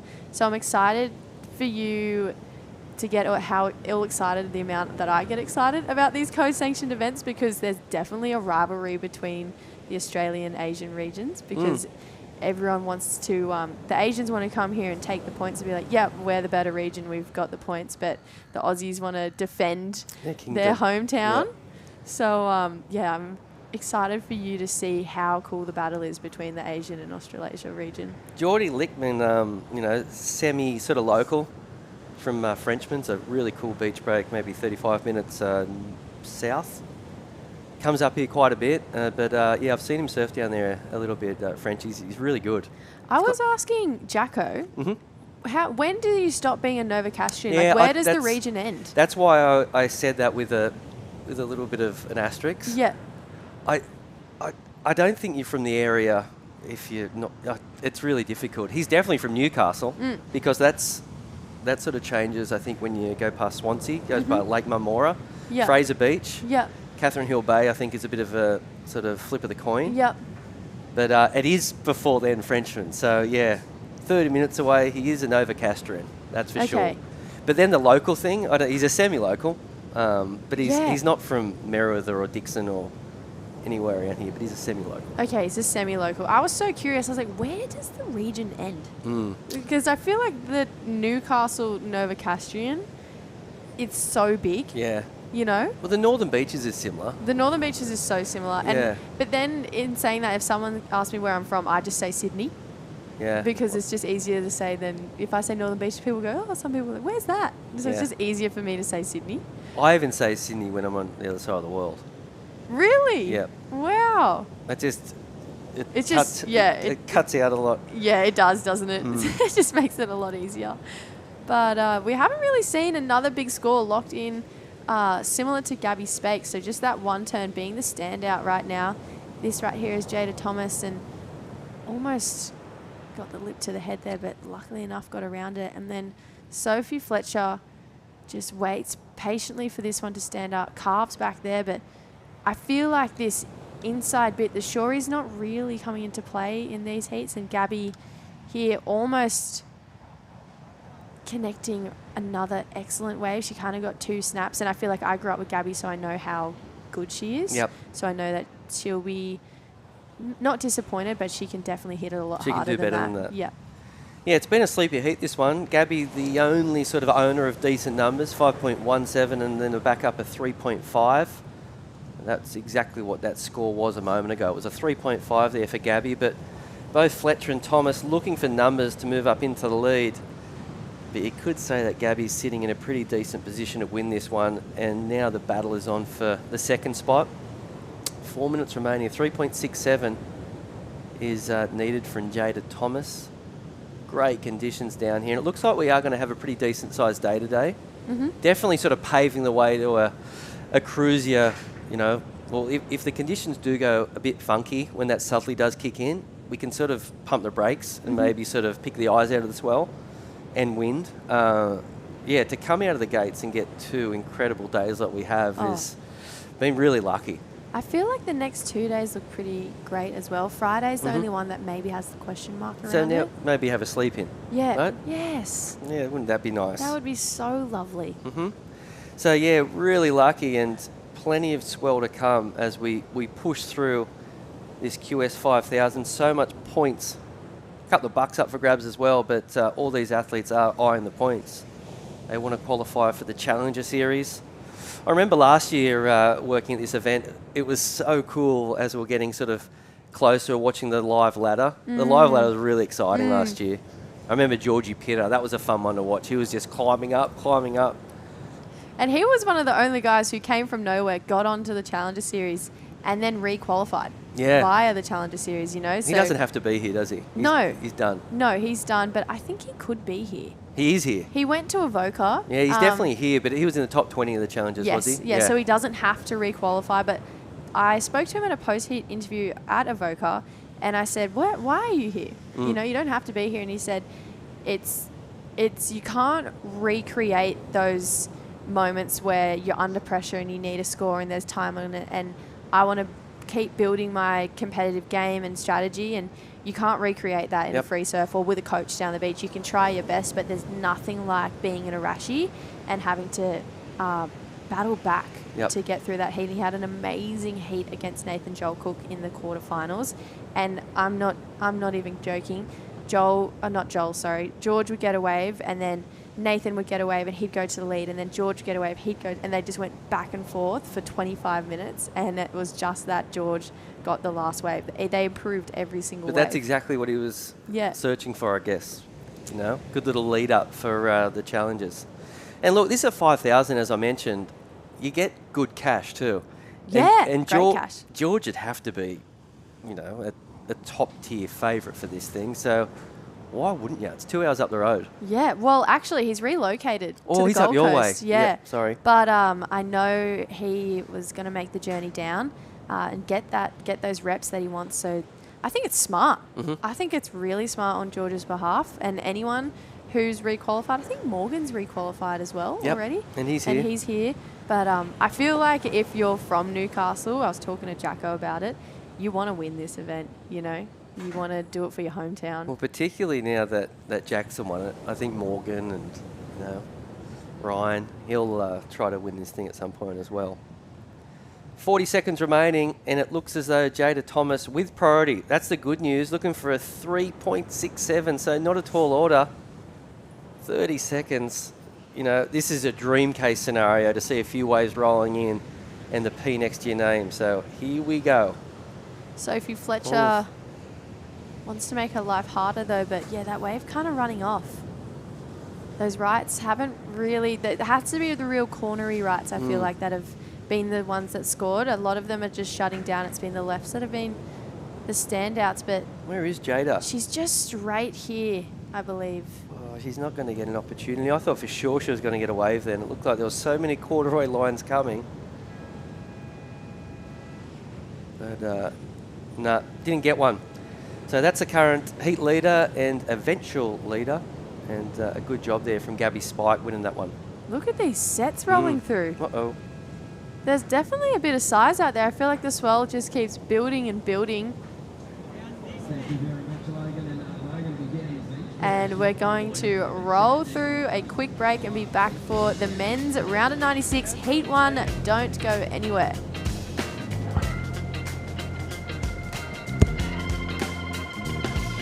It's in all of us. That craving to feel new again. To see something new that will blow our minds. Or meet someone new who will change it. New South Wales. A place to feel free. To feel alive. And most of all, to feel new again. Maddie's last night's sleep was spent trying to look up relaxing wave sounds. Tonight's actual wave sounds.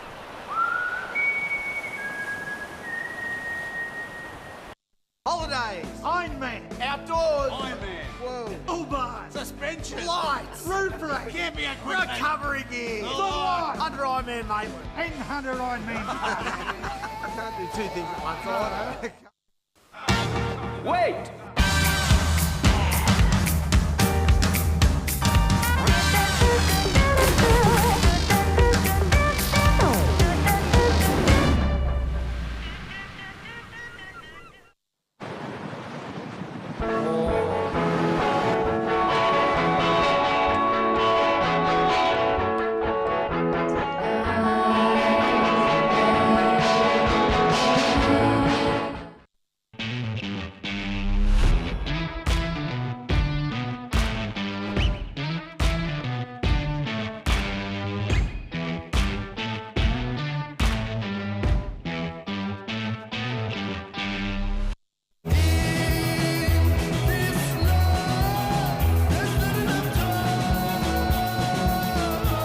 Effortlessly refreshing. Byron Bay Brewery Premium Lager. Go with it.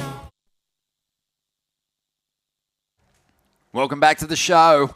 This is Surfest 2024, presented by Reflections Holiday Parks. Ronnie Blakey sitting alongside Mark Ocalupo as we dive now into the round of 96, the Burton Automotive Pro. And Oc, you've had a little shift up on the roster because you got your boys surfing in the not too distant future. Dude. But, keeping a cool head at the moment, keeping those nerves under wraps. Yeah, me, you mean? And look at these waves. I was here earlier, but now I've come back. The tide's come in, but lots of swell, and it looks like lefts. Wow, look what happened during the break right here, Ronnie. Yeah, nice little swoop off the top. This is Ben Spence, surfer from the west, and he's working this one over. Nice hit on the end section there. What a great finish. Wasn't it strong? Yeah. Looks like North Narrabeen or something out there, doesn't it? What's going on? Yeah, Geordie Liakman, that look at the way he's just able to absolutely traverse across that dead water and get that final hit in. Minojo Yahagi, the Japanese competitor, not getting a whole lot out of that one. It'll be a throwaway number, but they're on hand, those surfers seated in that round of 64. Xavier Huxtable on screen, he's gearing up. Tully Wiley well situated at the top end of the regional QS ranks at the moment. George Pittar there, who's a star performer here. This is going to be a good round to watch unfold as we see the seated surfers enter the mix. And yeah, a lot on the line. We know that there is some possibilities for some of these lower rated seated surfers to maybe make the jump up into the top 7 with a big win here. So this is huge. Yeah, this is huge for sure. And looking at the crew and seeing all the events this year, this year I reckon the Aussies have got a real good. They're gonna have that top 7. They're gonna be super strong and should do really well in the Challenger on Corlin. Yeah, it's a really deep talent pool in this region. That's considering a lot of those surfers from Japan and whatnot as well, who are obviously vying for spots on their own regional ranks at this venue. They're counting their top 5 results. So, this being the second QS 5000, it's a really important one. And we will see things shift up a little bit. We may see some people fall out of the mix at the back end of, those qualifying positions. And we could see a big charge from one of the lower seeds. It's all ahead of us this week. It is. There'll be some big heats to call for sure, and have to be on my game right there. Really important for these guys' careers. And then they're going to have a break, and because it's seasonal, right? There'll be only a few months, and then they'll be back to Indo, really, won't they? And that's where it all starts up again. But this is their last event, so. They'll go back to training, maybe have a little break, surf some good waves, maybe go on a trip, and then get right back into it. You came on competitively at a really young age. Do you remember going into events where, you only really stood to gain from progressing through rounds, and you're coming up against people who in those positions had so much more on the line and were a bit more experienced, and just the difference in what you felt as someone who was just basically taking a chance on sections and and chasing that big result as opposed to someone who was really like after a big title at that point? You know, when you're in the early stages of your career. Yeah. I've been stuck in those situations, haven't I? I mean, a bit, like even, you know, because it's like that when when you're fresh on tour, but I was fresh a couple of times because I left the tour. You'll never, you hopefully won't forget what happened when I came back at Pipe and had to surf against Sonny for the title, Exactly, right? yeah, I remember that, of course. Yeah, and that was just a tough period, after getting through the trials and then drawing Sonny. Oh my goodness! And the waves went. It went on hold for it was like 4 or 5 days. Felt like a month, and there was all kinds of, calls going down. And I bet. Oh my goodness! Here we go. Look at the size of this set. Yeah, there's definitely some swell pulsing in here at the moment. Ben Spence has the early lead. Big, powerful turn to finish off his last wave. And he goes to place that board vertically. Front foot slips, gets a little slap on the bum, and down he goes. 17 minutes and 40 seconds to go. Yeah, the reason I asked is because you've been at both sides of that. You've been the young gun coming through, taking on an established guard, and then you've been the veteran chasing like world title results, and you've got these Groms that just have nothing to lose, but they not only do they have something to gain by progressing through heats, they can also make a name for themselves by beating one of the big names in the draw, as we see Minojo here. Nice snap from Minojo. It's everything you say is going to be happening because I was surfing snapper just before I left, and you know who I ran into who was out there? Rayoni Montero. No way. And he was involved in that whole world title day in Brazil. He took down, I think it was Mick Campbell, and because Mick could have caught up and gained enough points to make it all still on at Pipeline, right? But he took him down, and I remember, he helped me a lot. Oh, that's so cool. We're going to be chatting more with Ock throughout these next couple of heats and getting his take on some of the surfing that's unfolding here. But right now, we're going to have a quick word with a surfer from the northern beaches of Sydney. Gabby Spake joins us. Congratulations on the heat win, Gabby. Thanks, guys. How you been? I've been good, yeah. Just been rocked up to Newcastle yesterday and just been chilling, had a surf. Beautiful. It's been a pretty good year so far on the East Coast. Plenty of waves, and it looks like that you've been keeping your performance levels right up there. How good does it feel to rock up to the biggest QS event on the schedule and get that early win? It feels really good, yeah. I'm stoked to get the first one out of the way and hopefully get through more couple heats. So. Have you been tackling all the events on the schedule? Yeah, I think I've done all of the Australian QSs. Yeah. How have you been faring? I did pretty well in Port Stephens. Awesome. Yeah. Good stuff. And equipment-wise, let's just quickly break that down. I mean, a pretty typical kind of East Coast sand bottom beaches at the moment. Have you changed anything up, or is that really just your go-to high-performance board? Yeah, I switch between two boards usually. I'm just riding a Lost Mayhem Roundtail 5.8, so did the job out there. It sure did. I mean, I know you're capable of much bigger numbers, but I'm sure at this stage of the draw, you're just happy to get the W and move on through. Yes. Yeah, I was pretty lucky to get the win out there. Beautiful. Well, congratulations, Gabby, and all the best for the next round. Thank you. Yeah, another strong performer in the opening round for the Newcastle Racecourse Women's Pro. And we have transitioned back into the second round, the round of 96 for the Burton Automotive Pro now. And Burton's celebrating 20 incredible years of support with Surfest this season. And they get right behind the local sporting community and a lot of the rising stars in this zone too. But yeah, congratulations to that partnership. Solid stuff, as we see Huey Vaughan owns probably the best turn of the contest so far from the opening day of competition. He's going to be coming up shortly, but out there at the moment, Ben Spence is setting the pace, Hock. He is, yeah, with that 5.5. Huey did have a really good air yesterday. Must be coming up in the next heat, we'd seem to think.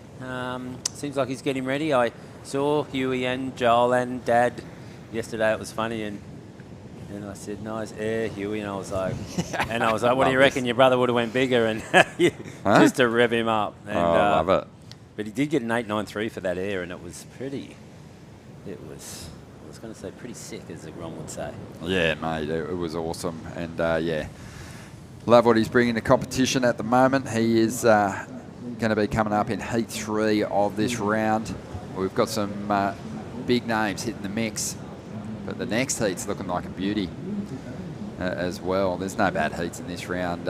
Tim Bain, Kaito Kurokawa, who's on screen there at the moment. Eden Hassan's going to be back out there. He had one of the better heat score totals yesterday. And then Harry Martin as well will be out there in the green. So it's going to be a lot of fun. Just over 13 minutes to go in this one. Ben Spence started strong. He had the opportunity to really back up that 5.5, but took a bit of a fall. It's like a set coming through, Ronnie. Yeah, this is Noah Arkfeld. Wow, what a move that is. Beautiful air right there. That was awesome for the surfer representing the Philippines. And, yeah, he is on a mission to get himself way up those rankings, but that was awesome. It's funny, isn't it? Like, I mean, back in the day, Ronnie, we would have been all over these lefts, and look how good this one is. I mean, the guys are obviously riding them. They are, you know, the better waves. Geez, that's a nice turn there from Geordie. Wow, that's a big score. Let's compare that to the air. You know, it's funny, you know, because they're roping lefts, and then the guys are just all they want to find is one right closeout to do that and guarantee get a big score. I'm interested in to see what score is going to be high, because this is pretty corked out, really technical, and kind of reminded me of my son a bit. And yeah, it was sick. Yeah, sick air. And these two turns, Ronnie, was sick too. Yeah, that's, you know, he had a little bit of sort of recovery time after that second turn, but that happens when you put your board on edge, when you're going for something fully committed like that. So he reeled it in. He got the completion. Nice combination. Good looking wave. Really good looking wave. Just these surfers are finding a lot of freedom out there with these big open sections. The canvas is nice and clean. It's groomed. There's not too much feedback from the shore break out there, and you can just rip in. You can. The waves look like they've got plenty of grunt too. Look at the sets marching our way at the moment. Scores in for Noah, that last wave. It did go into the excellent range, 8 points, and paired up with a 3.27 has him out in front. Let's have another look on the Surfest replay here.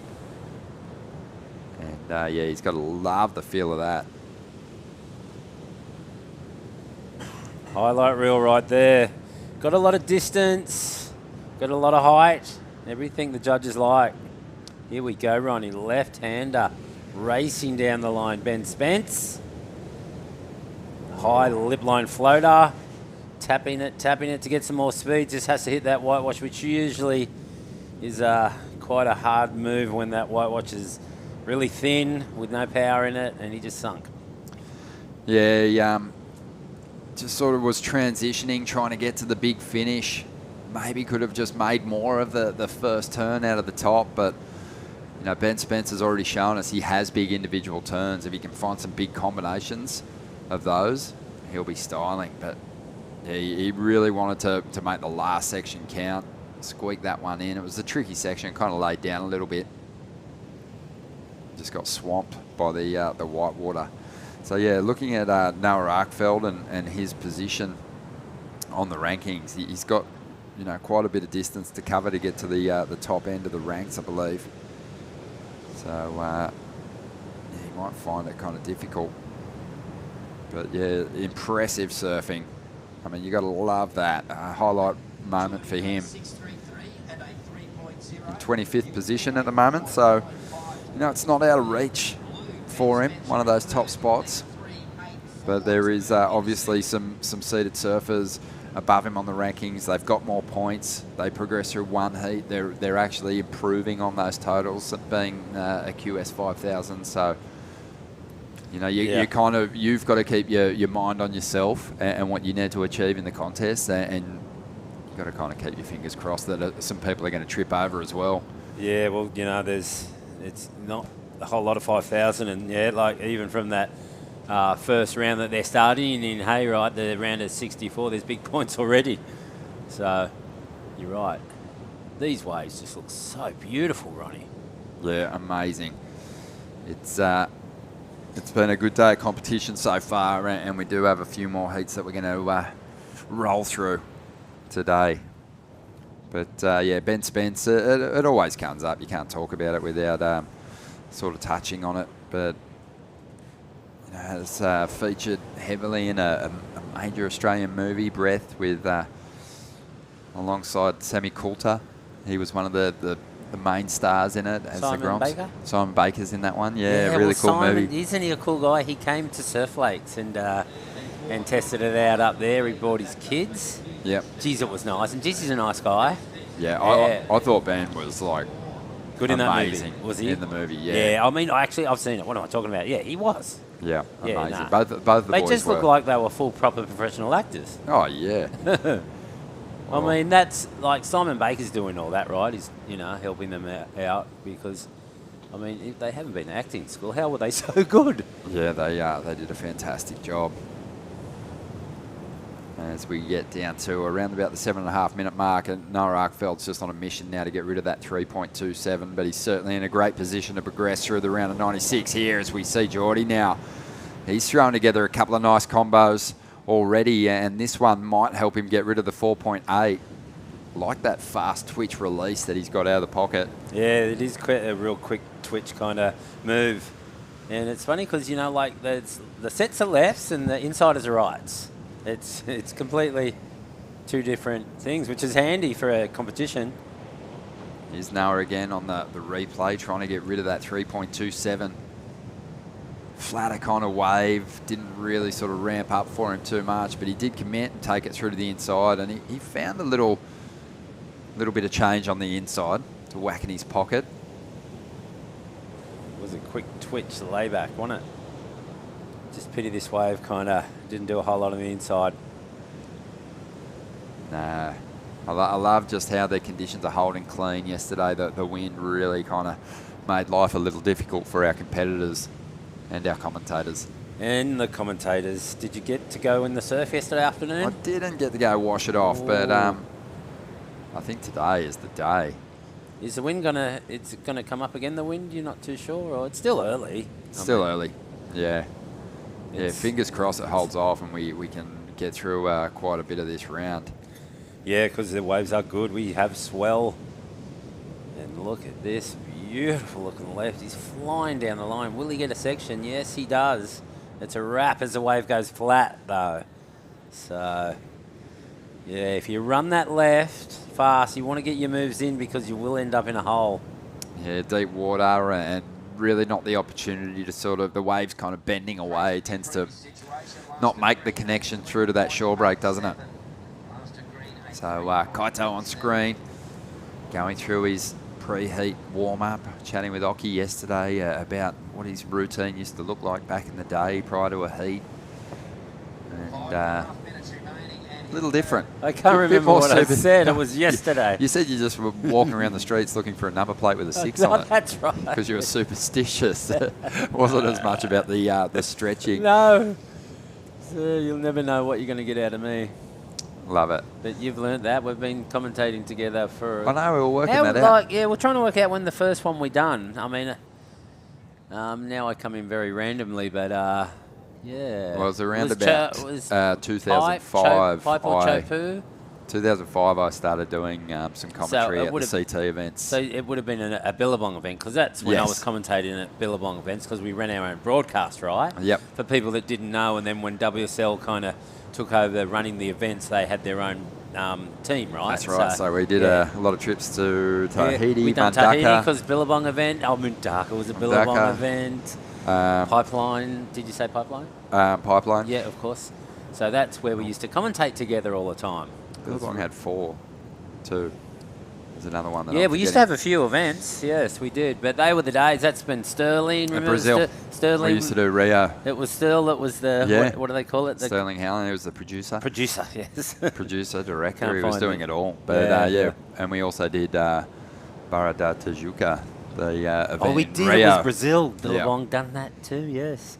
Wow, some pretty foggy memories of that commentating, I tell you.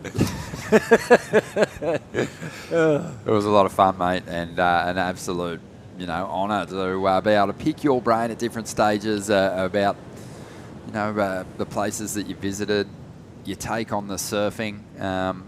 It's at a really interesting place now. Just that, that used to be, there was a period there where the chess match of priority was such a factor and priority was such a focus, and now the work that surfers are able to do under priority, and it's been this way for some time, is just remarkable. You're never safe.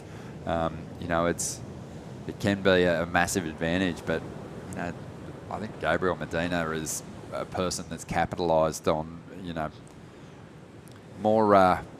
more opportunity without priority than just about anyone, and now it's daunting. You see people almost stressing when they've got it. No, it's true. I mean, Okay, 3 minutes. Gabby's one of my favourites, but he was a bit cold for a while. But then last night in Portugal, oh my goodness. Yeah. I think, and a lot back. of the guys last night were surfing that good. I think, like the women are starting to show them up a little bit. Oh. They're like, we better lift our game. Yeah. The women are, just a huge part of the narrative for this season already, and I think we'll see that continue. But it's just, you can't miss any heats at those events because something brilliant can unfold. Now, I bet there's heaps of people that are watching this that did watch Portugal last night, and hopefully it'll be on again tonight. They said it was, if it might drop a little bit, they might run, but then there's another west kind of swell coming, that not big, but maybe 5, hopefully 6 foot, that will reinforce it, and so they could run maybe tomorrow, or what's Wednesday over there? Is it our Thursday? Yeah. So maybe Thursday, but maybe tonight. It's kind of the same, isn't it? It's the same day, but it just runs late, runs into the next day. Yeah. So. But exciting. The WSL. I mean, the broadcast is amazing now. I mean, in every way. So. Yeah.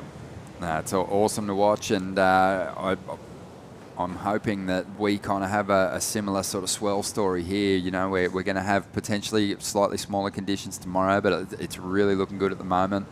And we've got a bit of reinforcement coming our way as we see Ben Spence a couple of falls now. And he actually does, I have to say, he looks so on at the start of those waves. He's surfing with a lot of speed, but I don't know, it looks like he's got some slip foot going on. It looks like he's panicking. He even turned around for that wave right there, and it was a straight closeout. He had that 5.5. He must have been comfortable, and now it's going backwards for him. That was the opportunity too. In third spot, doesn't need a big score. Has already shown us that he can get a mid-range 5. Needs a 5.64, and he doesn't have priority now. And have a look at Geordie, sort of wondering if he should head down there and cover him. He's having another look. He's definitely panicking.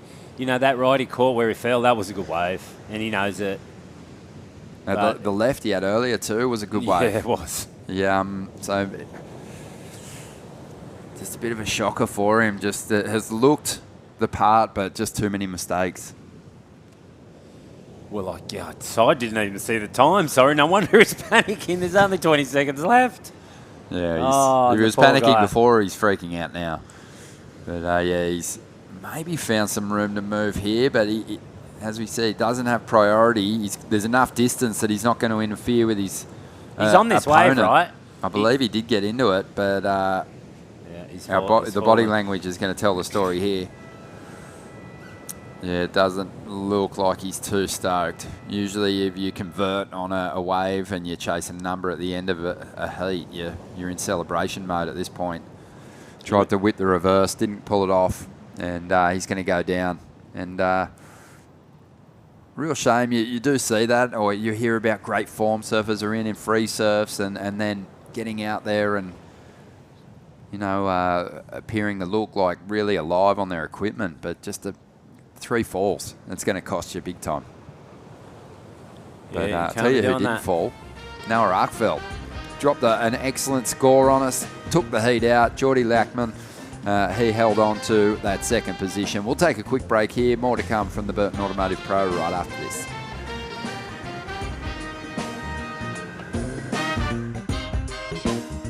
Holiday Holidays, Ironman, outdoors, Ironman, whoa, Uber, suspension, lights, roof rack, camping equipment, recovery gear, under Ironman, mate, and under Ironman. I can't do two things at once, I know. Back home, the Wilsons always use proper dinner etiquette. Out here, the stick will do just fine.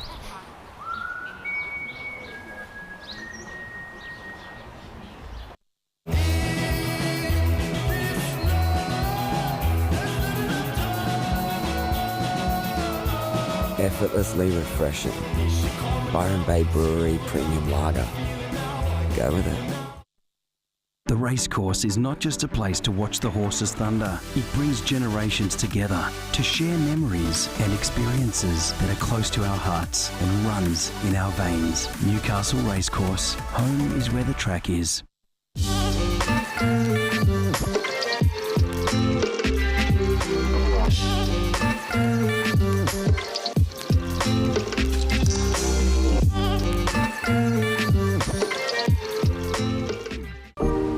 Welcome to Sydney. Upbeat. Downbeat. Feel its heartbeat. Open spaces. Open arms. A place to feel alive. To feel free. Come feel it all. And feel new. Holidays, Ironman, outdoors, Ironman, whoa, Uber, suspension, lights, roof rack, camping equipment, recovery gear, under Ironman, mate, and under Ironman. I can't do two things at once, I know.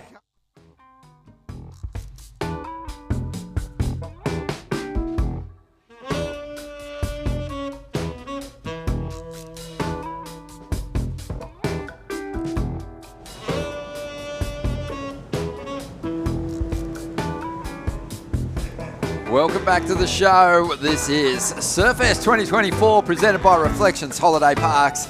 And you're watching the Burton Automotive Pro. This is a round of 96. This is where some of the big dogs start to enter the mix. And we start to see who potentially might stand up, make a charge all the way to the final, claim the victory here at Surfest, put themselves up there with world champs like Mark Occhilupo, Kelly Slater, Tom Carroll. Obviously on the women's side too, same deal. You know, Tyler Wright. Oh God, I've got to get the honour roll out and run through it. But it is a huge opportunity to get yourself onto that Challenger Series and potentially realise the dream of cracking the code and getting onto the CT. Well, it's everyone's dream, isn't it? Yeah, Ronnie, it really is. It was mine as a kid, and I've got a son coming up in a couple of heats, and it's his dream too. I mean, yeah, it's just such a fun sport. I mean, it's tough losing, you know, but when you're winning and surfing these beautiful waves, travelling to all countries, it's just magic, you know. It's, you know, and it's a sport that I still do and still love thoroughly. So, I mean, surfers are so lucky and we should be so grateful. We should be taking care of our ocean, Ronnie. Oh, for sure, and we do. This is, you know, hands down, I think one of the cleanest parts of the Australian coastline. Newcastle taking a lot of pride in this area. The city of Newcastle, one of the founding partners too of the Surfest event presented by Reflections Holiday Parks, and great to have their support. You know, it's for us, it's like great to come here and experience this event, but it's just a fantastic week. Great restaurants, always have a fun time checking out the town. If you're a big fan of coffee, I mean, this is a really good place to just get into some quality Java. I've been doing both. I've found a couple really good restaurants. I went out to dinner with my mate Simon Robinson to the Ship Inn.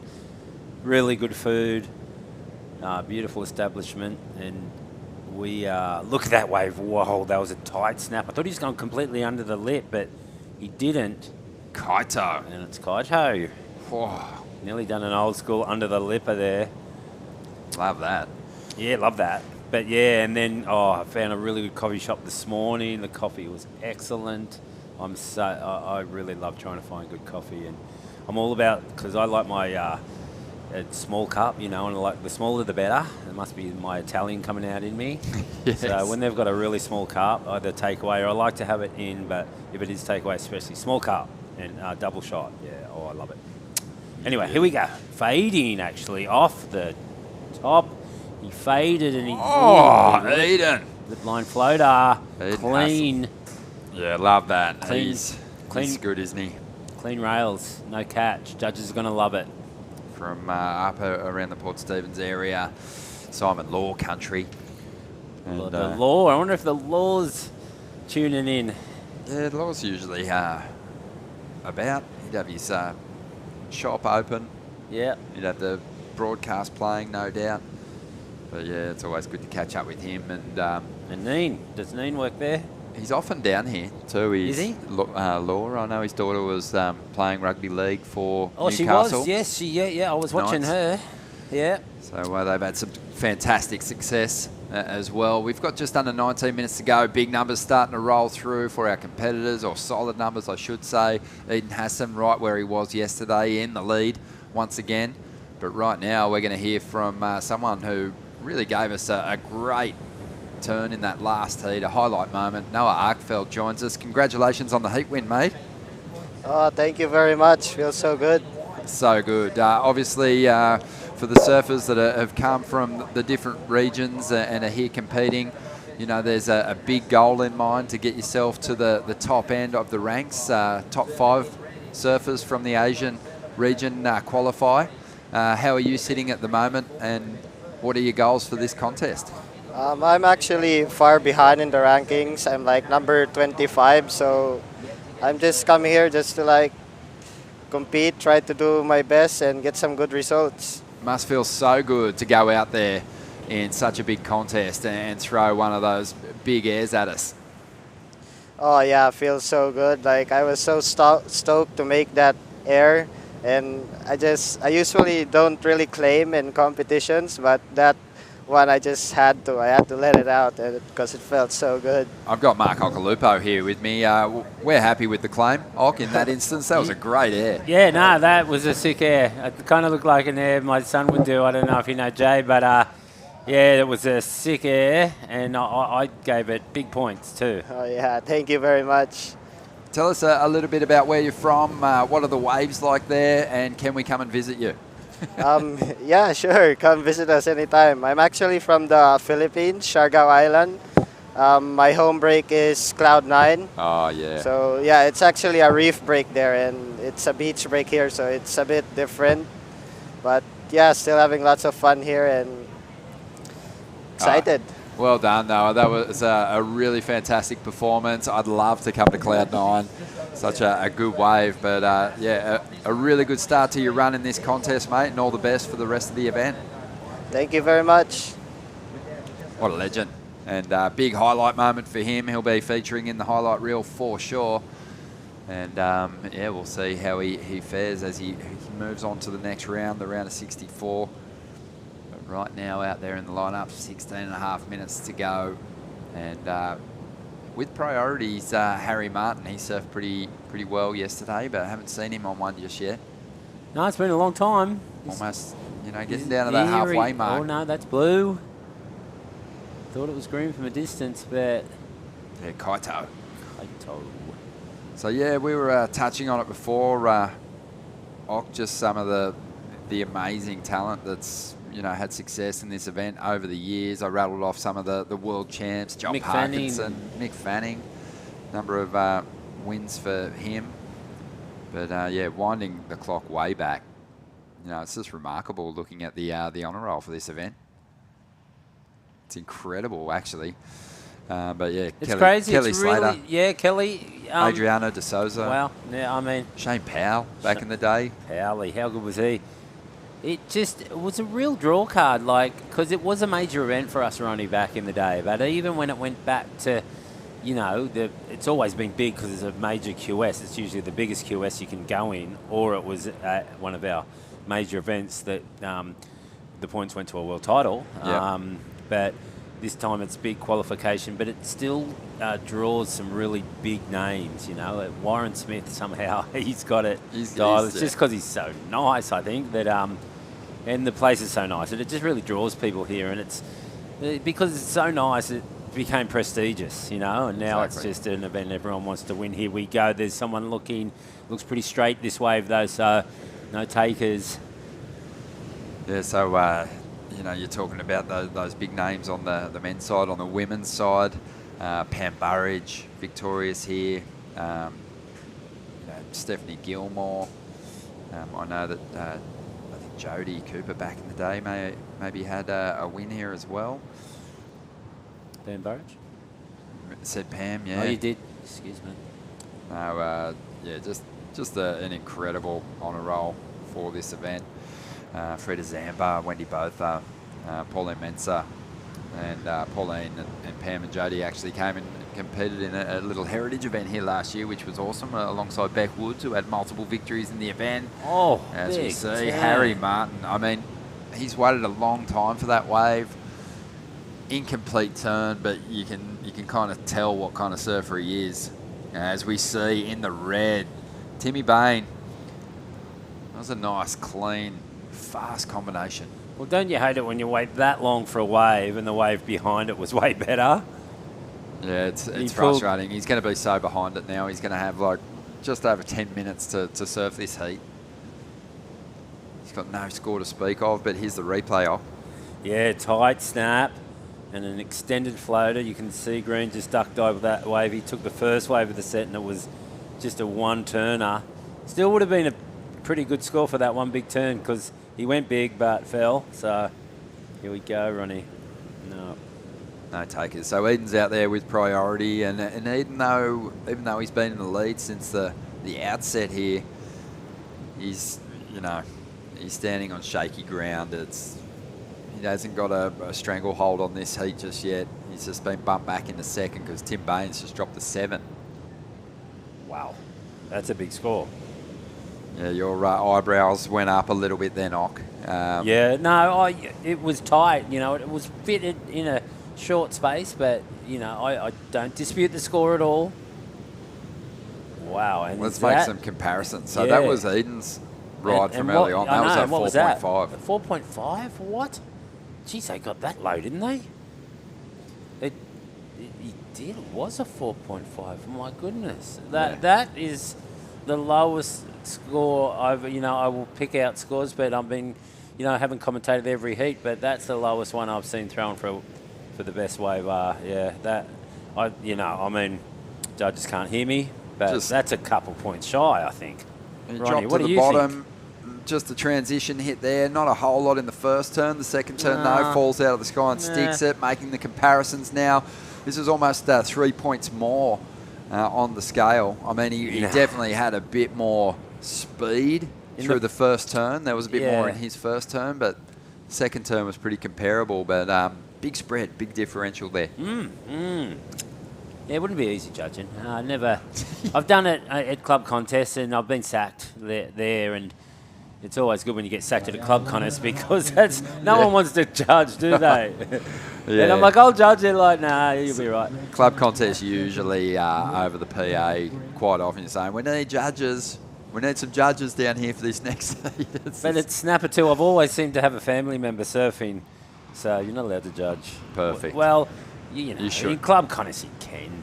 It's not probably that not serious, but wow, like we haven't seen a barrel, but a barrel could happen because this wind is coming up a little bit from the northwest right now. It's going to clock around northerly by the look of it. But right now, pristine conditions, Ronnie. Amazing conditions. Yeah, really fun. And when the surfers do find a corner, you can see they've got, you know, just instant speed. They're not having to manufacture that speed themselves.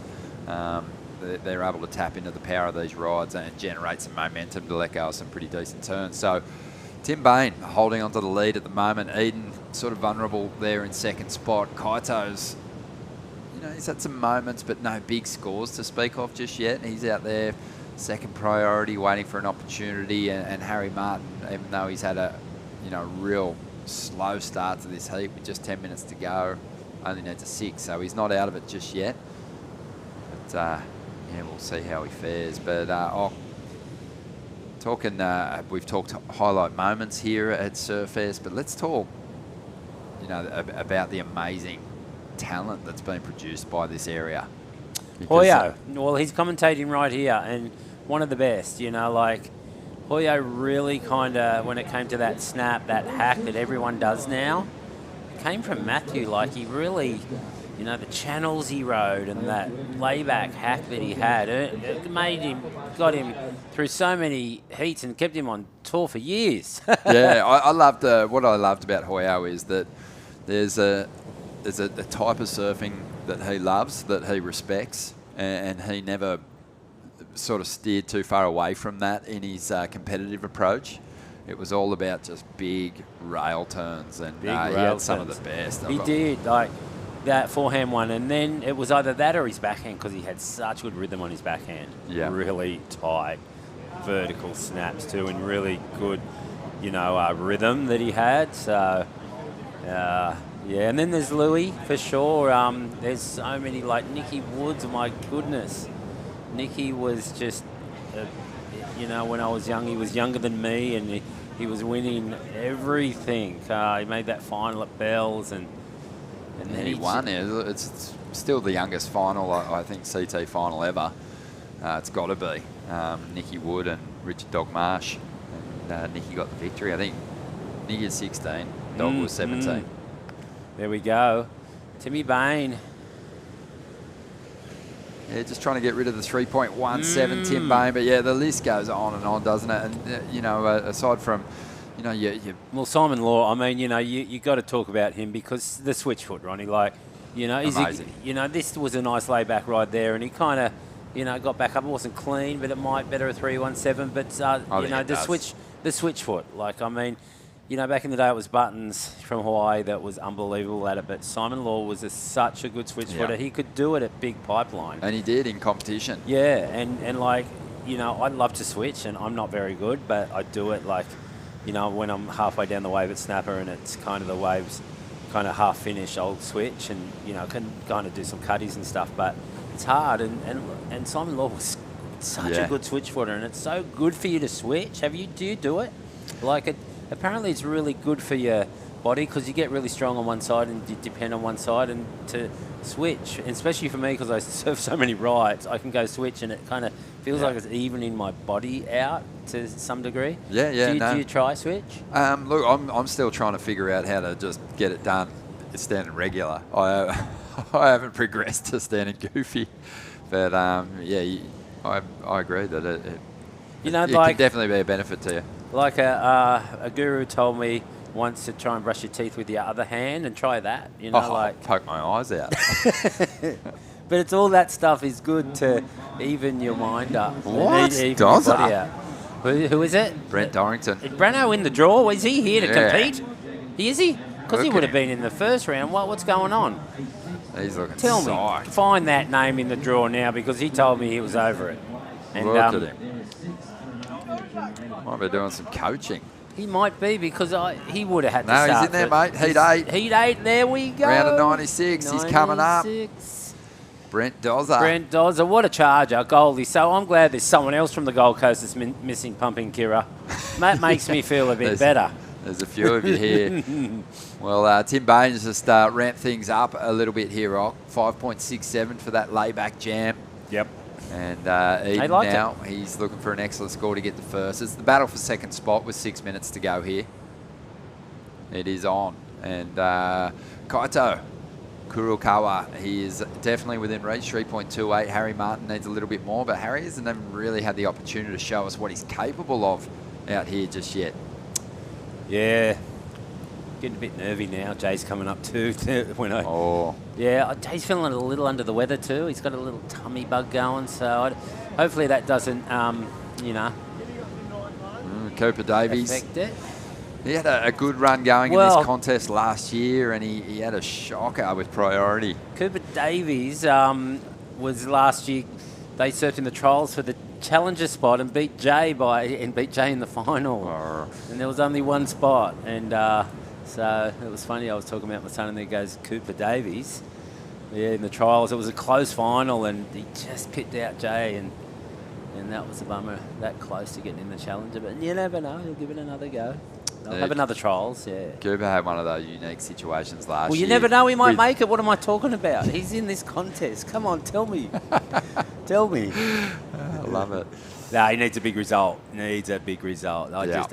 the surfers that are starting this round need a huge result. Yeah, they need to win pretty much. But, you know, someone's got to win. You know, it'd be great to see Jay make a couple heats and hopefully his tummy bug, you know, he said he was low in energy, didn't even have a surf today, so saving it for his heat. But he usually gets pretty psyched for his heat, so I'm thinking maybe this could work. You never know. Let's see how he goes. Just over 4 minutes to go here, and Harry's just trying to find some space in this lineup. No priority, no decent score to speak of. Been a tough one for him. Kaito's, you know, he's in a position to strike for one of those top 2 spots. Eden's got to watch his back here. Absolutely. Second priority.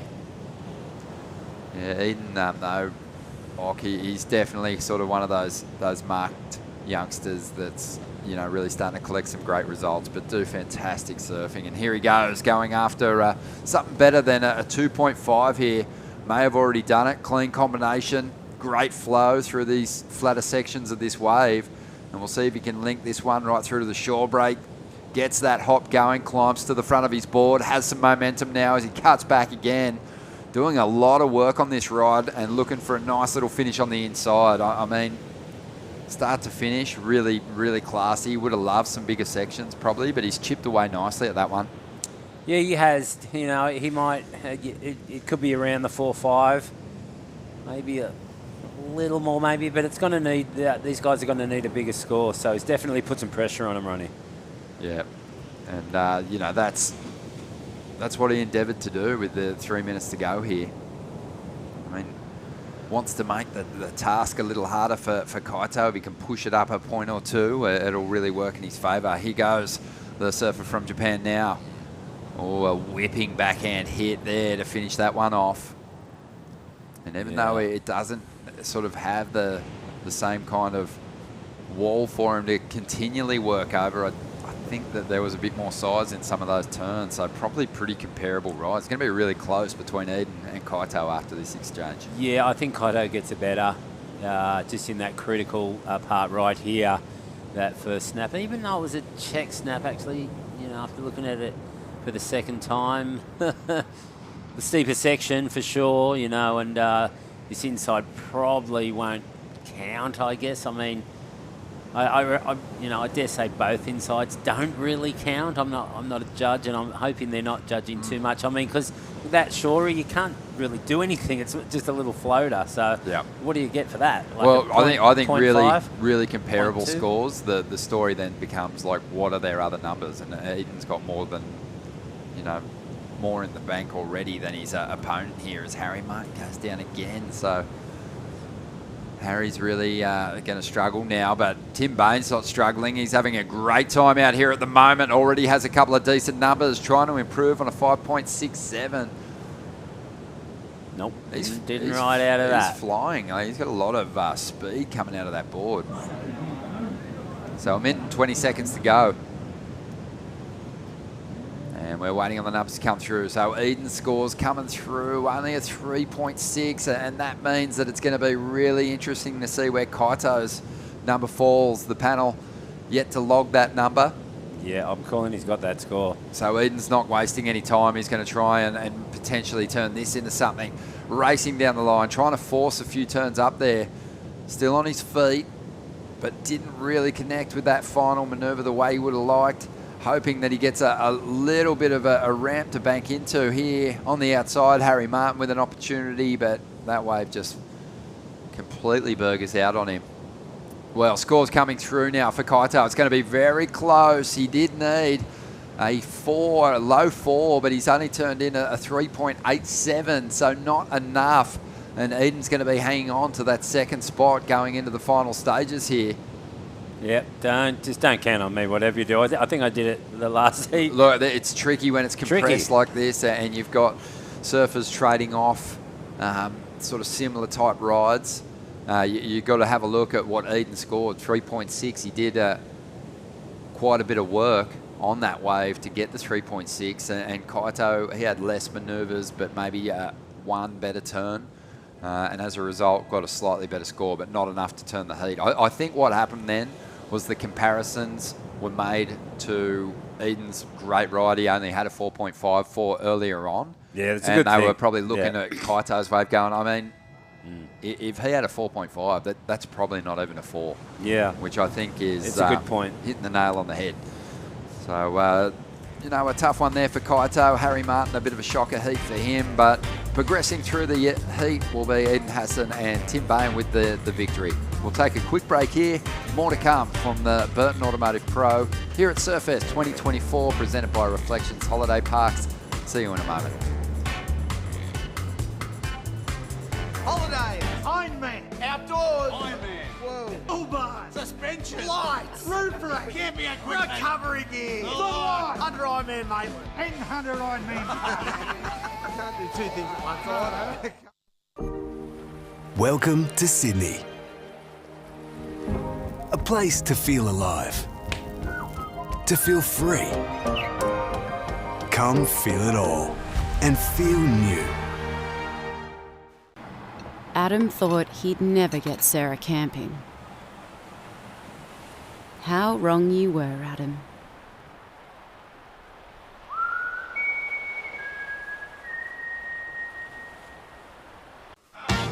Wait!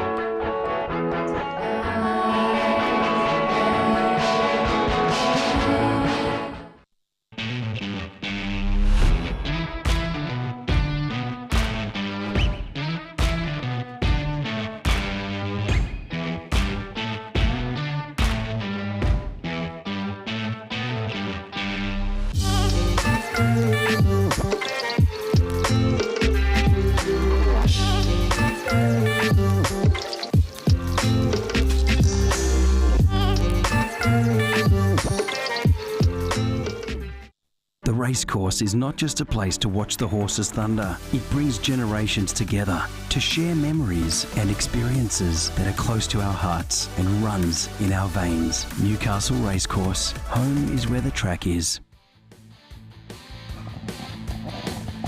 And welcome back to Surfest 2024, presented by Reflections Holiday Parks. My name is Mitchell Ross. Alongside me is Matt Hoy. Yeah, Mitchie. How you doing, mate? Good, good. It's a beautiful day out there. Waves are pretty good, actually. I was going to... How good's that shot right there? Looks magic. Yeah, it looks magic. Looking back at Merriweather there, like 3, maybe 4 foot sets, offshore winds, tide dropping. It's just gone past the high tide right now, so... Looks really fun if you get on the end of one. Can the wind back off a little bit more than it did yesterday? Is that a chance today? Well, I think it's supposed to say, might even say offshore all day today if it's offshore till now. Yeah. Midday, like I think it's really hot out there though, so maybe it's going to go puff up from the northeast, but stay light by the look. Hopefully it stays offshore. Yeah, it'd be swells, a great day. yeah, swells jacking too. It's good. So good to see. 4 new faces out at the moment. In the red, it's Cooper Davies. He's from up at the Noosa area. Really powerful natural footer. I saw him in the ABB last week, getting some big numbers in. Really solid surfer. In the blue is a local surfer in Dom Thomas. He's from down the Frenchman's area. Hugh Vaughan is in the white, and Ruinchi Inuao is the Japanese surfer in the green. So 4 really good surfers. Big heat. How stacked are the heats these days? Second round heat. Yep. Yesterday there was a few, pretty sort of slow heats. Today the talent level has stepped up so much more.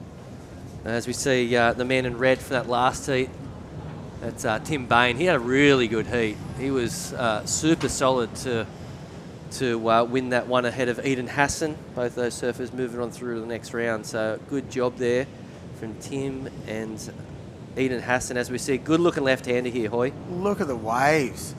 It's pretty, like, if the banks is, like I keep saying, a bit average, but the swell's there and there's definitely opportunities if you get in the right spot for sure. Look at these lines. Yeah, Oh, solid what do you looking waves. Yesterday, we were surprised that it was as big as it was. Then today, we've woken up, it's actually a foot bigger. Yeah, it looks like it's going to be a foot bigger every day. Yeah, been It really drops- lucky. The size drops tomorrow, but the period gets bigger, so whatever that means. It's funny, we're looking at it's pretty obvious that the majority of waves are left-handers right now. But with some of these guys, I'd like to look at Huey Vaughan and Dom Thomas. They're probably looking for a closeout right as well, so they can just, do a big aerial into the flats. I know Dom can do them. We all know that Huey Vaughan's super special at sort of everything above the lip. But Dom Thomas, he can get up there too. He can. And there is rights up to the left of the screen there. There's a little rip bowl right there that a few people are getting scores on it. But the lefts are definitely the biggest scores today, I reckon. Have you had a chance to see Huey Vaughan's new movie? No. Really good. Yeah, really good. Sick. It's Is it funny. on YouTube? We saw him coming, didn't we? Oh, yeah, for years. For years. And he's, how old? He's only 16 now, He's- isn't he? We've seen him coming for a couple of years, especially at this event. He's been in this event since he was real young. Was it a semi-final finish last year? I remember he went through so many rounds. Really impressive. Yeah. As we have a quick break, we'll go down to interview the winner of that last heat, Tim Bain. How are you, mate? Yeah, good. How are you? Not bad. Big performance there. 12.67 points. Killed it. Yeah, just kind of had a bit of a shaky start. Kind of fell on that first one and then got a little score on the second one, but then kind of found those two waves in the middle that got me through, so I'm stoked. And where you from and where's your local break, mate? From up the sunny coast in Noosa. Local breaks, Sunshine Beach. Just kind of beaches like this, so yeah, pretty used to it. Out there at the moment, it's Cooper Davies, another strong surfer from up around your area. Yeah, I grew up surfing with Coops, so yeah, good to watch him and hope he gets a few and gets through as well. It feels like a couple of decades ago there was only, one or two really good surfers out of the sunny coast area. But nowadays there's as many good surfers coming out of the Sunshine Coast area as any other sort of region of Australia. Why is that happening? Yeah, there's heaps of surfers coming out of the sunny coast at the moment. I feel like, especially in Noosa, we have a couple of really good coaches like Dean Brady and Graham Endersby. So they've been kind of coaching all the younger people and they come up. So yeah, it's been really, really good. And who do you generally surf with most days? Kind of both of them. I'm surfing with Dean and Eggy, so kind of switch between them. Both legends too, classic. I know him pretty well, bro. Yeah. So, I saw him in the ABB the other day. Looked like he was struggling. It was Yeah, classic. yeah, the big boy, yeah. No, he moves well for how big he is, but yeah. That was actually the sad part of watching that. Dean Brady's one of the fitter guys. Yeah. And he's still struggling. Yeah. So I unfortunately couldn't make it down there, but fortunately or unfortunately? I don't know. Kind of both, yeah. But yeah, it was good to watch the boys get I think they got a fifth. Yeah, that was Girls, good. Yeah. And mate, what were you riding out there? General shortboard? Yeah, just a normal shorty. It's 6.5. Just a Mayhem Driver 3.0. Is that the model that you like riding the most? Yeah, definitely when the waves like this, it goes real well. Yeah. Cool. And how you been going on the series this year, mate? All right. I've got a couple fifth places and then a few throwaways. So hopefully get a good result in this one and go up the rankings a bit. Yeah, it's funny. Hey, you could have a pretty average year and make a handful of heats at a 5,000, and all of a sudden your year turns into success. Yeah, for sure. Definitely in these 5,000s, there's so much points up for grabs. So hopefully go through a bit far. And you're done for the day. So what are you going to get up to this afternoon around the Newey area? I'll probably find some waves. It's still offshore, so hopefully find a uncrowded bank somewhere with the boys. Yeah, perfect. You're all travelling together from up there too, the Sunny Coast boys? Yeah. Super. And then a few of the Goldie boys as well. Yeah, cool. Yeah. Well, mate, enjoy Newcastle and good luck for the rest of the event. Cheers, thank you. Yeah, great performance. Yeah, sick. Good bloke. Yeah, great. It's good to see the boys speak well and all backing each other and ripping, mate, and they're stoked to be here. Big combo too. I actually was having a break when that heat happened, but 12.67, that has to be one of the highest combined heat totals of the event thus far. Yeah, for That'd sure. be top 5, top 10. Yeah. So Definitely. Yeah. Well, there hasn't been that many big ones, has there, to get through heats yesterday and today? The scoring's been pretty low. Yep, it has. They've Really been- conservative. Yeah, very conservative. Look, here comes. Look at these lines. Wow. Maybe you'd mind surf. And Oh, you're probably mate, making that in your I'm mind. making that from the cliff. Easy.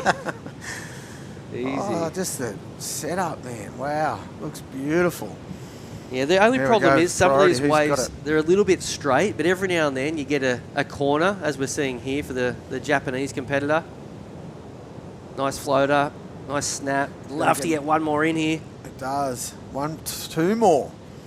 They should go into the channel too a bit on the end bit. This one's going to get, wow. Oh, good wave. Well surfed. Yep. Yeah, we watched him surf yesterday. It surfed pretty good. Looks like today he stepped it up a little bit more. That's going to be the highest scoring wave of this heat. Used his priority really well then too. Yep. Third in line.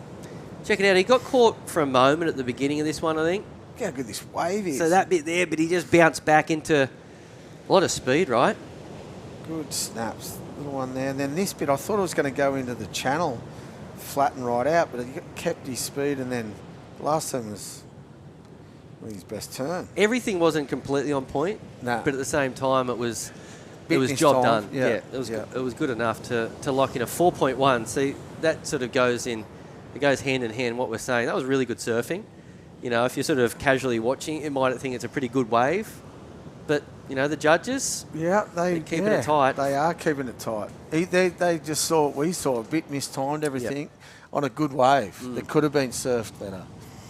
Yeah, so look, it was a 4.1, puts the man in green up into first position. 13 and a half minutes remaining. We are surfing 25-minute heats today, and we are going to have 8 heats in this round. So a heap of action. We've seen some of the best girls surf, and now we're watching the 5,000 males. So the QS 5000 down here at Merriweather Beach. Huge shout out to Burton Toyota for getting behind this one. The 20th year of support. A handful of sponsors make this event possible. City of Newcastle Tracks, Newcastle Herald, NBN News, Reflections Holiday Parks, of course. There's a whole lot of parks that you could choose from to have a fantastic holiday. By the coast, where your favourite surf break and go surfing. They're all by the coast, isn't it? Pretty much. Absolutely. Which is perfect for surfers because that's where we want to be. That's what we do. Obviously. Go inland, expand your horizons, Brad Gerlach said to me. Actually, his father said it. Did you take note? Yes, I did. I expanded my horizons without going inland. Down here at Merriweather, the Hoy, where do you like to surf? Do you like surfing the beachy, or is your preferred spot, you know, with one of the, you know, the rights behind the rocks? Yeah, Rocks Bowl is my favourite. If it's on, it's all our favourite. It's our go-to spot. If the Rocks is there, everyone's happy in Merriweather, even the goofy footers. You would have had a couple of good stories growing up, seeing MR and Luke Egan, Nicky Wood and those guys out here. Yeah, 100%. I grew up with all that. That's my era. Well, MR's a bit, a bit before that, but yeah, we had a good time. How was it wanting to be a pro surfer and growing up in the same sort of area as, you know, one of the greats in MR? Oh, it's epic. You just see him do it. Well, you didn't get to see that much, so it's not like you're doing it now. He's red on a good-looking wave. Oh, it was a good-looking wave. Like when you won Bells, for example, do you get a phone call off I did. MR? Yep. I did get a phone call off MR, actually.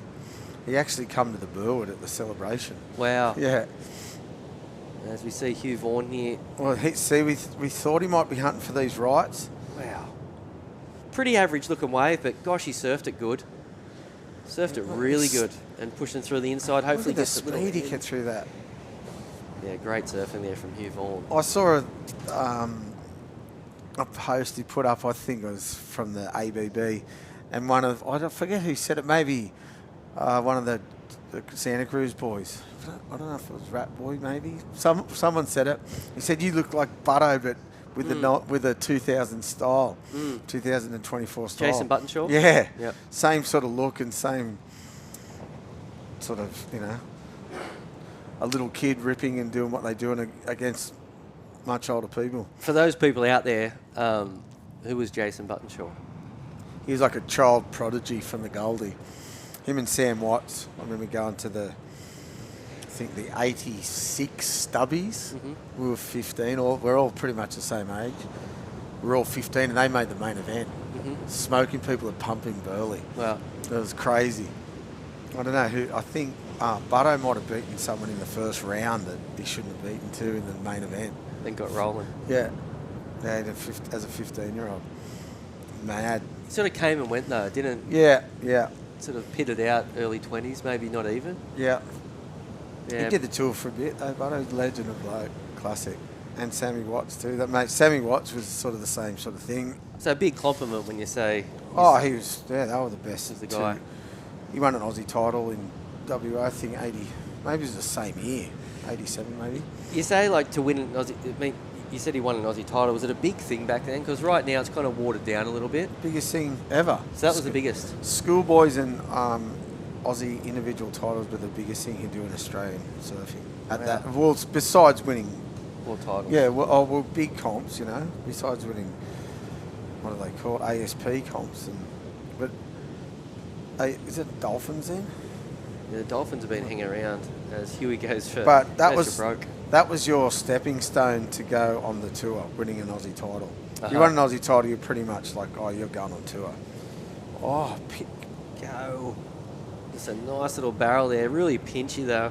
Don't think there'll be too many barrels today. You can see he got in that one, Don Thomas, but couldn't squeak out of it. Really tight little barrel.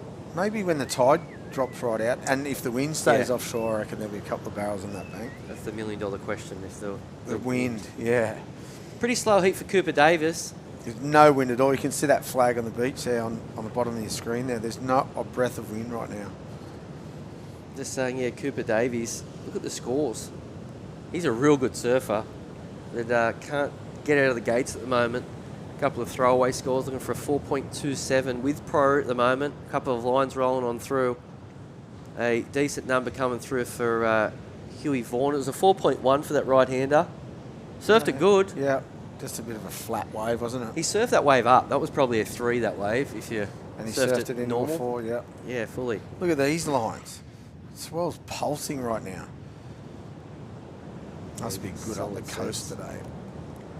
Or even down around sort of, down south Look at Newcastle this. areas. Yeah. I think the waves would be super good all over the joint today. We're lucky enough to be here at Merida Beach, dealing with a nor'east swell, so not typical right-hander conditions here at Merida. Still super fun, punchy, sort of peak break conditions. That's a perfect example right there of how lined up the bank is.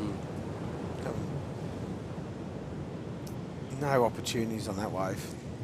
See that in the centre of the screen there was a bit of a section there. You just need to be in that perfect little pocket to roll in and just smack a section. Well, here we go. You said someone was going to go right and try big air. No. That's Dom. I think that was Dom Thomas. Quick wave there. It's funny, if he had a bit cleaner of a section there without the whitewash, that was going to be a decent number. He's made a few runs in this event before. I think it was last year he made a handful of heats. Really good surfer. Splitting the peak here, I love it. Yeah, here He's we a go. priority. What's he got? Oh, that one. I want to say it's the third wave he's done something similar where you skip that first section to get to the next, and unfortunately it's just a little bit too quick. And Coop just couldn't get around that one. So it's going to be another throwaway score as we have a look at the replay. Here we go. See down the line, hoping for something to stand up. Yeah, just didn't do it. Use of priority then too. He's the Grom too. Huey he knows what he's looking. You said he was going to look for those little rights to do. It was too obvious. Yeah. Him and Dom, I think, is sort of searching for the same thing. Yeah. Similar type of ages. Both really trying to shake up the surf world. Get a big result down here at Merriweather in the 5,000. Heaps of points up for grabs at the moment. Under 6 minutes remaining in this one. 8 heats of the round of 96 today, so still 4 heats after this one. Slow scores, only 4s and 3s at the moment in this heat. And the waves look so fun if you get them, but it's just so hard to find that corner, as you said. How many times have you surfed waves that look perfect 4 foot and you've gone out there and had The worst surf in life. Hundreds. Exactly.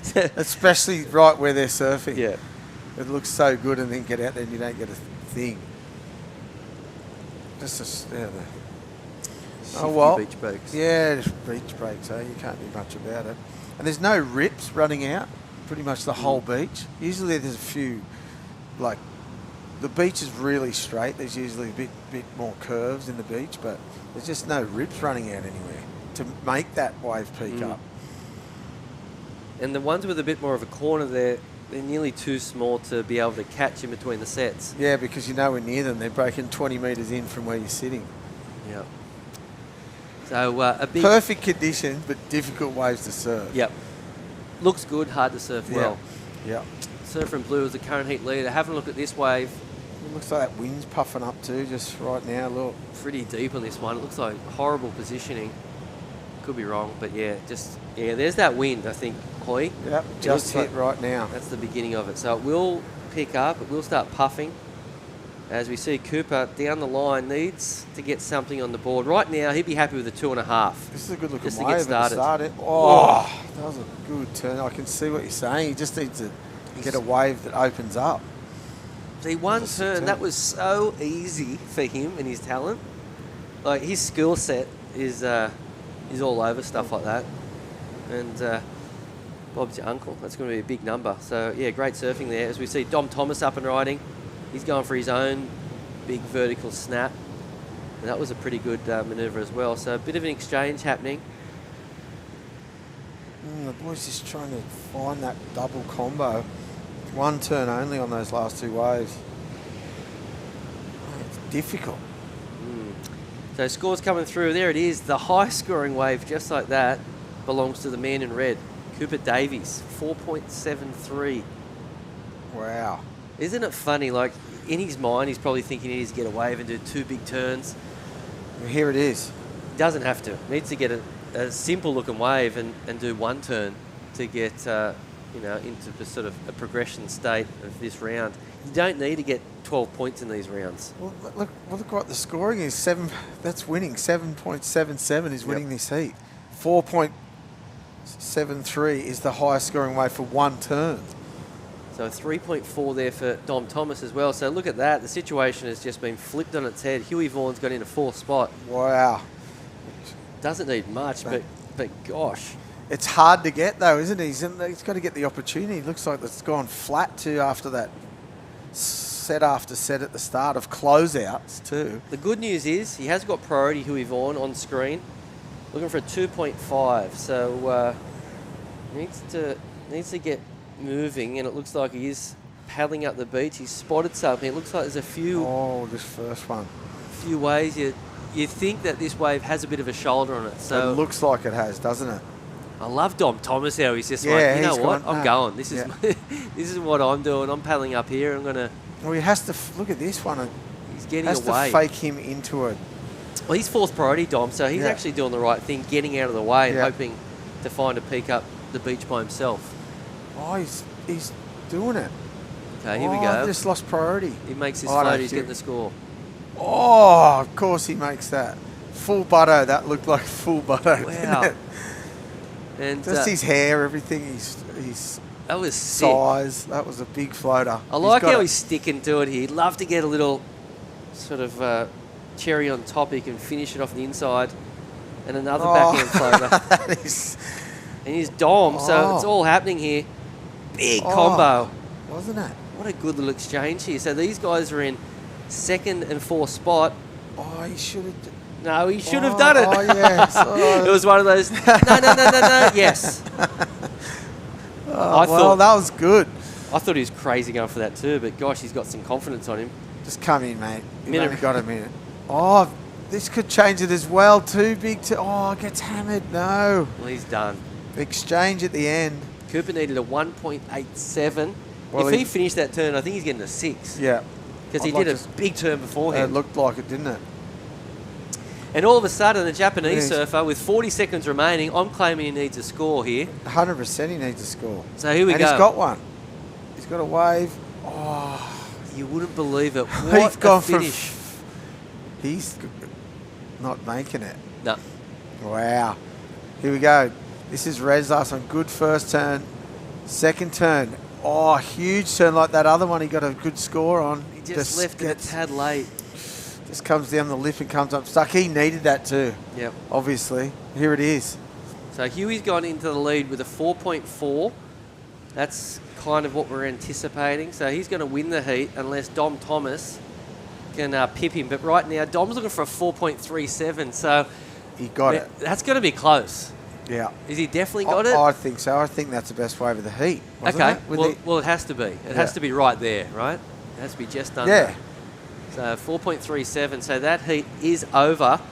As we wait for the score to get locked in, we'll go to a quick break and let's have a quick look before we go to the break. Little carve. This turn was big. That's a big turn. Then this is the one I said, don't do. This is the best way of the heat. Little air reverse. Just rides out of it. The judges disagree, Hoy. It was only a 4. What? So he doesn't get through. That's tight. That is tight. Forgive him.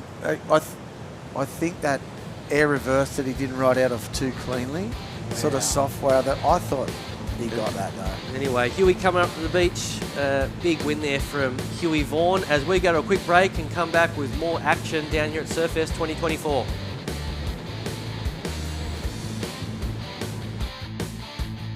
The racecourse is not just a place to watch the horses thunder. It brings generations together to share memories and experiences that are close to our hearts and runs in our veins. Newcastle Racecourse, home is where the track is. Welcome to Sydney. Upbeat. Downbeat. Feel its heartbeat. Open spaces. Open arms. A place to feel alive. To feel free. Come feel it all. And feel new. Adam has taken a few losses at work this week. A loss out here, a little easier to take.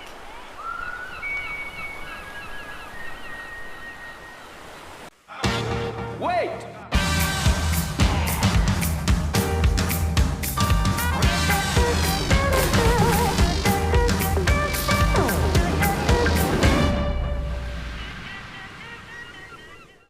Holidays, Ironman, outdoors, Ironman, whoa, Uber, suspension, lights, roof rack, camping equipment, recovery gear, under Ironman, mate, and under Ironman. I can't do two things at once. I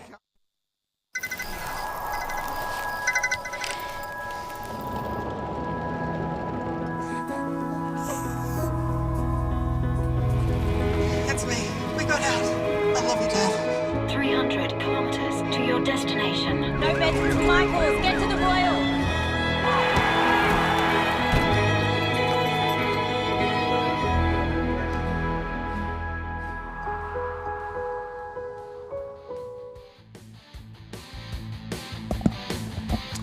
And we're back down here at Merriweather Beach, Surfest 2024, presented by our good friends at Reflections Holiday Parks. A glorious second day of competition. My name is Mitchell Ross, along with me, Merriweather local, former pro surfer. Once upon a time, he won the Bells Beach event. Once upon a time in Merriweather at Bells. It's Matt Hoy. As we see, Dane Henry, who went absolutely viral a couple of months ago with some of the best surfing you've ever seen. I don't know if you... Is that him? That's from him. Up at D-Bar? Yeah, well, I don't think it was D-Bar, but yeah. Those huge yes. airs? Yes. Really? Yes. I thought it was at D-Bar. That's what Maybe it was, but it was D-Bar. There you go. See, but that's the guy. You got it right. Really? Yep. Okay. Well, this will be good to see then anyway.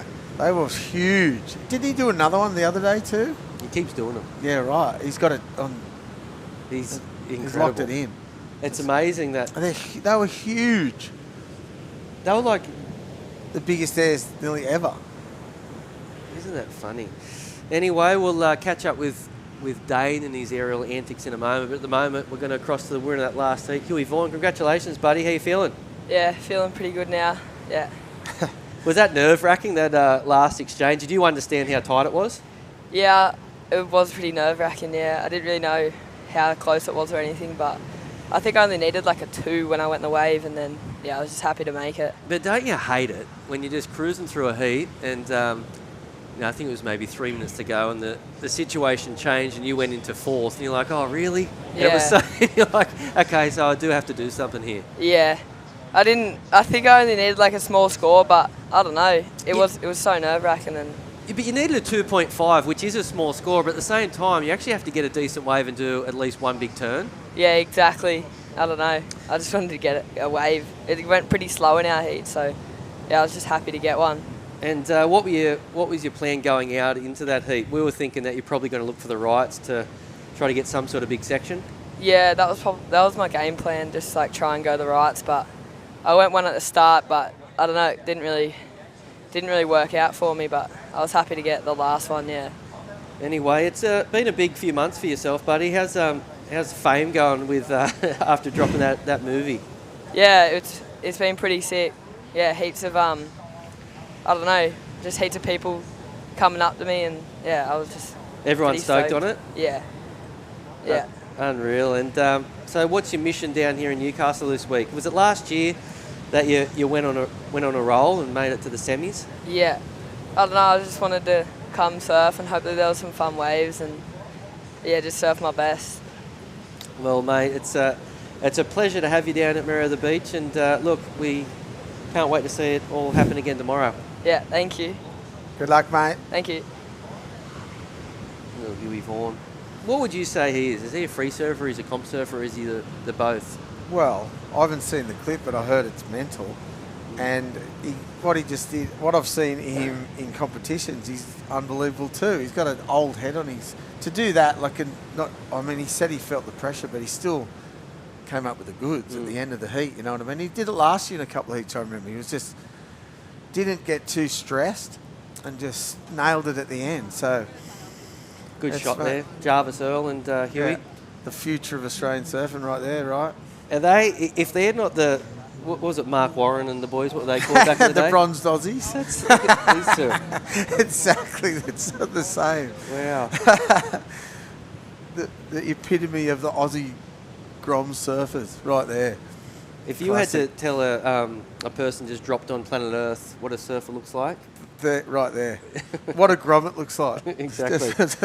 Aussie grommet surfer, perfect. This is a cool combo, this.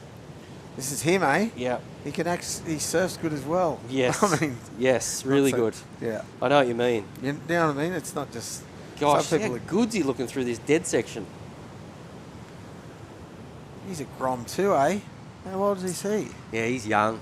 That was a 4.67, that one. Thought it might have been a bit higher. But he's actually, his best international friend is Jackson Dorian. Oh, they're in the heat together. And they're in the heat together. So I'm sure they're... And I'm sure they both know Jay. Exactly.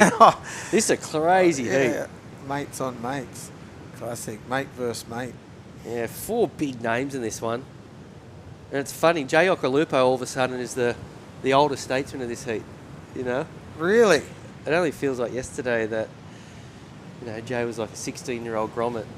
Now it's Jackson and Dano. Wow. Still wait to see Jackson and Sean catch a wave in this one, but I tell you what, Jackson Dorian yesterday was really impressive. He was. I thought he was solid great. as. Yeah. Just his wave knowledge too, and how he read the waves. Remember that one wave he didn't overforce the wave, but he tore the bag out of it. Interesting to see there on screen, 2 of the surfers sitting north, the other 2 sitting south. Sort of bit of space between the groups. The wind has definitely turned, but still, this is probably, I would go as far as to saying these are the conditions you want before the wind really picks up. For sure. For these type of surfers, they like a little bit of a coping. That's for sure, and they're going to get it. If they get it right and they're all on their forehand, definitely this wind's better. Even, like for the lefts, like you said, look at this one. It's still clean on the face. Nice turn. And all of a sudden, wave. you talk everyone else up, and the other guy... the other guy rips the bag out of it. That was going to be an 8 if he made that. That's disappointing he fell off on that one. That was going to be a big score as we look at the replay of this one, Hoyt. Yeah, nice first turn. Throws the tail. This turn, big arc, and then he just gets a bit too late. He sort of held back a bit. That's a big score. I don't know if he didn't hold back, but he sort of just didn't hit it at the right angle. Maybe a bit of backwash as well, a little wobble as he sort of went up, but yeah. But it bottomed out that wave too. It was a hard section to hit, that's for sure. It's funny, like, you see that section, and as difficult it is, you dream of getting them because it's the easiest way to get a big score at the same time. Yeah. You know, if he landed any sort of lip line manoeuvre on that, it's going to be a 6, 7, maybe even 8. Maybe, yeah, high with that. Yeah, score gone begging there for the man in green. Well, he ends up, 3.33. exactly. Doubles, at least doubles if he makes that turn. Yep. Just over 15 minutes remaining in this one. You can see 3 of the 4 surfers on screen. And we've got a bit of a set coming. These sets generally a little too straight. We'll have to see what these ones do. It looks like Red was having a look, as was Jackson Dorian from Big Island over there in Hawaii, doing these events to get some practice under his belt. He's going. He's committed. Here we go. Oh, with priority too. 15 minutes down, and he wasted priority on that. That's a bummer for Jackson Dorian. What he'll probably do now is get on out there and maybe sort of sneak away from the other 3 guys, and it could work out. But yeah, not a great start there from the Hawaiian. Definitely get away from everyone. Yep. If in 4th priority you don't sit anywhere near anyone, that's what I'd be doing anyway. Especially in like waves like today, you just go down to the right or further up to the left. Oh, he's going to get it inside of here though. No one even looked at this. No one even looked. That's. Oh yeah, what's he got? Just needs some steep. Yeah, he's going to get it, I reckon. This is those rights into where the little channel is, where the rip's running out. One turn, that's... There is a wave there. There is a... 100% there's a wave there. There's a rip bowl there. It's just in between the sets. Those mid ones. You've got to paddle in the rip though, so... This is the wave that he found with 4th priority. It's not going to be a big score, but who knows? It could be a backup number. He's got caught in the lip for a second there. A pretty small score, I'd say. Is Jay Okolupo, of course, the son of Mark Okolupo, member of the commentary team down here at Merriweather. Looking for an end section here, Hoy. He's looking for that rip bowl right. He's found it all the way to the shore. What's he got to finish? Oh, we can't. It's a weird thing in the road then. What was that? It was a palm tree. Palm tree? Tropical Merriweather. I have no idea what that was. What was that? Was it that swimmer? Maybe. What's it? Oh, it's a priority board, okay. What is that guy doing there anyway? So you can see that there's like that right there. It's a bit fat, that one, but there is actually a couple that come from the northeast and bowl along that bank, but it looks really hard to find now that the tide's dropping as well. Well, is that it? There's the left. That's more lip there. Look, see that one? That was a good ride. Yeah, there was a left off that too. Just the mid-sized ones though. Hard to find though. It's a long, straight bank from the other end of the beach to this end of the beach pretty much. So nor'east well today, right? Yep. And when are we thinking it goes south? Is it Friday? Friday, the southerly hits, and then, Saturday looks good, and then Sunday looks like it could be 4 to 6 foot and proper swell. But the wind would be from the south, but still, Merriweather's not too bad on the south. Smooth faces, and there could be some running rights on the sandbank at the back. As we see, good looking wave here. Big Oh, carve. that was nice. Wow. Finish it, mate. Finish it. Okay, he's looking really good. That first carve was something. As we Wasn't see, it? Jay Okolupo, this was his last wave, sorry. A 3.5 was the number, or 3.2. Got a couple of turns on the outside. Went a bit flat in the middle, didn't it? And then the priority. Nothing massive down the end, hence the low score, 3.2. Jackson Dorian got a 2.5 for his manoeuvre. And this was a 4.23 for Dane Henry. So all 4 surfers getting busy. That was really cool. Upside down. Through the tail. Yeah, so consistent first 14 minutes or so for Dane Henry. He's out in front, and we are waiting for Sean Gunning's last ride. There it is. Much smaller than I thought. 3.63 for Sean's left-hander. Didn't like that carve at all, did No. they? I thought it looked pretty good. Yeah, I thought it looked pretty good that turn, but I guess the end turn, he sort of stumbled a little bit, but yeah, the judges 3.63 in second position at the moment. If you didn't fall on that first one, he would have. That was the one. Here we go, Jay Okolupo up and riding in the blue. On his backhand, that probably doesn't go left that often up the Goldie. Seriously, how much would he go left? Not much. Not much at all. I wouldn't. No. How does it I feel? don't think I'd ever go left if I lived up there. How do you think it feels for those guys watching the waves up there now? Oh, they'd be... wouldn't be happy. Always the way. Yeah, always the way. The whole coast would be good. There's a lot of swell around. Yeah, there is. It has been. That last swell that was huge here from the south, and then there's going to be another one on the weekend. Now this swell's proper, isn't it? Here we go. Red up and riding. What's he got? Nothing.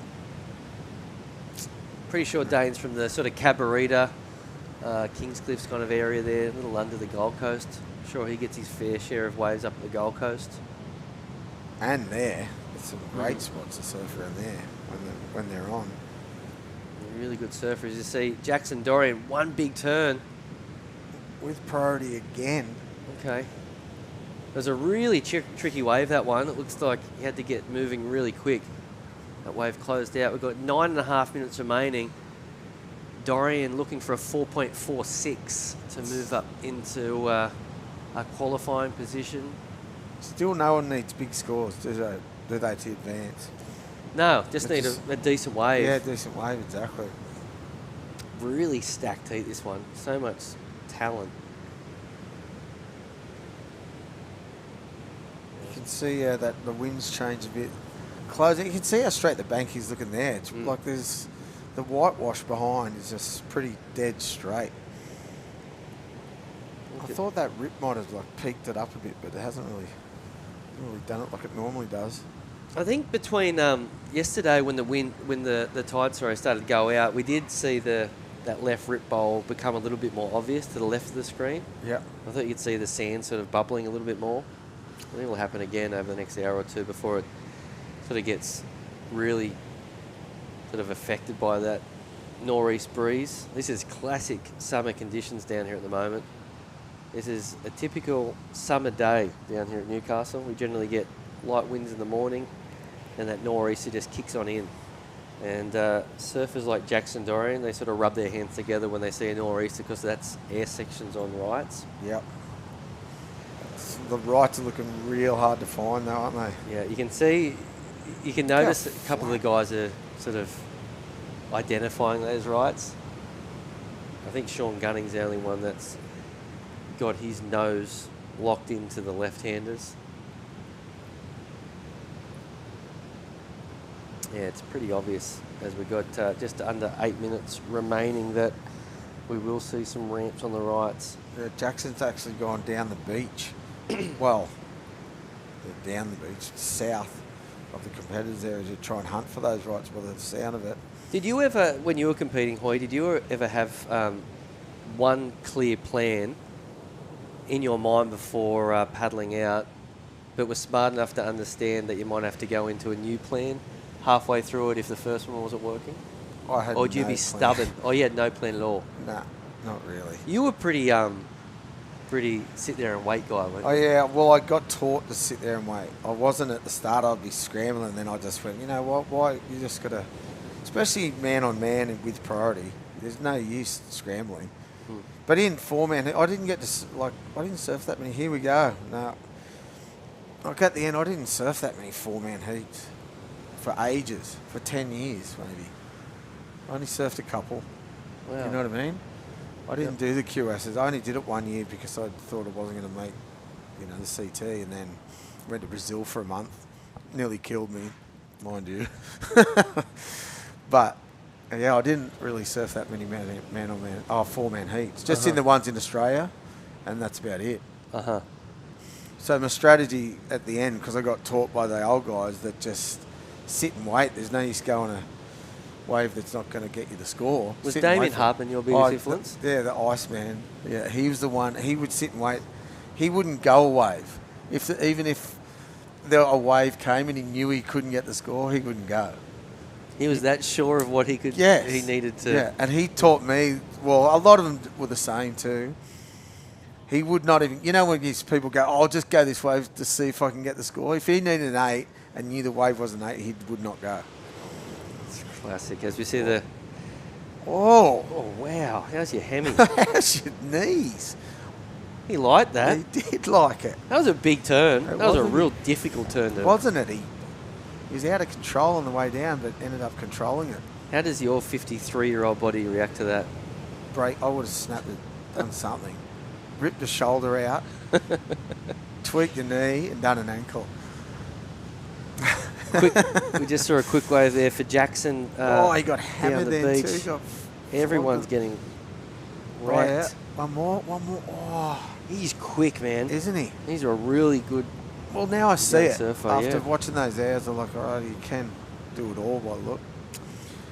He's got. Oh, I broke a leggy. Yeah, that's Jay. Oh no.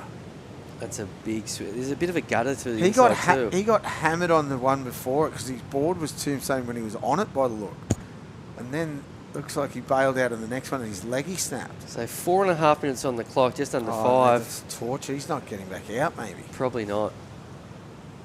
You just need to. I could be freaking down there. Probably on a day like today, you probably maybe.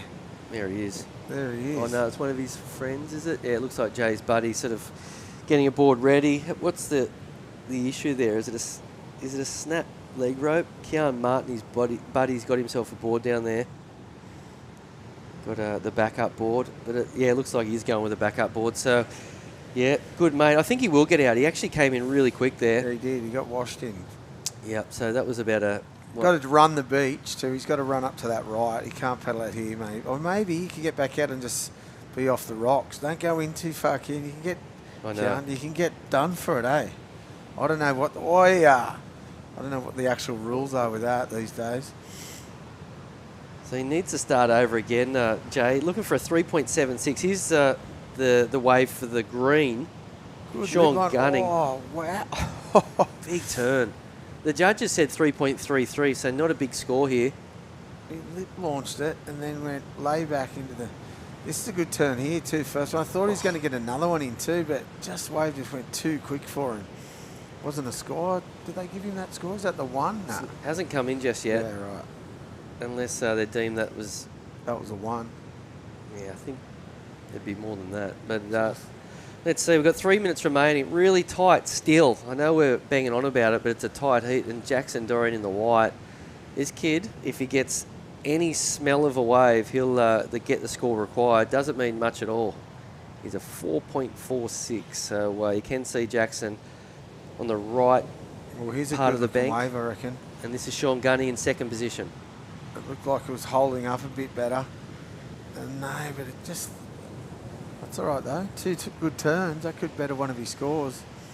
Here we go. Jackson Dorian up and Know riding. what he's looking for.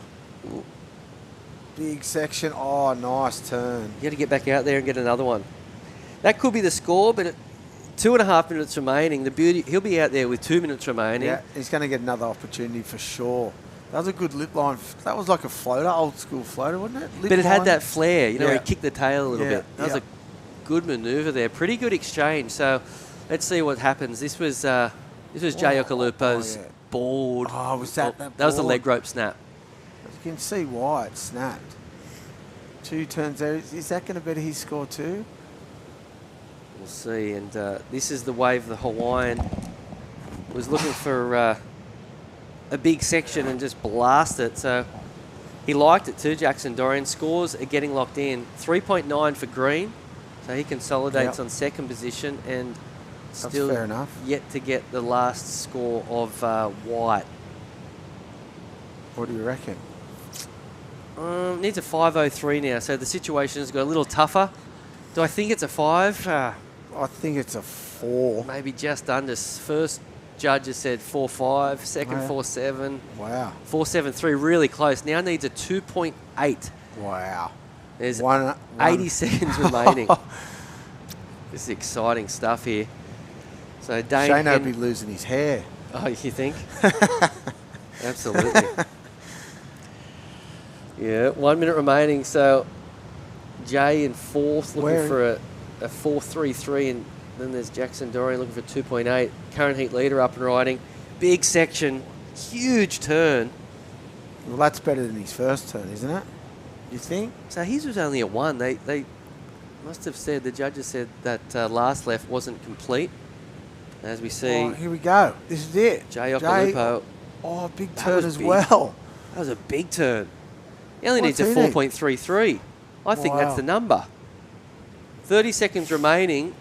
Is he going to get the score? Then we've also got Jackson out the back. There he is on screen with 25 to go.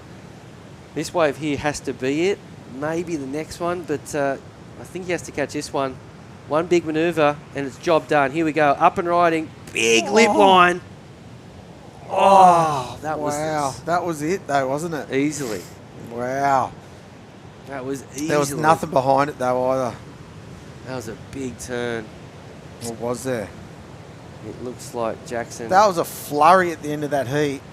Everything went on in there. Broken leggies, people swimming in, hitting lips. Wow, that was a... Last bit of that heat just came on. So I guess the number we're looking at is the man in blue, Jay Okalupo. Was it enough? Scores are about to get locked in. Last of Green was a 2.7. Last of Jackson Dorian was a 1, a 0.93. So we're looking at what's happened the here? man in blue. This is it again here, Hoy. Have a look. Yeah. Big turn.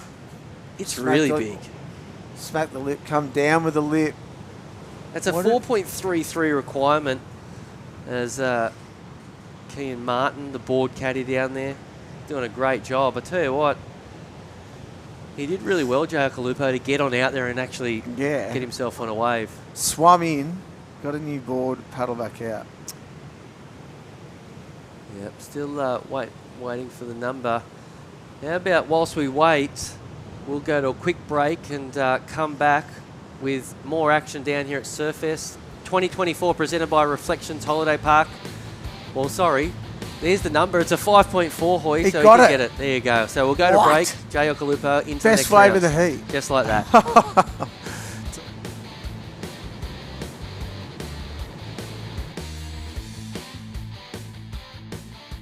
It's in all of us.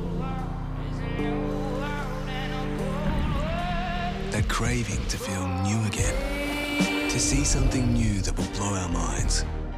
Or meet someone new who will change it. New South Wales. A place to feel free. To feel alive. And most of all, to feel new again. Maddie's last night's sleep was spent trying to look up relaxing wave sounds. Tonight's actual wave sounds.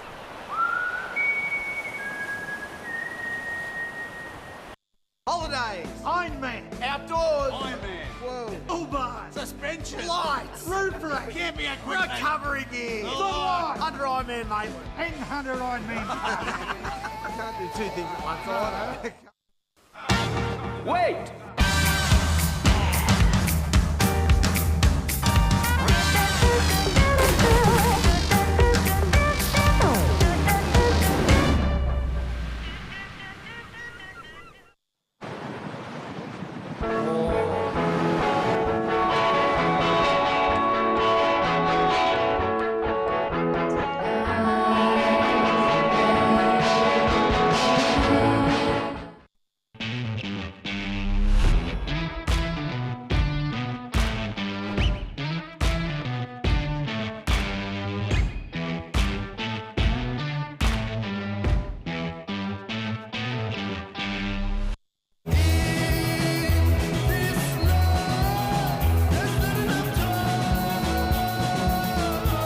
Effortlessly refreshing.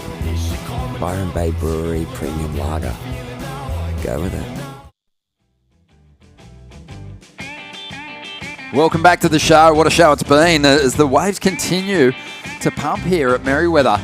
The Surfest 2024, presented by Reflections Holiday Parks. And we are now moving into Heat 5, the round of 96. Exciting finish to that last one.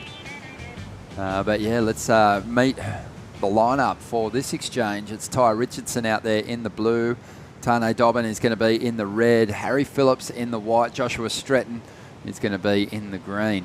You can see that that wind puffing up just a little bit. Ronnie Blakey sitting alongside Jess Starling.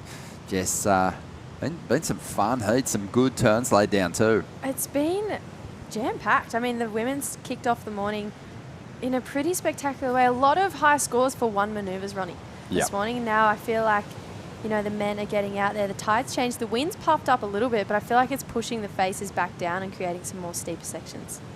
Yeah, it's definitely going to have an effect on the conditions here for sure.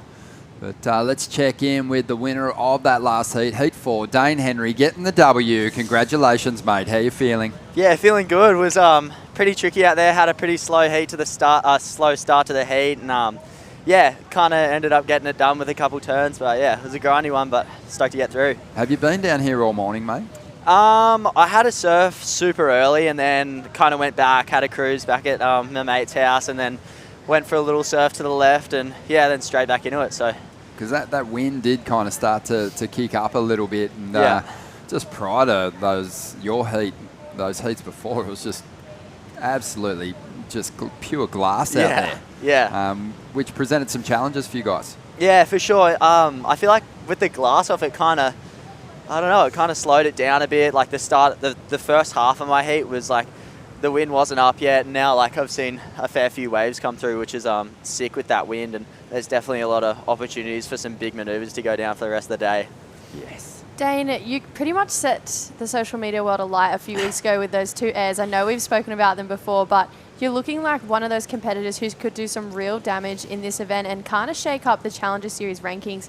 Where are you sitting? How are you looking coming into this final event? Yeah, I don't know. I've kind of had a cool little run on the QS right now. I did got a quarter in the Burley comp and then a semi down at Port Stephens, and I didn't end up doing a Voca, but yeah, kind of been free surfing a whole bunch at home and getting a bunch of clips. So feeling really good with like momentum wise, and my boards are feeling really good. I've just got my Magic Synergy 510 rounded square under my feet, and yeah, I'm feeling really good. Keen to get into a couple of big heats, and to get in that heat with like Jay, Ock, Jackson Dorian and Sean Gunning straight away was a huge one, because you know, it's round 2 and you expect to have like somewhat of a kind of cruisier heat, but that was a super gnarly one to get straight off. So yeah, it's definitely a bit of a confidence booster to get the win in that one and move through.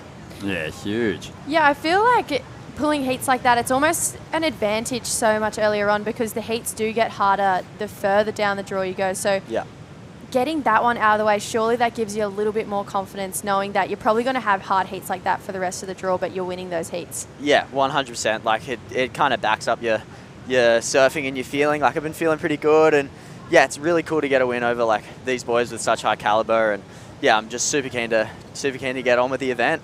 Dane, mate, coming into this last event, I mean, it's such a big one. We've only got two QS 5000s, so that's where the big points are, and someone can make the monster jump. You know, obviously you're aware that you need to do big things in this contest, but, you know, is everyone back home aware? Are your family and friends tuning in kind of, you know, do you feel that pressure?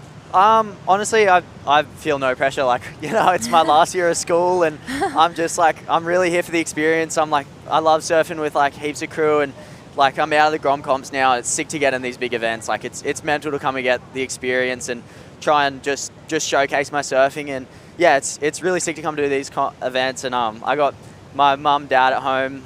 This is the first comp I've done by myself, and here with my coach Adam Dulfner, and my nan's back at home, and Nan and Pop, I'm sure they're cheering pretty hard. So yeah, hi to them. And yeah, I'm sure they all know what's going on with the rankings, all that, but I'm not too worried about stuff. I'm just really keen to be here and try and showcase my surfing the best I can. Awesome, mate. You must just be stinging for a big right ramp. Oh yeah, I just saw, before I got on this, I saw like the biggest ramp I've seen all week, and I don't know, I kind of lost control. I couldn't really speak, so I'm super keen to get a big punt, try and get a big backy in the comp, and yeah, it's definitely a goal of mine, so it's happening, don't you worry. Oh, bring it on, mate. Bring it on. We love the confidence, great performance, and yeah, best of luck in this last major QS event. Sweet, thanks heaps, guys. What a legend. And yeah, he's been surfing so well, and you know, there's for aspiring pros at the moment, you want to focus on your events, but you do have to like make sure your surfing's evolving and you're not just like kind of collecting heat wins and progressing through rounds and climbing the ladder without your surfing going to the next level, because from here it just gets harder. You got a tough draw in the second round at the last regional QS. So imagine what the first round of a Challenger Series event might be like. Yeah, exactly. And I think the cool thing about Dane is, he said this is his first year out of the Grom comps, and for a lot of people, that year is a hard year, and they don't know how to not that they don't know how to compete, but they don't know how to find their way on that next level. It probably takes a good 2 years before we start seeing those Groms in the higher rounds, but Dane has so effortlessly transitioned. I feel like it just didn't even feel like it was hard for him, or it was, I don't know, it just didn't seem like the same kind of obstacle that we've seen for other people. Yeah, it's funny. People come at it from different ways. You can get the attention of, peers and sponsors by being, really competitively savvy and earning big results consistently. But honestly, probably the greatest way to sort of really put the focus on yourself is to blow minds in free surfing, and the moves that he was laying down on the lead up to these events. It's not just like his peers at the moment looking at them. It's like the world's best surfers, CT caliber surfers are seeing those clips and they're blown away by them. So, he's got a bright future, Dane Henry. And, I think we'll see his heat score totals grow as he moves through the rounds too. I don't expect him to be putting 2 wave totals of 9.6 together anymore. No, I don't think so either. Actually, when I looked at the total, I was like, oh. But you see, it's cool though. You see Dane's name and you already you think more, which I think is a real testament to who he is as a surfer and a competitor at such a young age as well. Hasn't even finished school yet. Wow. That's just wild to me. But in this heat, the Novocastrian, Josh Stretton leading the way, 4.7 and a 2.83. Yeah, I think there's still room on the clock and on that leaderboard for a big shift up. I wouldn't even be surprised if Harry Phillips caught fire and threw himself into the mix here at some stage. He's had just the throwaway 1-point ride. But the swell lines continue to roll through for us here at the moment, Jess. And no one can really come in saying, hey, I didn't have opportunities out there. Yeah, exactly. That is definitely not on the cards today. And this guy here, Tane, he's got a really cool demeanour and style about him. Oh, that was unfortunate not making that last turn. And so does this guy. Ty has to be one of the best competitors, I think. He is really, you speak to him in post-heat interviews and he's really calculated, and he thinks about things in a really logical way in heats instead of going off feeling is how I put it, he goes off decision making, and he's progressing through a lot of rounds just by being not only an amazing surfer but a really smart competitor too. Seeing some replays here at the moment. It was a real shame for Tane. He wasn't able to ride that finishing turn, that final manoeuvre. He was kind of building speed as he transitioned down the line there. Yeah, Tane, we don't see him go left too often. His backhand is incredible. I don't know if you've seen much footage of Tane's backhand, but spray goes flying every time he does a turn. As we can see, some of the men getting ready to surf their heats. I saw Xavier Bryce in there. Ryan Falvey was down the end, and it's just action after action basically. Heat after heat, we're rolling through bigger names, higher scores for sure. So here we go, Josh Stretton. He is from the Port Stephens area and recently relocated to the Gold Coast. Yeah, right. Well, that's a pretty decent wave there for Josh. Already leading this heat, only looking to improve on a 2.33. And chasing him down the line here is going to be Harry Phillips, starting to make his move. And we mentioned that this guy's got some weapons, doesn't stick that last kind of vert thrown up there, but incomplete.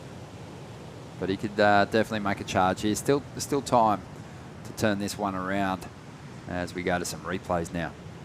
Yeah, I love this wave of Josh. I love the body talk through the upper body of getting himself back into the power section, and then I'm not sure if that end turn was a ride out or not. From memory, he kind of falls off the back right at the end, but this was looking like a great wave, and then I feel like the wave probably didn't match the power he put into that turn, so Harry Phillips probably kicking himself on that end turn there, but I still think he's going to get a decent score based on those first 2 turns. So we've still got a few more heats coming your way this afternoon, and hopefully these conditions hold. As you can see, the set waves continue to roll through here, finding some space just to load up and let one big individual turn go, or finding something that's steep enough down the line to put a good combo together. It's proving a little difficult. Since that wind came up, it just feels like the surfers have a little less time to get those turns done. The onshore wind just sort of helping push those the crest of those waves over a little. Yeah, we've basically I'll get it done though. Yeah, they'll be fine. I mean, they've definitely surfed worse conditions. We've had magic all morning this morning, and I think, yeah, the wind's slightly puffed up now, but if these guys, they're used to surfing conditions like this, and like they say time and time again, if you want to be the best, you have to be able to surf in all kinds of conditions, and yeah, this is just the next challenge for these guys.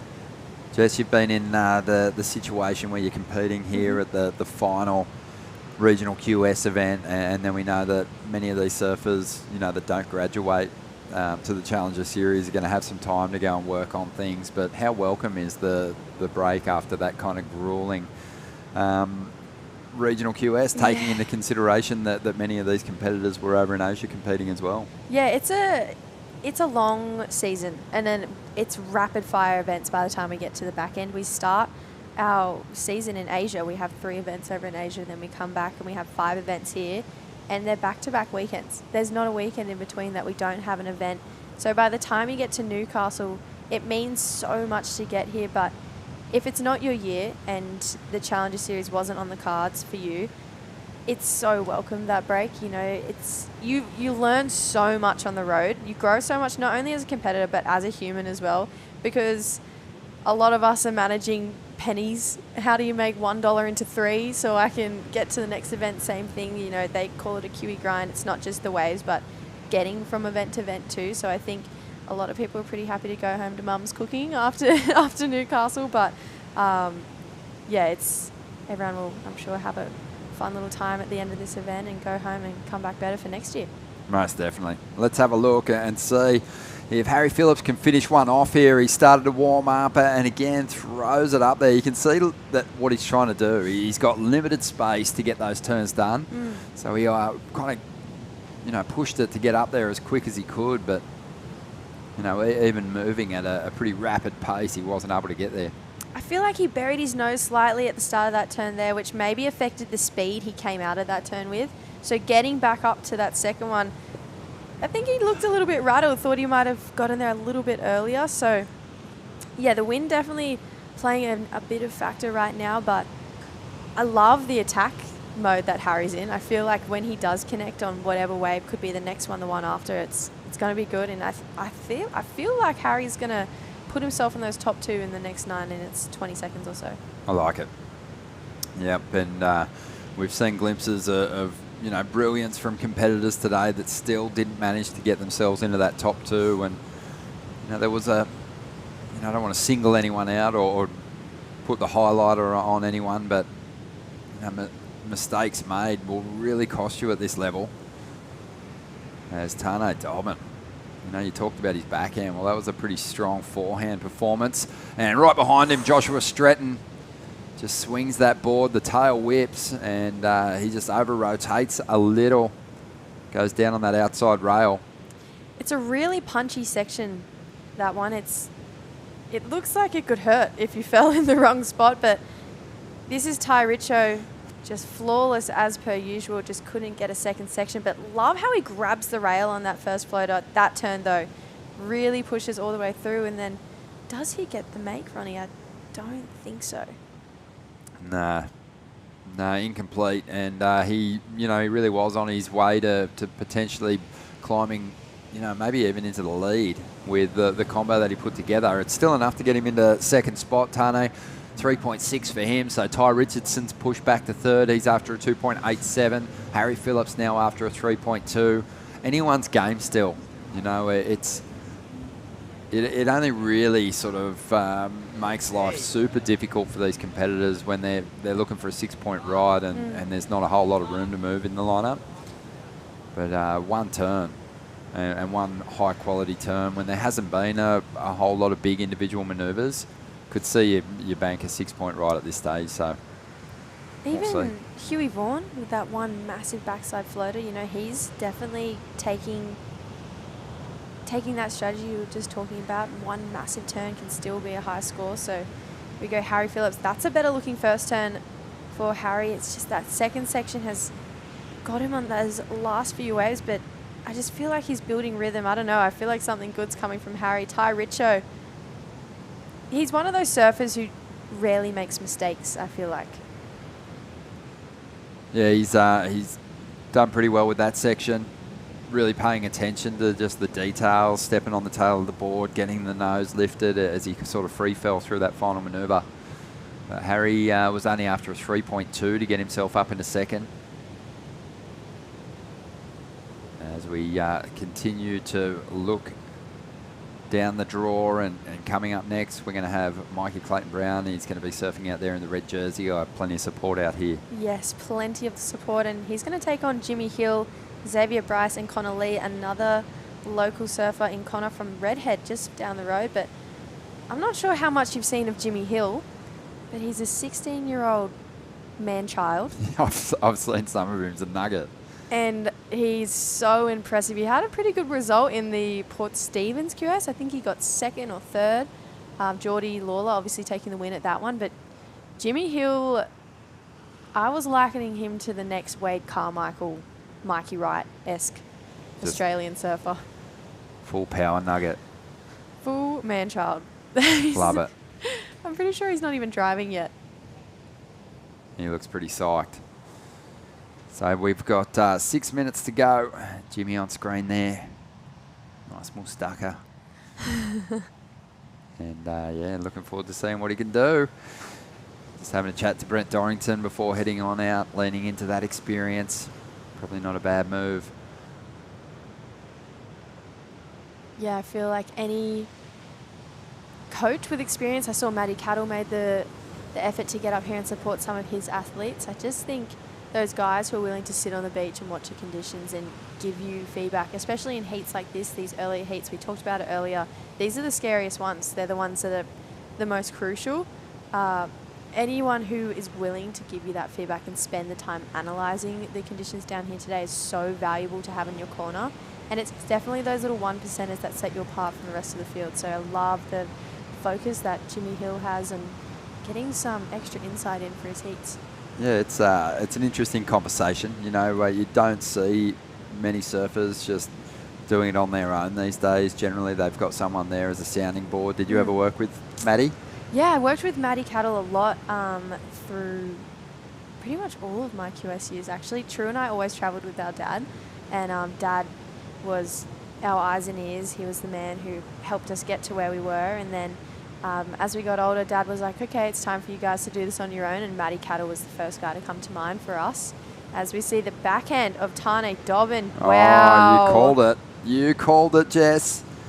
Impressive stuff from Tane, and he's about to bank his best number, and it couldn't have come at a better time. 4 minutes on the clock, needs next to nothing to make a big jump up the leaderboard here. And when you look at the numbers for each of these competitors, no one's broken into the 5-point range. So I see Tane Dobbin jumping up into the lead here.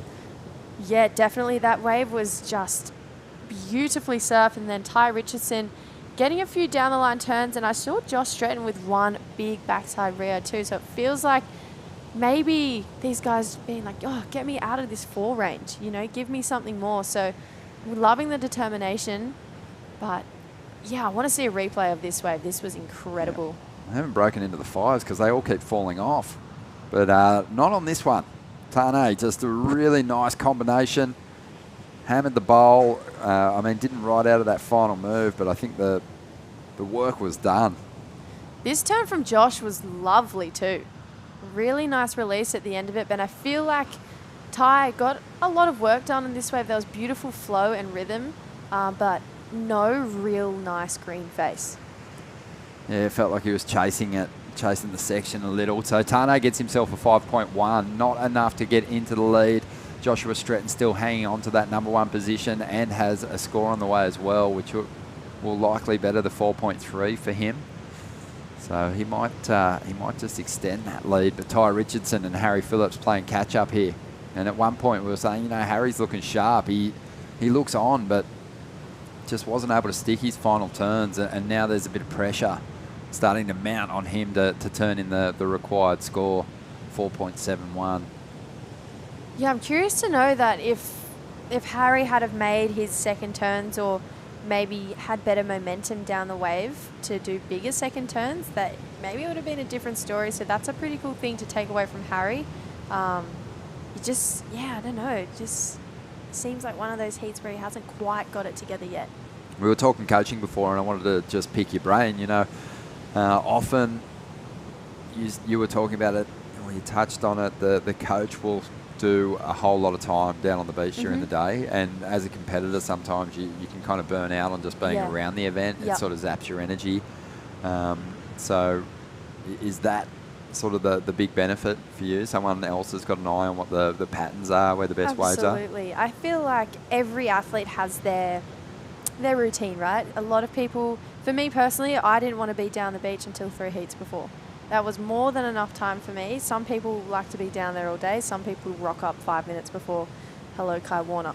But even if you look at Duffy, Adam Duffner, he's down here with a full crew. He's set up a tent down the beach. He's been here since the early morning surf, and he'll be here until the last surfer paddles in, filming his athletes, helping them before and after the event. And I feel like if someone's that willing to put the time in to help you succeed, you're kind of kidding yourself if you don't want to work with someone like that. Yeah. I remember watching Mick Fanning and his coach, Phil McNamara. They would go for an early surf before the contest. Phil would stay at the beach. Mick would go home for breakfast. He'd come down, and they'd have a full debrief. What are the scoring trends? Where are the best waves coming? What's the tide doing? What's the wind predicted to do? What's scoring well? What turns are they loving? Just basically like a quick download prior to your heat, but you obviously didn't have to watch all that data go in. Yeah, it's incredible. If I was working with Matty, I'd come down the beach and he'd be like, okay, this bank has scored this many excellent scores and this bank has scored not as many. We're going to choose this bank.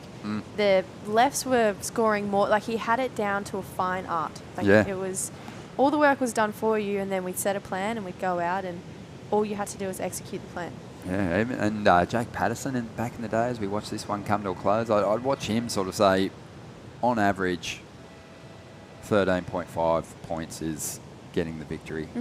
So, like, to give yourself a solid base, work towards that total in the opening stages of the heat, and if you get it, then really start to surf out of your skin and push it higher.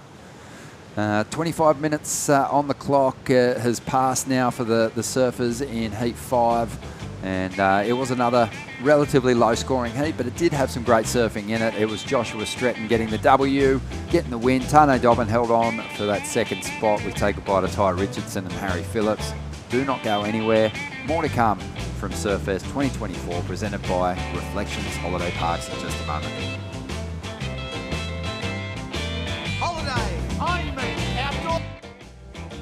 The racecourse is not just a place to watch the horses thunder. It brings generations together to share memories and experiences that are close to our hearts and runs in our veins. Newcastle Racecourse. Home is where the track is. Welcome to Sydney. Upbeat. Downbeat. Feel its heartbeat. Open spaces. Open arms. A place to feel alive. To feel free. Come feel it all. And feel new. Adam has taken a few losses at work this week. A loss out here, a little easier to take.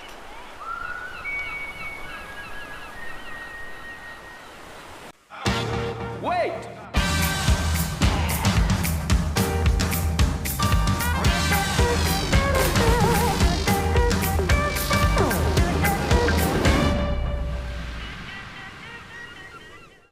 Holidays, Ironman, outdoors, Ironman, whoa, Uber, suspension, lights, roof rack, camping equipment, recovery gear, under Ironman, mate, and under Ironman. can't do two things at once either.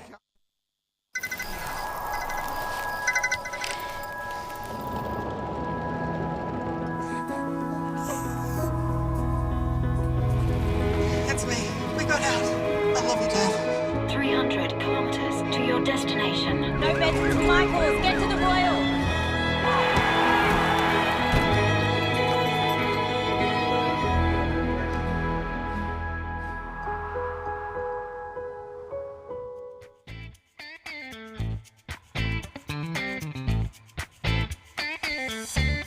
Welcome back to the show. We are now into heat number 6, the round of 96. Jimmy Hill is out there in the blue. Mikey Clayton Brown is going to be in the red. Connor Lee in the green. Xavier Bryce in the white. What a lineup. Couple of scores already logged for our competitors. Nothing mind-blowing, nothing huge. So you haven't missed anything just yet. But this should be a good one. This is going to be a great heat. I'm going to keep my eyes pretty close to Jimmy Hill. He's been a real standout dark horse for me in the last few events. As we see Xavier Bryce up and riding from the Northern Beaches, surfs for long reef board riders, and he's all style, I feel like, Xavier Bryce. That was a good start from him too. I think he'll maintain pace with Mikey and Jimmy. So we'll see. I think it's going to be pretty comparable, that score. But yeah, it's going to be Connor Lee probably playing a little bit of early stage catch up here. Yeah, I feel like this is going to be a bit of a redemption event for Mike Clayton Brown. He came into this event last year looking pretty good to qualify for the challenges, and lost early. So I feel like he's come in for a bit of redemption. I wouldn't be surprised if he came in guns blazing in this one. But this is Jimmy Hill. That was just the 383 from Jimmy, and then this was Mikey's 367. So small scores to start off, but everyone looking pretty determined to make this heat so far. Seen a lot of these guys, Jimmy and Mikey, representing their board riders clubs in some of the great board riding events that we've had recently here in Oz. But yeah, both performed really well. So, you know, as far as their competitive touch goes, they're right where they should be at the moment. And that's why I think we're predicting good performances from these competitors. Looks like Connor throwing his hands up, maybe a bit of a board change. Yeah, might have buckled his board. But some good sized set waves, and they look like they might even be just a little big for this lineup at the moment, or this sandbar. They're going to shut down, so that'll kind of work in Connor's favour as he does a board change, you'd think, on the inside. This wave here for Xavier Bryce, I loved it. Got himself a 5, really beautiful first turn. I just love, watch this, he had his foot forward and then pushed it back at the very back of his grip from transition to turn. So he's really in tune with his body on the waves. And then, wow, strong wave there for Mike Clayton Brown. That was a 473. And then this is Connor Lee buckling his board on this one. Yeah, it looked like it. Something happened there. There it is. There's the crease just at the front of the board. So he'll be back out there shortly. But yeah, great little replay there of Xavier Bryce. I enjoyed that wave. Really crisp hits. Well chosen manoeuvres. Bit of variety in there, and the best wave of the heat so far. So he's up in that top 2, right where you want to be. Yeah, especially with a 5 as your opening wave. I feel like the heats that you start out with at least a 5, it's just a momentum builder from there. It's one of those moments where you go, okay, that's a 5. You know, okay, that's good to know. What happens if I push a bit harder? What's that going to be? So that's a really nice start to the heat for Xavier Bryce. I hope that he builds momentum and gives us an 8 or something by the end of this heat. But this is Jimmy Hill flying down the line on this one, but yeah, jumps out of there. It's maybe a bit of a straighter left, that one. There's some that corner off quite nicely and others with the swell that just closes out along the beach. He'll get back out there. Plenty of time remaining here, but let's check in with the winner of the last heat, Joshua Stretton. Josh, tough lineup. Everyone had their moments, but there was sort of a tricky end section to each of those waves, and everyone's trying to figure out how to get that final turn done, and eventually you did it. It got you the win. Congrats. Yeah, thank you. It was pretty fun. Wasn't too bad out there. Nice. Mate, you're from not too far away, just up the track. Do you feel at home when you compete here at Merriweather? Yeah, definitely. Spent a lot of time out here, so I'm super comfortable, and waves are pretty fun, so I'm happy. Awesome, mate. And what about the hometown support? Do you feel that making the trip down there as well? Yeah, for sure. Especially since living up on the Gold Coast for a while, haven't seen everyone in a hot minute, so it's been good to come down and catch up with everyone and get a few waves.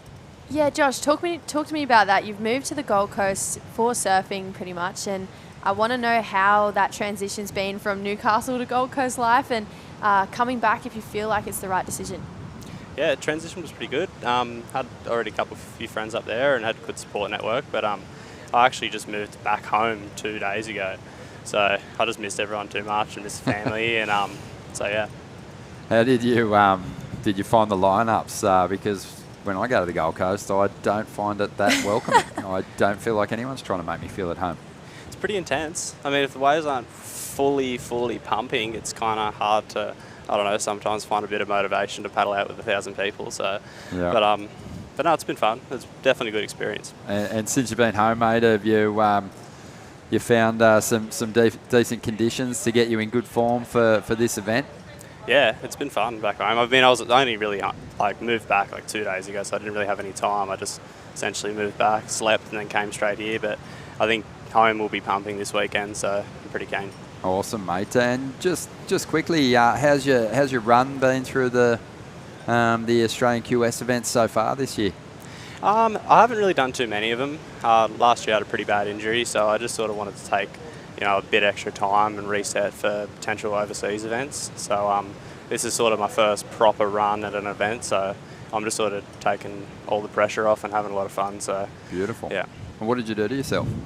I did a fair bit of damage in the knee with MCL and a grade 1 tear to my ACL, and it was just a bit of a back and forth for pretty much up until this time last year was when I did it, but it's only just come good now, so it's been super up and down, but I'm happy to be back in the water 100% again. Mate, and winning heats here at Surfest, congratulations and welcome home. Yeah, thank you. All the best in the next round. Sweet, thank you heaps. Joshua Stratton there getting the job done, coming back from injury and looking sharp, and you know what, he had some big committed turns on some pretty chunky sections out there too, so that tells you that as far as his confidence goes in attacking waves with that knee, he should be sweet. So we'll see how he fares in this contest. That last wave from Xavier Bryce, I loved the tempo on that wave. A little chop up at the end too. It was like a cool little claim, I guess. But then there was Mikey Clayton-Brown. So those two surfers looking really fired up in this one. But Xav, I feel like is a bit of a free surfer in a Rashi right now. He's the kind of guy who gives me that free surfer, go and travel the world, drop really cool edits, kind of vibe. But he's showing that he can get the work done in a Rashi right now too. I'm loving the tempo of his surfing, and it's just beautiful to watch too. Generally speaking, there's those just all-out animals who just compete just so fiercely that win fans for that approach. But I think for the most part, the surfers that kind of are able to compete and have that look or approach about them, in that you would watch a free surfing edit of theirs as much as you'd watch a heat of theirs. Yeah. Like they're the surfers that win the most fans. So Xavier Bryce just definitely has that clean style, and it doesn't sort of look like competition forces him to rush his turns or get desperate. No, I agree. I think you just put that so perfectly. Sometimes people get in the Rashi and feel like they have to force their surfing, where I feel like Zabe has a really nice balance between, getting the job done, but also making it look so effortless and free surfy too. So, I think he's definitely impressed me this season. But I also wouldn't be surprised if he was like, nah, I'm just going to go and travel and get clips. He's just that kind of cruisy guy. But I hope he stays in the comp Rashi for a while, because he's been quite entertaining this heat. Oh, eyeing one off there, Jimmy. Having a good look at that left. It looked like a pretty good one, but maybe he just wasn't deep enough to capitalise on that first steep section. 13 minutes to go here. Burton Automotive celebrating 20 years of partnership with Surfest this season. And we want to send a big shout out to Kim and the team at Burton Automotive, who've been supporting the local community here, including charities, sporting organisations, and in particular Surfest and the competitors in the area that live in this zone. They've been supporting them for over 60 years, so massive partnership there. And obviously they've got a number of different outlets that you can check out. Maitland and Port Stephens Toyota, Hunter GWM, Port Stephens GWM, and Hunter 4x4. So yeah, get in there and get behind the business that gets behind this event. Yeah, I had Jacko in here a few heats earlier, and we were talking about Burton Automotive, and he said, I wouldn't be where I am in my career if it wasn't for them. Wow, yeah. Huge. Now, good to see Jacko. He's looking fit despite the broken foot, but yeah, he's on a mission to get back to his best in time for the Challenger Series. So hopefully he can get that done. But right now, just under 12 minutes to go. Connor Lee had the board change. It's really held him back in this heat. Finds himself in 4th place, but he's worked his way back to the top end of priority now. Yeah, Connor's the opposite of what we were just talking about with Xavier Bryce. Connor's really gone down that free surfer road. So he's been given the local wildcard, I believe, in this one. Here we go, Mike, just teeing off 2 really nice turns on a set wave, so good size wave. But yeah, Connor, I feel like maybe feeling the pressure of the Rashi. He's definitely doesn't feel the pressure when he's free surfing. A lot of us don't, and he's taken to that free surfer lifestyle. Please ride out of this wave. Wow, Xavier Bryce. That was pretty impressive, wasn't it? Hung on. Wow. That worked was his way really through that white nice. water. Got a little caught up in there for a moment. You know, we've seen some pretty unbelievable versions of the air reverse so far, but this, you know, won't stack up against what we saw from Noah Arkfeld, I don't think, but it's still the way he flipped his board out and, you know, got pretty tweaked through the air. Just didn't complete that much of the rotation in the sky. That wave of Noah's was incredible, and he's from that Siargao region in the Philippines, and he's kind of likened to the next Marimar coming through, and they actually had a semi-final together, and it was just an air show between Marimar and Noah. So I'm hoping that, you know, Noah can keep bringing that, because I saw that out of the corner of my eye. Had a heat off, and I was like, wow, Ronnie's going to love that one in the booth. Mate, we were eating it up. It was awesome. He was buzzing too. So numbers coming through as expected. They're pretty impressive for Xavier Bryce in a heat that hasn't really had too many big explosive individual turns. He plants that reverse, gets himself a 6.5 and gives himself a pretty healthy lead here. Mikey Clayton-Brown, he's in that 2nd position at the moment, chipping away quite nicely himself. And it's left Jimmy Hill and Connor Lee chasing pretty reasonable numbers. Jimmy needs a 6.17. Connor just really trying to get something on the board here. This wave, a lot of foam on the face. Some frustration on show there for Connor. He kicks out of that one. Yeah, just like I was touching on before, I feel like he's you know, we said some people feel the pressure of the Rashi. Potentially that's how Connor's feeling. I haven't seen him in a competition since this time last year when he was in the Surfest, and he did pretty well in the Surfest last year.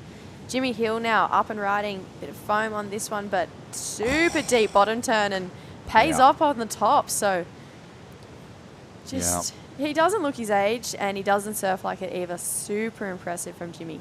Man, so much authority in those turns. I mean, this is, you know, really surfed hard on that section, even in transition then. And then surfs up over the lip, over the pocket, plants that move and gets on out of there. I'm expecting a good score for Jimmy. Is it going to be the 6.17 that he needs, though? I think so. I really liked it. 2 strong turns on a set wave. I mean, we've seen a lot of high scores thrown for, you know, those progressive movers, like we just saw Xavier Bryce get that 6.5 for. But, I mean, if you can lay down 2 really strong turns, on those biggest sections. Jacko talked about it earlier. That type of surfing translates beautifully through all the different phases of the WSL, whether it's the QS Challenger Series or the CT. He said if you can find yourself the biggest section and hit it as hard as you can, he said, I don't care where you are in the world, you're getting scores. Yeah. Yeah, it's a good point. And Jacko was kind of come at it from a couple of different angles. Big power turns is what he generally relies on. But, you know, like most surfers who compete at the top end also has airs that he can call on if need be. But, yeah, I love Jimmy Hill's approach. It's just we're going to see a couple of different ways you can go about getting a solid number here.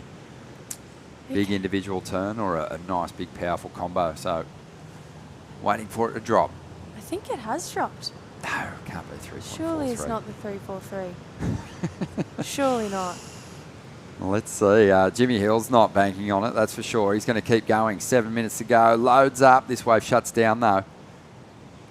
Yeah, you might be right. 3.43. I thought it had a little bit more in it. Wow, I did too. I was surprised. I thought it was actually going to be much better than his first wave, the 3.83, and really give him a chance going into the final stages, chasing a smaller requirement. I wasn't sure it was going to get to a 6.17, but it's definitely below where I thought it would land. I was so far off. Yeah.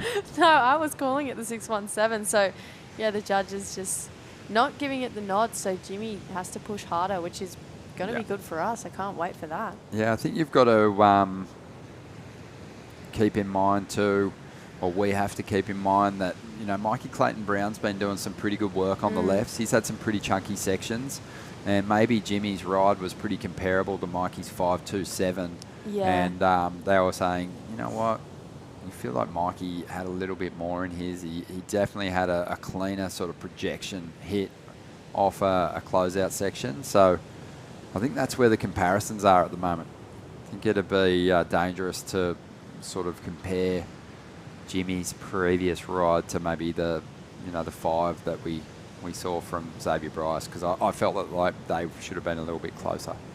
Yeah, I agree. And I think I've been traveling with a few of the judges last year going around the Asian regional series, and then now this year here. And I was sitting with some before actually up at breakfast, and when they sit and talk, they actually talk about the waves. Even when they're not judging, they're just still judging. No, they do. They're going, oh, that was in the 5.5 realm. And I love to sit there and go, and they go, Jess, what do you think? And I was like, oh, maybe a 4.5. And then they explain to me why that wasn't a 4.5 or why it was. And a lot of the time I'm pretty off, but they reckon if you live within that 1 point range of, or 0.5, Spread. yeah, that you're on the right track. The average will do its work, basically. But yeah, it's an interesting one. It's kind of one of those things that, you know, every individual forms their own opinion on how they see it, and yeah, there may have been quite often a couple of judges that agree with you, but you know, the average will kind of bring it down a notch. But yeah, I've had plenty of conversations with judges over the years commentating events, usually. And they're explaining to me why my opinion was wrong. But it's all part of it, you know. It's inevitable sometimes. We all are attracted to sort of, you know, very different aspects of surfing, and we like different things. Yeah, I feel like it's cool to pick their brains about the way they see waves, where I just get excited about surfing. So sometimes I probably have, even though I'm 21, some grommet energy when I watch surfing, and I think it's more than what it is, but it's really cool how they can pick apart waves and know exactly what it is. And yeah, there's a reason why they're doing what they're doing and why I've chosen what I'm doing. Yeah, I actually find that too. There's more controversy when the conditions are kind of as they are, and there's sort of more of that. You know, it's sort of less about the big moves, the big dynamic turns, and especially if they're not throwing down. Like right now, the benchmark is by far Xavier Bryce's air reverse. Yes. Like it's just like the one high quality turn that's been laid down. The degree of difficulty is right there. And then when you look at the other rides, you're like, well, at most beaches, you know, there's a good surfer that can do that kind of surfing. That's why all the scores are kind of average. and it's going to get compressed into that average scale until one of these surfers finds a little bit of room to do something that will truly blow our minds. So inevitably you end up with a lot of comparable rides, and then when you get into the nitty-gritty, you know, you sort of form your own opinion on where you think that number should actually be. And, you know, the truth of the matter is it's not far off. Yes. Usually off the pace. You might not agree with it, but it's usually right there. Yeah, I feel like that's a better way to look at it than what I've probably been looking at it for the short time I've been doing this. But I think, yeah, you're so right. In conditions like this, surfing does get repetitive. And so even if you needed a 3 probably isn't as easy as you think in conditions like this, because there's so many 3s out there. Yeah. And how do you make a 3 better than a 3, you know? So I think too, you know, with throwaway scores, here we go, loading up at the moment, is Xavier Bryce in the white, can't get to the ramp in time. But with throwaway scores is probably a really good way to sort of illustrate what I'm saying. With throwaway scores, someone will get up and just kick out of a wave, and generally they might get a 0.6 or a 0.7.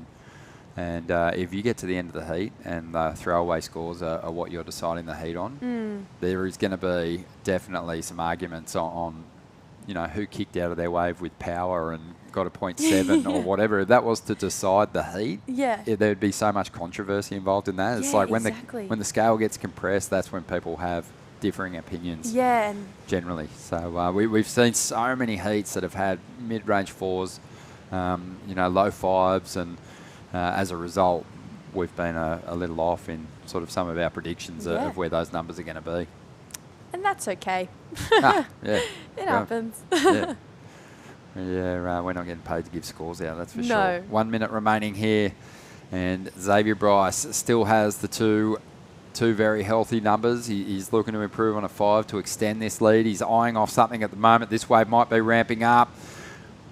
Unbelievable, the surfer's ability to just whip that board out of the lip. Can't stick that one though.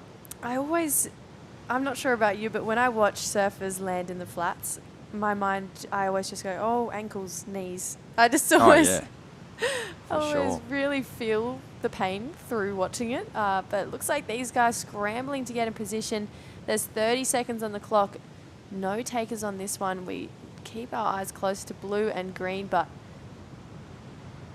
yeah, there's nothing of real consequence coming through right now. You can see Jimmy Hill has created a bit of space between him and Mikey, so Mikey's not too worried. Sorry, that's actually Connor Lee. So Connor Lee needing an 8.6. That's one of the highest scores of the event. Mikey Wright and Mikey Clayton Brown keeping Jimmy off that last one. So smart competitive surfing there from Mikey.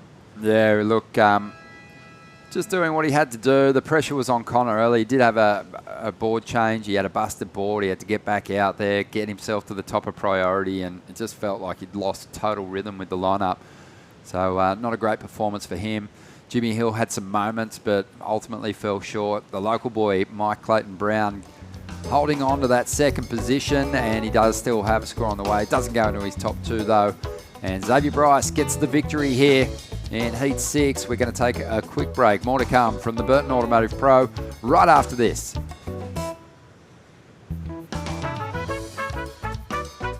It's in all of us. That craving to feel new again. To see something new that will blow our minds. Or meet someone new who will change it. New South Wales.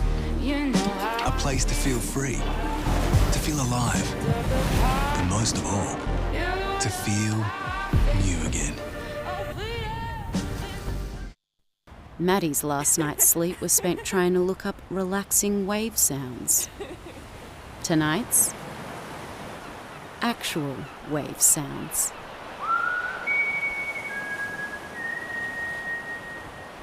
Holidays, Ironman, outdoors, Ironman, whoa, Uber, suspension, lights, roof rack, camping equipment, recovery gear, under Ironman, mate, and under Ironman. I can't do 2 things at once, I know. Wait!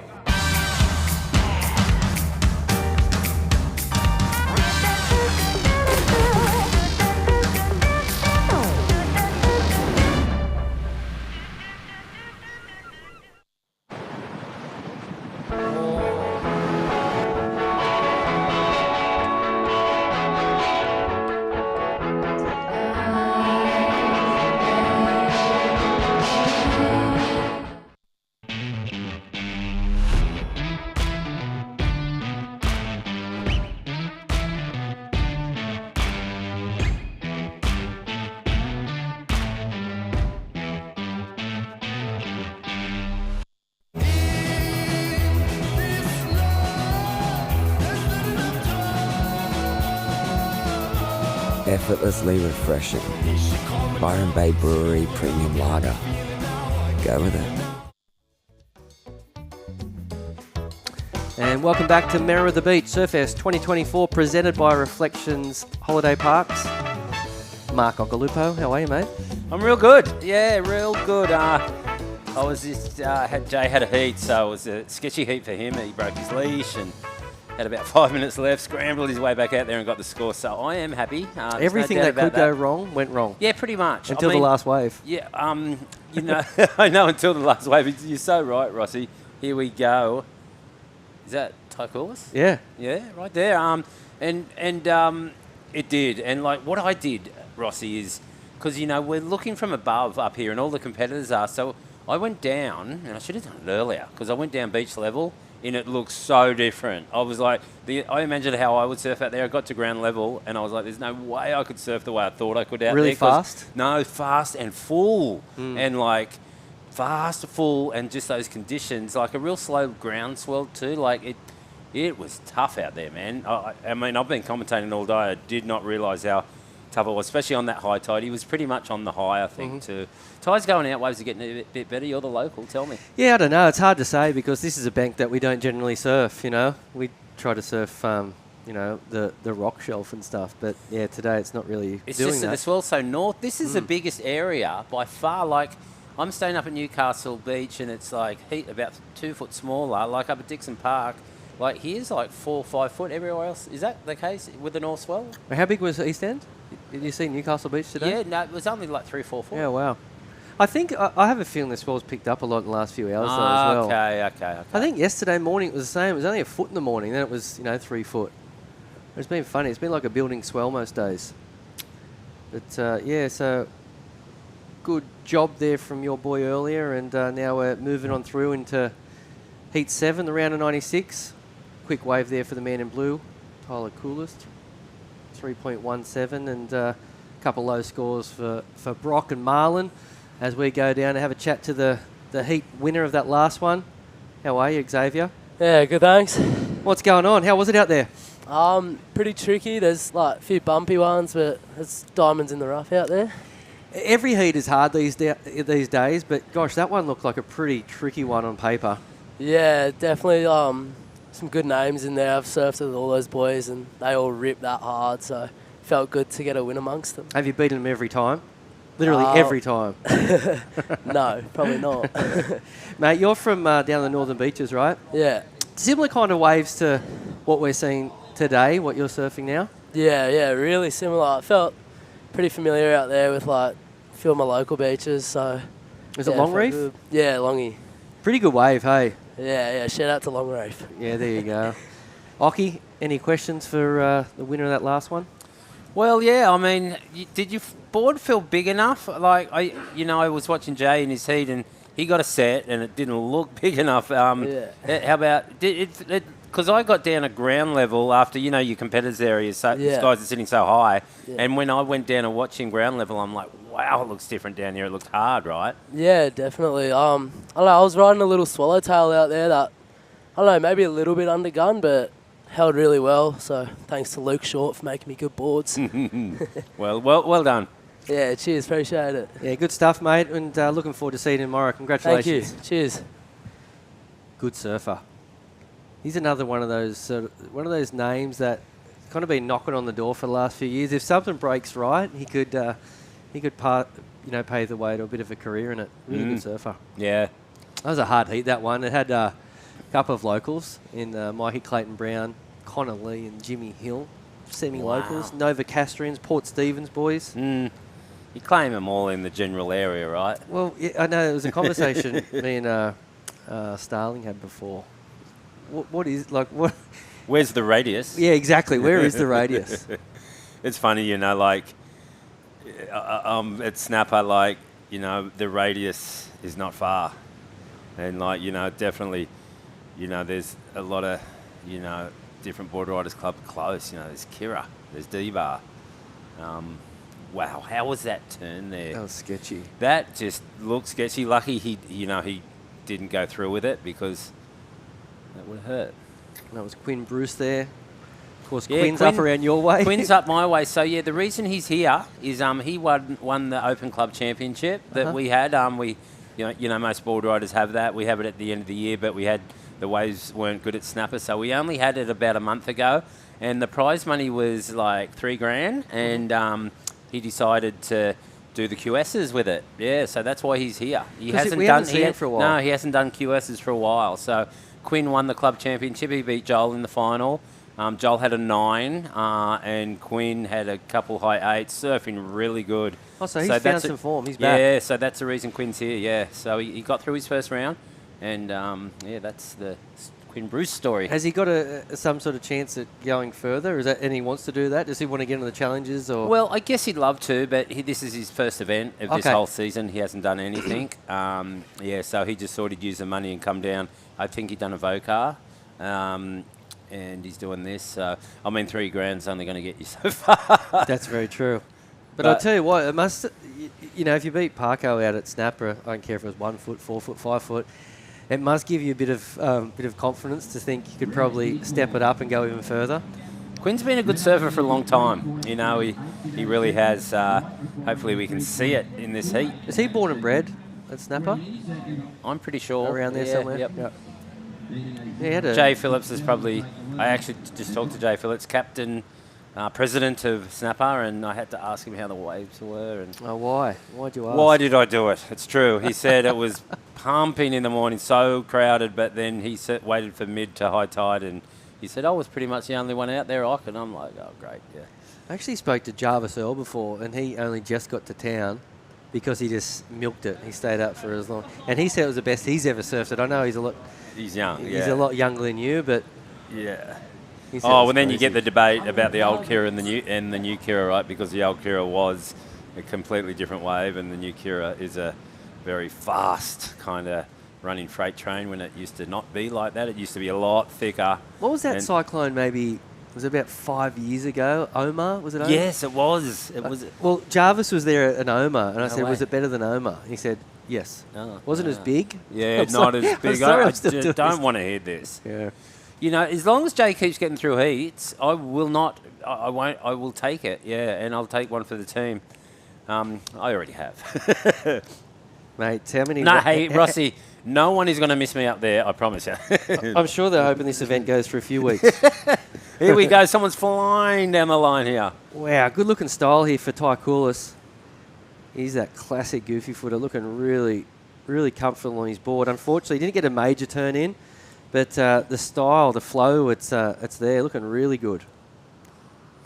Yeah, you know, this left bank, you know, it's been a lot of lefts today, and it seems like you'd like to be goofy because it's fast and, you know, like the wave doesn't really ever slow down, and it's hard to kind of, you know, tee off backhand when the waves are like that. Is it the question I'm about to ask you? It sounds kind of a little bit silly, but did you ever have a sort of preference of what way you'd like to compete on? Were you more comfortable on your backhand or your forehand? Yeah, well, it changed. Yeah, when I was, you know, like a young gun coming out of Cronulla, I did like my forehand better. But then in my second time on tour, I'd already lived on the Gold Coast for a long time and surfed rights forever. And then my backhand got way better. And so the majority of the tour, definitely backhand is my advantage. Like by a big percentage. See, it goes without saying, I think, that the people would say, yeah, they'd rather your backhand, I think. But it's funny, you watch a lot of these competitors, and even Mick Fanning, for example, like, his forehand something, but his backhand is incredible, you know? Incredible. Like, even though he grew up on the point breaks of the Goldie, I reckon a lot of people would say they'd probably rather watch him on his backhand. No, I know, but they worked on it, and Joel too. You know, they worked on it at a young age. Their backhands were not that good, but, you know, like, once they started winning events and started competing away from home, you know, they worked on it, and it didn't take them long to get a lethal backhand, you know. And they had to work on their backhand tube riding too, like, you know, because Pipe and that, and Andy and Kelly. Then they started hanging out with Andy and Kelly, and they learnt from, you know, Bruce and Andy, and then they just perfected backhand barrel riding too. You know, so it doesn't come easy coming from the Gold Coast. You get really that one way, you know, just you're only going right.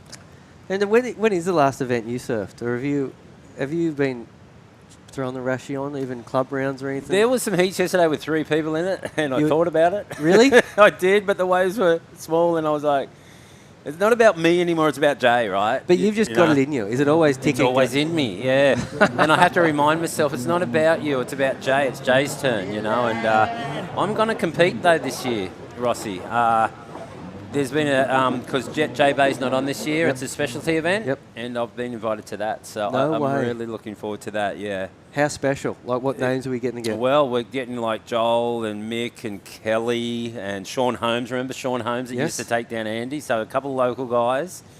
Not a lot of us. Yeah, so I think it's about a dozen. Same sort of window, like that timing? Same window, yeah. Wow. So I'm looking forward to competing again there. And because I haven't been back to J Bay for ages, and I got a few trips this year, so I'm taking the missus to the Maldives, and that'll be good for. There's a private island, and there's a perfect left for her. So yeah, kids club. Perfect. Yeah, she deserves it, man. Quick wave there for Marlon Harrison, obviously going down in the final manoeuvre. A couple of low scores here, nothing of substance. A couple of 3s, a couple of 2s. As we see Quinn Bruce utilising priority. Nice big turn there. Would love to get another one up into the lip. There it is. Pretty decent surfing there from Quinny Bruce, the natural footer. What is he, about 26 years old? Yeah, something around there. The first turn was good, but I think he should have just went at the next round one. He tried to get down the line, but he was never going to get there. So the second turn, we'll see the replay, but the second turn should have been vertical and would have been a much higher score. But still, I think it will be one of the better numbers of the heat. Big snap there. There it is. Quinn Bruce scores did you see what I mean? Yeah. Absolutely. Yeah. And Marzi. What's your relationship like with Marzi? Well, he's my neighbour. Direct neighbour. Yeah, no, he lives on top of me. Like he lives on the, he's on the penthouse, and I'm one under him. We look over Snapper, over Rainbow, and yeah, they've lived on top of me for about 4 or 5 years now. I've been in that place for 10 years. No way. Yeah, so he's my neighbour. Unreal. Good little surfer. Him and Piper, they're very close, and his dad Harry. Very lovely, and Mum Mel, we're all super good family. How good is he? He's got a chance. He's good, yes, he's very good. He's got a chance for sure. He's very committed, and he surfs great. Definitely needs to kind of maybe fill out and get, more, but he's still growing. Is what I'm trying to say. They all are. Jay's shot up, he's taller than me now. That officially happened. It officially happened. So they're all growing, and they'll, just have to adjust with new boards, and they're all going to get really good. I just noticed there's no sticker on his board anymore. Really? I did not know that. Unless it was a white sticker. It looks like he's got a real clear board, Marlon Harrison. I did not know that. It's usually Quickie. Yes, I noticed that too now. Yeah. That's the first time I've noticed it. Good spotting. Spare real estate on the nose. Good spotting there, Rossi. One of the better surfers, better up-and-comers in Australia, Marlon Harrison out there in the red.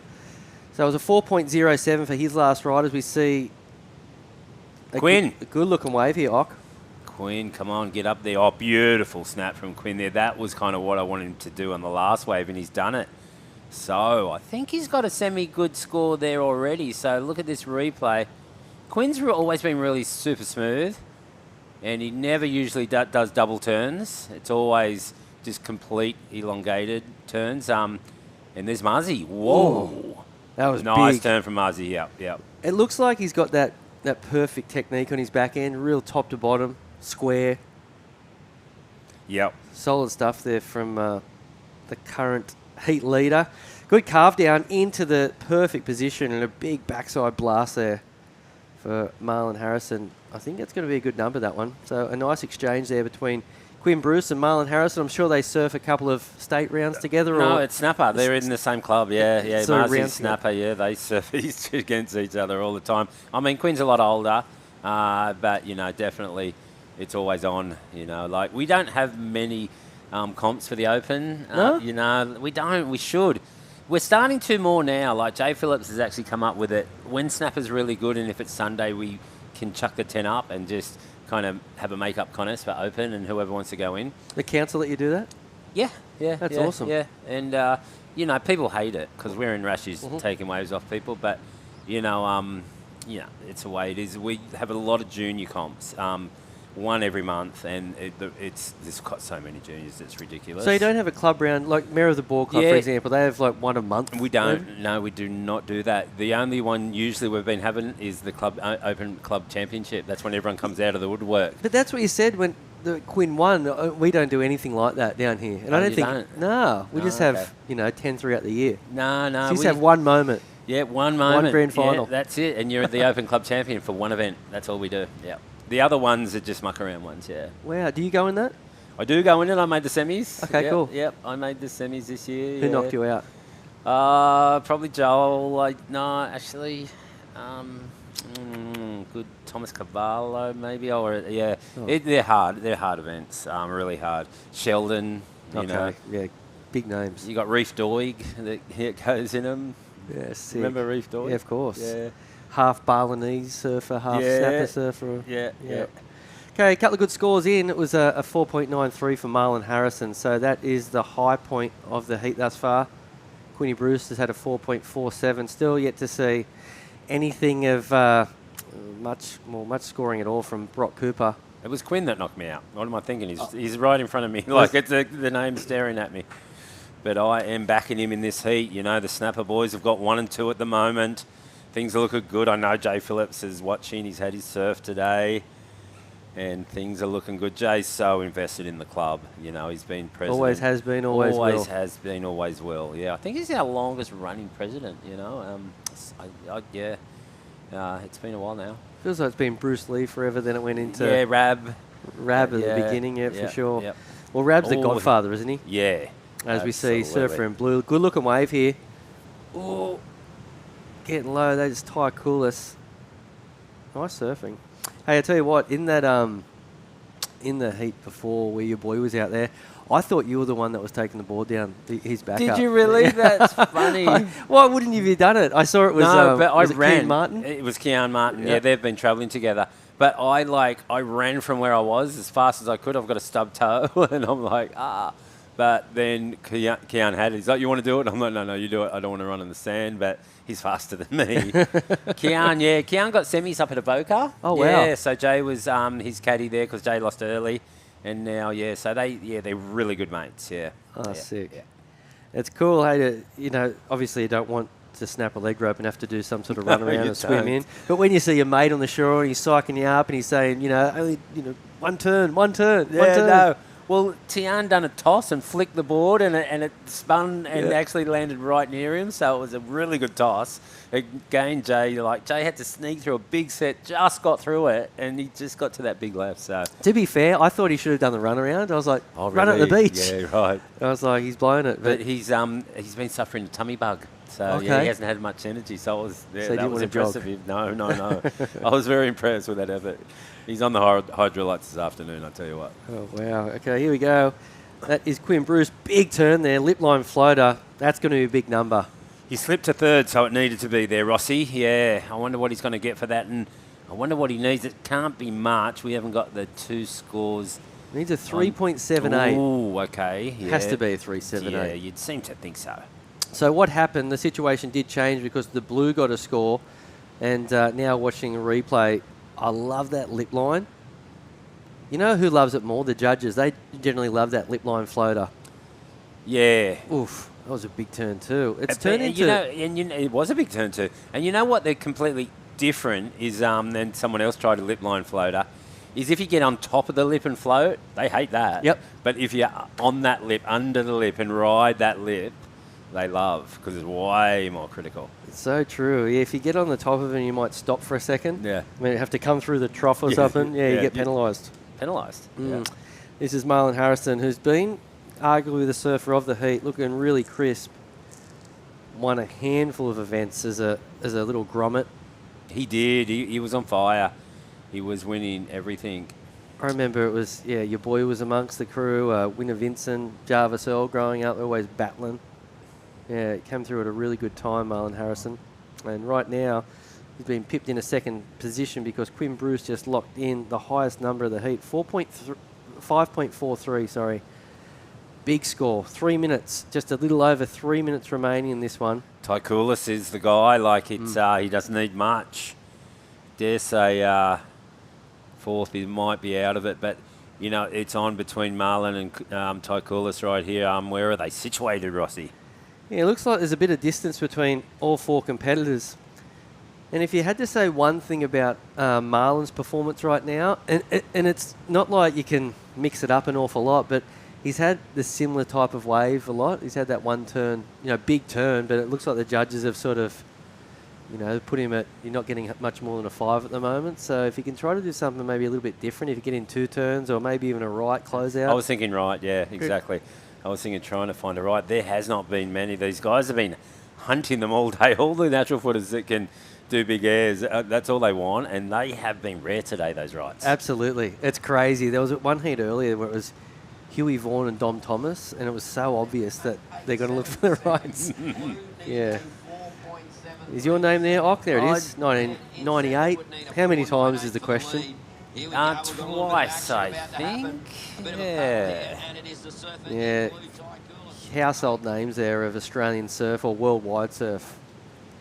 Yeah. Such a good comp to win. I mean, everyone just loves it. That March coming to Newcastle, and then, they just get drawn back, and then you get all such good winners on the list, and then everyone wants to win. It starts becoming prestigious, right? Yep. That's a big floater. But I remember the years, like growing up in Newcastle, I remember, the early days when it was on at Newcastle Beach and when Warren Smith got all the world champions together. Yeah. Like literally all the world champions. I know. Curran, yourself, You Carol, just had Slater, such Andy, I know. Lane Beachley. It was just incredible. You try to do that now? It's impossible. I think it is. Yeah. Well, it is, and I don't know how Warren did it. He's just got such nice mannerism that you can't really say no to Warren. Well, he takes care. Mm-hmm. Like Martin. Beautiful place to stay, whatever you want. So you always got treated well when you came here. Absolutely. And well, you're obviously from Cronulla as a grommet, so not too far away. Not from too here. far. My mum took me up here for junior events, and we used to stay at it was before Knowles. It was a travel lodge, and we stayed there, and it was a lot of events there, and the major event that I won was there on Main Beach, and I think it was for points for the World Championship. You know what I mean? Way. Yeah, it was in the Australian leg. Yeah, you were a grommet, I was pretty young when I won that. I was against Tom Curran in the final, I remember. Yeah. No way. Here we go. Big opportunity here for the surfer in white. Been really quiet on this one, Ock. With 20 seconds to go, had a shocker. It's fair to say, had a pretty average heat there, because Brock Cooper is a lot better than the 1.86 total that he put together on that one. Ty Cooler still looking for a 4.73. Third priority is his problem, and the clock, it's about to wind on down, and it looks like the Snapper boys will finish in first and second in that one, Ock. So they will. Everyone's happy. I mean, well, everyone's a snapper. Exactly. Well, another great heat as we go to a quick break and come back with more action from down here at Surfest 2024, presented by Reflections Holiday Parks.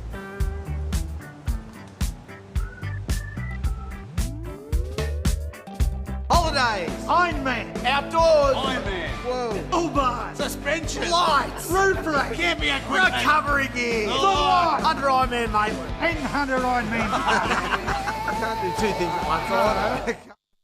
Back home, the Wilsons always use proper dinner etiquette. Out here, the stick will do just fine.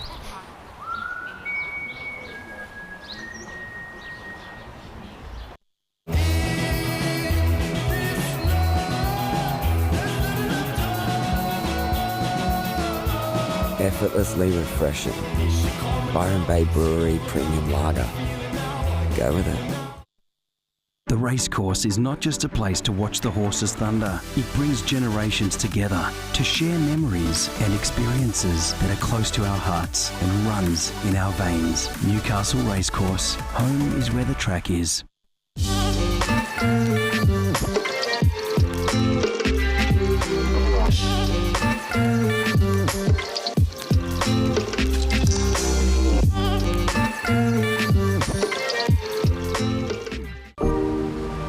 to Sydney.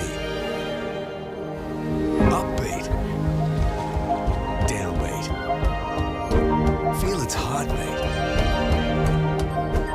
Open spaces. Open arms. A place to feel alive. To feel free. Come feel it all and feel new. Holidays, Ironman, outdoors, Ironman, whoa, Uber, suspension, lights, roof rack, camping equipment, recovery gear, under Ironman Maitland, and under Ironman. I can't do two things at once. And welcome back to Mirror the Beach. 4 fresh faces out in the lineup. Nathan Cook is in the red, Brent Dorrington is in the blue, Kaylin Orchard is in the white, and Ches Bros is in the green. A couple of throwaway scores. And once again, a couple of familiar faces for you on this one. Definitely Brent Dorrington, Breno, local boy on the Goldie. He's in D-Bar Board Riders. He's been doing QSs for a long time, but hasn't done one for a long time. I was surprised to see him down here because I think, I see him in most surfs I have, but I think it was a few months ago we talked about it and he's like, no, I'm over it, not doing any events anymore. So something's... But it's like you, it's always probably in there somewhere. Yeah, I know. Something happened and he decided to leg it down here. It's good to see. Has he been surfing? He's been ripping, yeah. Hasn't stopped. Always, yeah. He actually's taking his kids surfing a lot now, so if it's small, he won't be surfing, he'll be pushing in. I'd nearly say, and it's a huge call, for me, he might be one of the best surfers to never qualify. Yeah, you could be right. I mean, definitely when it comes to charging waves like pipe and slabs, he's a gun. And he rips, He can do airs. He can do it all. So you're right. I don't disagree with that, It's a big call because a lot of really good people that has never qualified. But I think he'd be in that conversation. He's so good, so much talent. And yeah, as you said too, he charges like a maniac. And anyway, another great performance was Quinn Bruce in that last one. Hey Quinn, we've got Occy up here, mate. You're Snapper Rocks bro. Yeah, Quinn, congratulations, man. Cheers. I just told them the story how you won the club championship and kind of helped you get down here. So couple of rounds, you got through a couple of rounds, eh? Yeah, a couple of tricky heats, but that's what competing's about. It's been fun. It's good. There's a little bit of swell, so yeah, looks like it's pumping at home though, so it's a bit hard to see that on the phone. Don't even talk about it, eh? Mate, are you enjoying yourself being back in the QS grind, having fun? Yeah, it's great. I usually be on the job site, so it's good to have a little break and surf heats. What I love doing, so yeah, really enjoying it. You haven't done it for a while. Ock was saying it's funny. Is it something just that's always in your gut that you want to throw on the rashy and put on a performance? Yeah, definitely. I mean, you're like at work watching it on your phone and seeing your mates make heats and stuff, and you're always like, it's what everyone wants to do. So it's good to have another break and surf a few heats. And you're kind of thinking, you know what, I'm better than that guy that I'm watching on the phone. I'm heaps better. And what are you doing with yourself on the job site? I'm a renderer, so rendering up in the Goldie. Unreal. Plenty of work, huh? Oh, heaps. Too much. Keep that property boom going so you can get work. And after this event, what are you thinking of doing? Just super keen to keep surfing. I mean, I'd like to keep competing if the opportunity arises, but just really enjoying surfing at the moment, which is the main thing. Well, it looks like it. You put together a really impressive performance. Who are you down here with travelling? Just with my mate Jacob. We're just crashing in my van, just driving around, driving break to break, so it's good fun. Oh, sick. Well, good stuff, and looking forward to seeing it all happen again tomorrow. Yeah, too easy. Thank you. Well done. Cheers. What a guy. Best surfer at Snapper Rocks at the moment. Well, he officially. is. Yeah, no, he is. Yeah, he is. He's, you're only as good as your last event, and he's the club champ. We saw Nathan Cook get a nice wave. Surfed it really good too. I'd like to see that replay. Here we go. Asking you shall receive. They take care of you down here, don't they, Ock? Yeah, they do. Well, everyone's going, what are you talking about? I am too. I think it was Brent Dorrington got an incredible wave, I thought. No. Okay. There's another one. This is a replay of the whole heat. Like, please trust me. Don't throw me under the bus like that. This is what I saw. Wow, that's Breno. Gosh, that was a good turn. Did he make it? That's a number. Yeah, there you go. And there better be another one. There for better Nathan be another Cook. one, otherwise I'm in big trouble. No, you got it right. A 6.67. It did happen. It did happen, yeah. For a second, I thought you were going crazy. Yeah, well, I mean, I go crazy every other day. So, yeah, massive number. And I think there's going to be a big score for Brent Dorrington as well. So, great surfing to start this one. And here it is, Ock. Thank you. Here it is. It was a nice floater, and I love this. Really threw a lot of spray there. And then just all round, like, that board is just throwing spray. Really thick. Good surfing. He's a good surfer, isn't he? He's that classic annoying goofy to draw in a heat. Don't want to draw him in a heat. And so much respect goes into it, because I use the word annoying, but it's an annoying person to surf against because he's got so much ammunition, so much power, and he's so fast. He doesn't stop. No, he doesn't. He's a machine, and he'll do it in any kind of conditions too. He'll get you in little rights. He'll get you in lefts. Yeah, little rights is scary with the back end. Bang, that windscreen wiper. Yeah. Throwing spray everywhere. So big number, 6.67, and Brent Dorrington got himself a 5.33. So blue and red out of the gates quick. Nice ride for the man in white as well, a 4.17. And Shez yet to get a big number on the board. 17 minutes remaining. I believe this is the last heat of the day too, Ock. Last heat, yeah. So we'll get to have a couple of hours off and hopefully be watching Portugal, everyone. Like, I was listening to, the post-show and they're thinking they might run tonight. If not, there's another little pulse coming, so not till Thursday. So it's either going to be today or Thursday. They're going to finish that event down to the quarterfinals of the women, the quarterfinals of the men. So it'll be a one-day event. Surfing's been so good over there last night. Oh, my goodness, like Gabriel Medina was on fire. Who else was on fire? Saw a lot of good surfing. Did you watch? Wins then? Who wins? Who wins? Well, John's out. So John was winning. Yeah, I thought he was. Well, that's why I had my money on. No, but unfortunately, I think it's Gabby. Yeah, yeah, I really do, because of Tal, lost too. But I'm forgetting, what am I Ethan's doing? Still not in? Yeah, Ethan's still in. What am I doing not back in the Aussie? Jack lost to Gabrielle. So Ethan's still in. And I totally retract everything I said. I believe like Gabby could win, but I want Ethan to win. Yeah. You know who was surfing good too was Jake Marshall. Yeah, I know. He's a little smoky and he's powerful. I think Yago Dora's a smoky too. Crosby Colapinto. I think he's got Gabrielle, has he? Yeah. There's some good heats, and in the girls. If you're a surfing lover, you're just kind of stoked right now watching this and then watching Portugal. You like it to start maybe an hour or two early. Yeah, I know. Maybe a little earlier than 6:30. Yeah, and because you think I'd want to have a sleep after this, but I get too excited about the call. That's how frothy I am. I can't even have a nap. I just want more surfing. So it's a 50-50 that it's on. It's 50-50, I think. Yeah. So don't get too excited, but. Get 50% excited. But be ready. Here we go. Nathan Cook looking on the inside. He needs a little backup. Can he get it? Looks for the air. Maybe nah. Oof. Gosh, he's surfing fast. That board looks like a skateboard. Looks like a little Mayhem or something. It looks really good. Really good. Yeah, surfing really well. It's funny, that second turn that sometimes everyone's too late for, and you think, why don't you just try? Because it doesn't matter if you fall. You'd probably save time if you fall. So right there, just get up and ride that lip. Probably would have made it, don't hesitate, because, straighten out is getting you no points, and, you might have a 20% chance of making a wild rock and roll floater, but if you make it, you've got to score. So why not?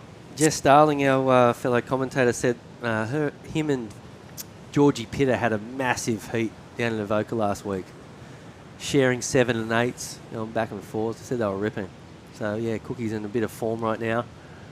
Nice quick way there for Shez boys. Not going to be a massive number. Maybe in the 80s, where they love big, long floaters. We were getting big scores. Sanger, Sanger invented that. Michael Sainsbury. From Avoca. Yeah. Mark Sainsbury. Did I say Michael? I think you did. Yeah, sorry about that, Mark Sainsbury. Yeah, so he actually invented the floater. He did. That's crazy. I know, just imagine. Here we go, surfer in white. Nice looking section, just a little late on that one. And everything sort of went out the window with the timing on that, and nothing of substance will be locked in. 2.93 for the last of red. Yeah. As we see a big set rolling on through. Yeah, big thanks to Warren Smith, though, for having me again. Like, I was down here. I think I saw you. We had a gig at Dixon Park Surf Club. Sandbar 20th birthday. 20th birthday for Sandbar, that's right. And I came down and I talked to Warren. And I was like, I'm pretty keen to come down and commentate. He's like, if you want to, you can. And then I thought nothing of it. But he rang me, about a month ago. And he's like, if you want to, you're on. And I'm like, yeah, I'm coming. Got me a nice place to stay. And, yeah. That's unreal. So you love doing the commentary stuff, because of course you did the Usher Carper. I did, yeah, and I do like commentary. I actually talked to Joe Trappell the other day in Hawaii, and I was like, he's like, you coming to Bells and for a bit of guest commentary maybe. I did go down last year, but I competed against Curran. I didn't really commentate. We'd done a heritage heat, but he said I was keen on some guest commentary, and they said WSL were keen because I love it, but I don't think I'll go. Because I'm a bit busy, yeah. But anyway. Was that because you're the face of Kia? Kia's been great. I mean, we shouldn't really. We've got a different car sponsor here, so excuse me for that. But yeah, I was stoked to be in that ad with all the legends. And so, what is taking up the most of your time nowadays? Yeah, well, I have surf experiences that I do too. Like, so if someone books a place through Airbnb on the Gold Coast, experiences pop up you can do. I meet them at Kira Surf. I suss out them and their level, and I'll take them surfing accordingly. It's great when they can surf, because I get to surf too. I'll surf usually at D-bar off the wall, or snapper, or rainbow with them. If it just depends on their level. But if they can surf good, I can get on their inside and pretend I'm going a wave and pass it over to them, so they can usually get a wave that they usually probably wouldn't get, and they love it. I like meeting new people. I love doing it. So I do. That doesn't keep me super busy, but how often does that happen though? Oh, it might happen once or twice a week. Sometimes, yeah, it is. It is a bit. Isn't that funny that it's a new way of making an earn? Yeah, I know. It's funny. Like, I love doing it, and it was like it's kind of WSL Incorporated too. It was. I've been doing it for a few years, and I like it. I think Jamie O'Brien does it in Hawaii now. He does it with Turtle Bays. Yeah, I think might be through Airbnb too. I'm not too sure, but anyway, it's good. Apart from that, just lots of kids to, my partner just does most of the, of the heavy lifting, but I do I love the kids, and it's the little ones. We've got a lot. There's 9 between us, but those 2 little ones, wowee, they're a cyclone. What's the youngest? 4. Wow. Yeah, his nickname's Bam Bam. Yep. He can mess some stuff up big Wow. time. Yeah. Yeah, if he doesn't get his own way, you'll know about it. Has he got he's hockey so strength? cute. Yeah, he's a mini me. He's got my little white. He's got my little tree trunk legs, and he's got my coloured eyes, and he's got attitude, man. Wow. Big time. So how are you surfing 4 hours a session at Snapper? Yeah, well, Jess doesn't particularly like that, but maybe 40 minutes here and there. Jess has been getting waves. Jess surfed today and yesterday. The waves are pumping, so she's getting hers back. Kids go to kindy. Yep. Just 3 days a week. Jess was 5. He's in his first year of school. Yep. So, but kindy 3 days a week, so we can surf together on those days, and we usually try to. Jess is pretty busy. She's got a clothing business that she does at markets, like What's that? organic cotton. It's called Designs by Dust. So it's really comfy, light dresses and shirts that you can wear. And it's all she makes them by. She cuts and sews and dyes them all by herself. And so there's some markets that will only take people that do that kind of stuff. Kind of organic stuff. And she does markets at Coolangatta and. Down at Kingscliff, Salt, and up at Broadbeach, and so she's busy making those dresses. So she does that and manages my 9 kids. She's a superwoman. She really is. And you're down at Merrilloo for the week doing. And she serves good too. Hey, she serves good. It's unbelievable. Epic. Here we go. 9 minutes remaining. Brent Dorrington up and riding on his backhand. Big snap there. If he gets another one in, this is a huge number. Oh, that was good. Can you ride out? Oh. Get down. He did it. He did really well. I thought he actually was going to fall off. He did. It Last looked like section. he. Yeah, hey Rossi, it's true. He looked like he went too far out the back. Yep. And it was powerful. Let's look at it. How good's a roll in? Roll-in's a great look. Nice turn here. And look at this. He jams it so hard that he almost went out the back. But what happened was it was a double lip and it was thick, so it pushed him back in. That was well done. That was one of my favourite turns of the day, funny enough. I love the check turn going into it as well. That was brilliant surfing from Breno. Looking for a 4.28 to move up into the lead there, so he will get that number. And there it is, a 5.17. So Cookie has been moved into second spot. The judges have seen a lot of rides today, and I don't really think they saw what I saw or what we saw. That kind of double lip bang. They, I was going 6.17, maybe. You think it was just under Cookie's first long left? Mm. You got to sort of I Yeah, guess compare the two. You do, yeah, you do. That was a long time ago, though. It was. It was. Yeah, it was. And good to see the conditions have held out today. We did get the wind change maybe an hour or two ago, but it hasn't actually affected it anything like it did yesterday. Nah. Yesterday got much worse. It did. But today it's still, look at that. What a shot. Here we go. Big opportunity here for the surfer in green. Nice turn. Has he gone back too far? No, he's surfed that wave really well there. Ches Boys. That's going to be a good number. I don't think it will be the 6.87, but it's going to be, good enough to get him back in the heat. If you give him a 4.5, then he's, only looking for maybe a 6. Yeah. High 5. Yep, back in the heat for sure. I thought he went too far back there. And he just made it, didn't he? Yep.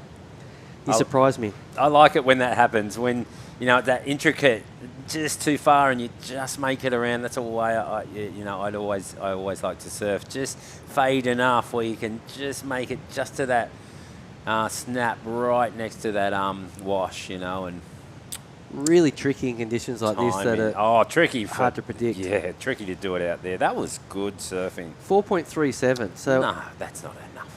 Well, he wanted more, but look, we didn't think it was the highest 6 required. The good news, only looking for a 5.24. That is not much of a tall order. So surfers in third and fourth both looking for mid-range 5s with 6 minutes remaining.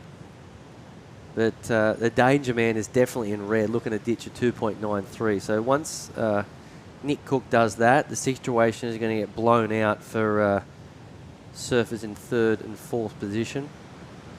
This is the final heat of the day. Early knockoff off. Yeah, we have had early knockoffs. It's been nice. You going to have a paddle? Well, for a jog? see, you see my toe, I'm just... What'd you do to it? I stubbed it. Today? Yesterday. Okay, and it's a real deep one, because I've stubbed my toe that many times. The skin's that thick that you can't peel it back to see how bad it is, and it's bad. And not surfing bad? Well, it's just a flap. I don't know. Actually, the flap's that thick. It might. When it flaps around, it just really hurts, man. Could you glue it back? I could get glue out, but I don't know if it's going to get infected or not because I couldn't clean it. It was just too thick, and I've got because I cut myself and everything so much, I have those alcohol swabs. Yep. And I couldn't get in there that far, so I just put so many Band-Aids on it. I've got 20 Band-Aids on it because I didn't want to ruin the sheets with blood. It was bleeding everywhere. So I mummified it so there's no blood. And now I don't know what's next. I don't know what to do. So maybe not a surf. Maybe not a surf. If I don't surf for a couple of days, maybe it might just grow back in together, you know what I mean? Gel back together. Otherwise, I don't know what to do. Anyway. Here we go. An opportunity here. Whoa, he's gone oversteered it. How's the drive he got out of that turn? He's got so much speed. Yeah, I guess he didn't expect it. I don't think so. It's pretty powerful out there. Yeah, looking for a 5.24. Not going to be the number, as we see Nick Cook on the inside of the surfer in white there. Or Nathan Cook, sorry. Yeah, Nathan, he wants to better a score, and there's not a whole lot of time, and these guys don't need much, so scary times for him. He's sitting with white, needs the 5.44, but there's another person out there, and it's green, needing slightly lower. So you can't sit on two people, Rossi. You can hope the winner, for some reason, sits on him, though. Have you ever teamed up in a heat to sneak on by? Surf with one of your friends? No, not really. Kind of always backfires. Yeah. They didn't have priority back when I was surfing Formula X. I was over at the ISA games over in Yeah. Puerto Oh, Rico. were ya? And there was a bit of that going on. Was there? Yeah, there was. And why wouldn't you? Yeah, And well, like yeah. Brazil needed to sort of... Oh, okay. They needed to win. So if Gabriel didn't win that event, he wouldn't have been in the Olympics? So How's that work? if the Brazilian male team didn't win the total point score... Oh, total points. They wouldn't... No, he wouldn't have been. He wouldn't have been in. No, and France was so close. Because France were just going... They were doing really well. Yeah. Like Jean Deroux and... Yeah. There was a few of Marco Mignon, as we see, Brent Dorrington. That's how you snap a board usually. Those guys were really close. So the funny thing was, though, if Brazil won the total point score for the males, they actually had the same scenario on the women's as well. Did they? And they got it. They won both. So the thing about it, though, that was the talk, and I don't officially know, but it was always sort of mentioned over there.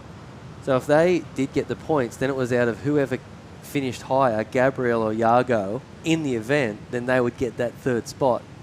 But it was Gabriel that beat Yago. Oh, so yeah, right. So that's what everyone so there was watching. a contest in a contest. Absolutely. Yeah. Wow. Oh, that is incredible. So first it was actually watching Felipe not throw it and actually lock in because he had to do it for his country to get them an extra spot.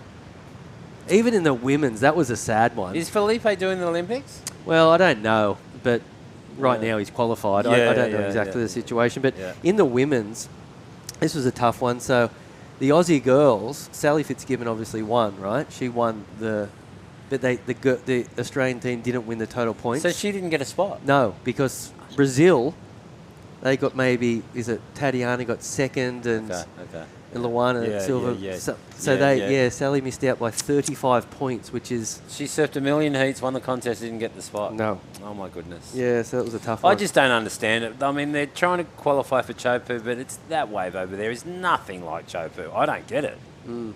I mean, they could have that contest at Chopu because there's nothing going on at Chopu. The waves might be 3-4 foot for 2 weeks. At least they're surfing a wave that resembles Chopu if it's not big. I'm not defending them, but if they had that event at Chopu, it would go for 3 years because they have 15 repechauges. It would just keep going. No, so you can't do that. They double bank it, triple bank it. Yeah, right. No, you can't do that. No. Yeah. Anyway, a minute to go on this one. Anyway, and Brent Dorrington out in lead. Still Nathan Cook sitting in second position, holding off Ches Boys and Kaylin Orchid. As we see a little bit of action, 45 seconds remaining. It's funny to say, Cookie looks as though he's had something better than a 2.93 as a backup, but he hasn't. He hasn't, no. He opened up with that 6.67 in the first minute. Oh, hang on, two. is he going to get away with it? He's a big section. Oof. Maybe not. We got to see that again. Did he get another turn in? Because 5.24, that is close, Rossi. I mean, I'd like to see if he did get a first turn because I don't know if it's going to be enough, just that last turn. It was good, though. It nearly and felt I've like been wrong a lot of times during this event, and it's only the second day in. I hate to say it, but it nearly looked like that one that he probably should have claimed it. he probably should have put up his arms. 4 seconds. Someone else is up and right in. Oof, that was a big turn. That was Kaylin Orchid. So the score we're waiting to see is Ches Boys. It's going to be tight. So looking for a pretty big number as we check out the replay. It was just the one turn, Ock. Just the one turn. He needed something earlier, I think. Some sort of check turn, then that. Yeah. Then we've probably got there is a 4.7. Yeah, we were right for once. I was right, yeah. That was close. Anything beforehand, a little check. Obviously, the wave didn't give him the opportunity, but... yeah, if it was a bigger wave, same turn, like a much bigger wave, I reckon he could have. But, yeah, for today's standards, that was a medium-sized wave. It was funny because my son, same thing happened. Jay got, after he broke his leash, he got out there and done one turn, but the wave was like twice the size. It was a much bigger wave. So, yeah, that was a great day again. Love commentating. Thanks to Warren Smith for having me. Going to be back tomorrow. Rossi, how are you feeling? Well, good. It's only the second day of competition, so we've got a lot to go. We have. Well, it's great that this swell's coming from the north, and then it'll stick around enough. You're the local to prove me if I'm not right, but or if I'm wrong, sorry. But then we're getting to fairly substantial south swell on Wednesday. On Wednesday, but I think it really pumps up on Friday. Friday. Friday Okay. kicks in. So it's going to be a lot different to what we're seeing today. Yeah, it'd be more rights, right? Yeah, exactly. Yeah, so it should be really fun. Yeah, so two swells in one window. We're going to be happy with that. Absolutely. So thanks for watching. We hope you enjoyed the show, and we'll be back tomorrow morning at 7 o'clock to bring you all the live action. We'll see you then. Surfest 2024, presented by Reflections Holiday Parks. Have a good Arby.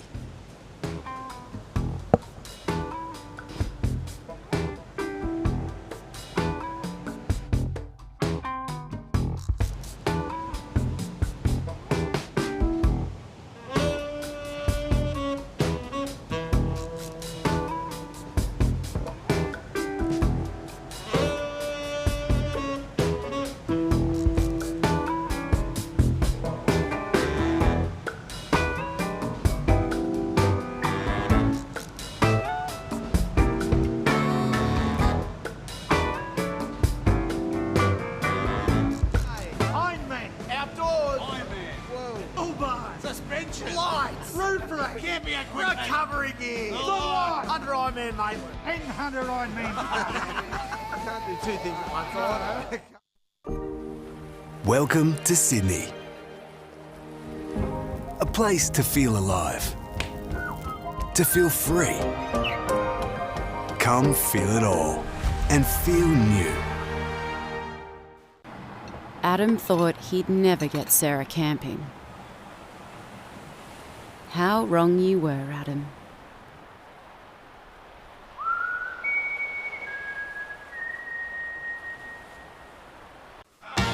Wait!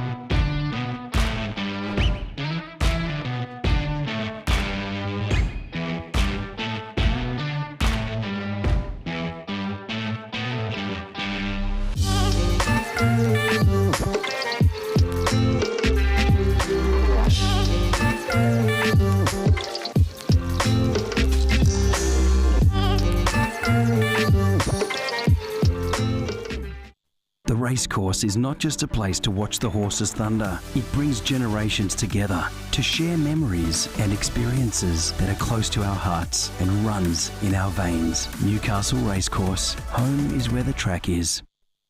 The racecourse is not just a place to watch the horses thunder. It brings generations together to share memories and experiences that are close to our hearts and runs in our veins. Newcastle Racecourse, home is where the track is. Welcome to Sydney. Upbeat. Downbeat. Feel its heartbeat. Open spaces.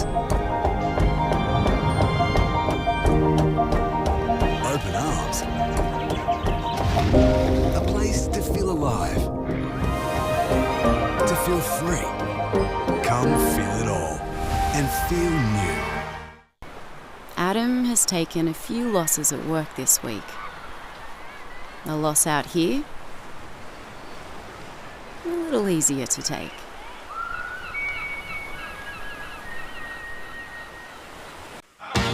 Wait!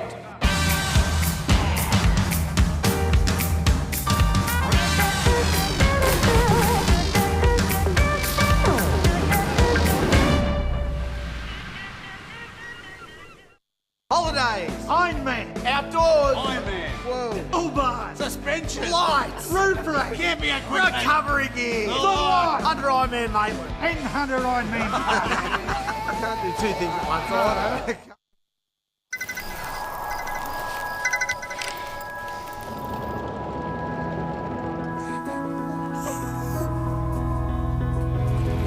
That's me. We got out. I love you, Dad. 300 kilometers to your destination. No beds for my course.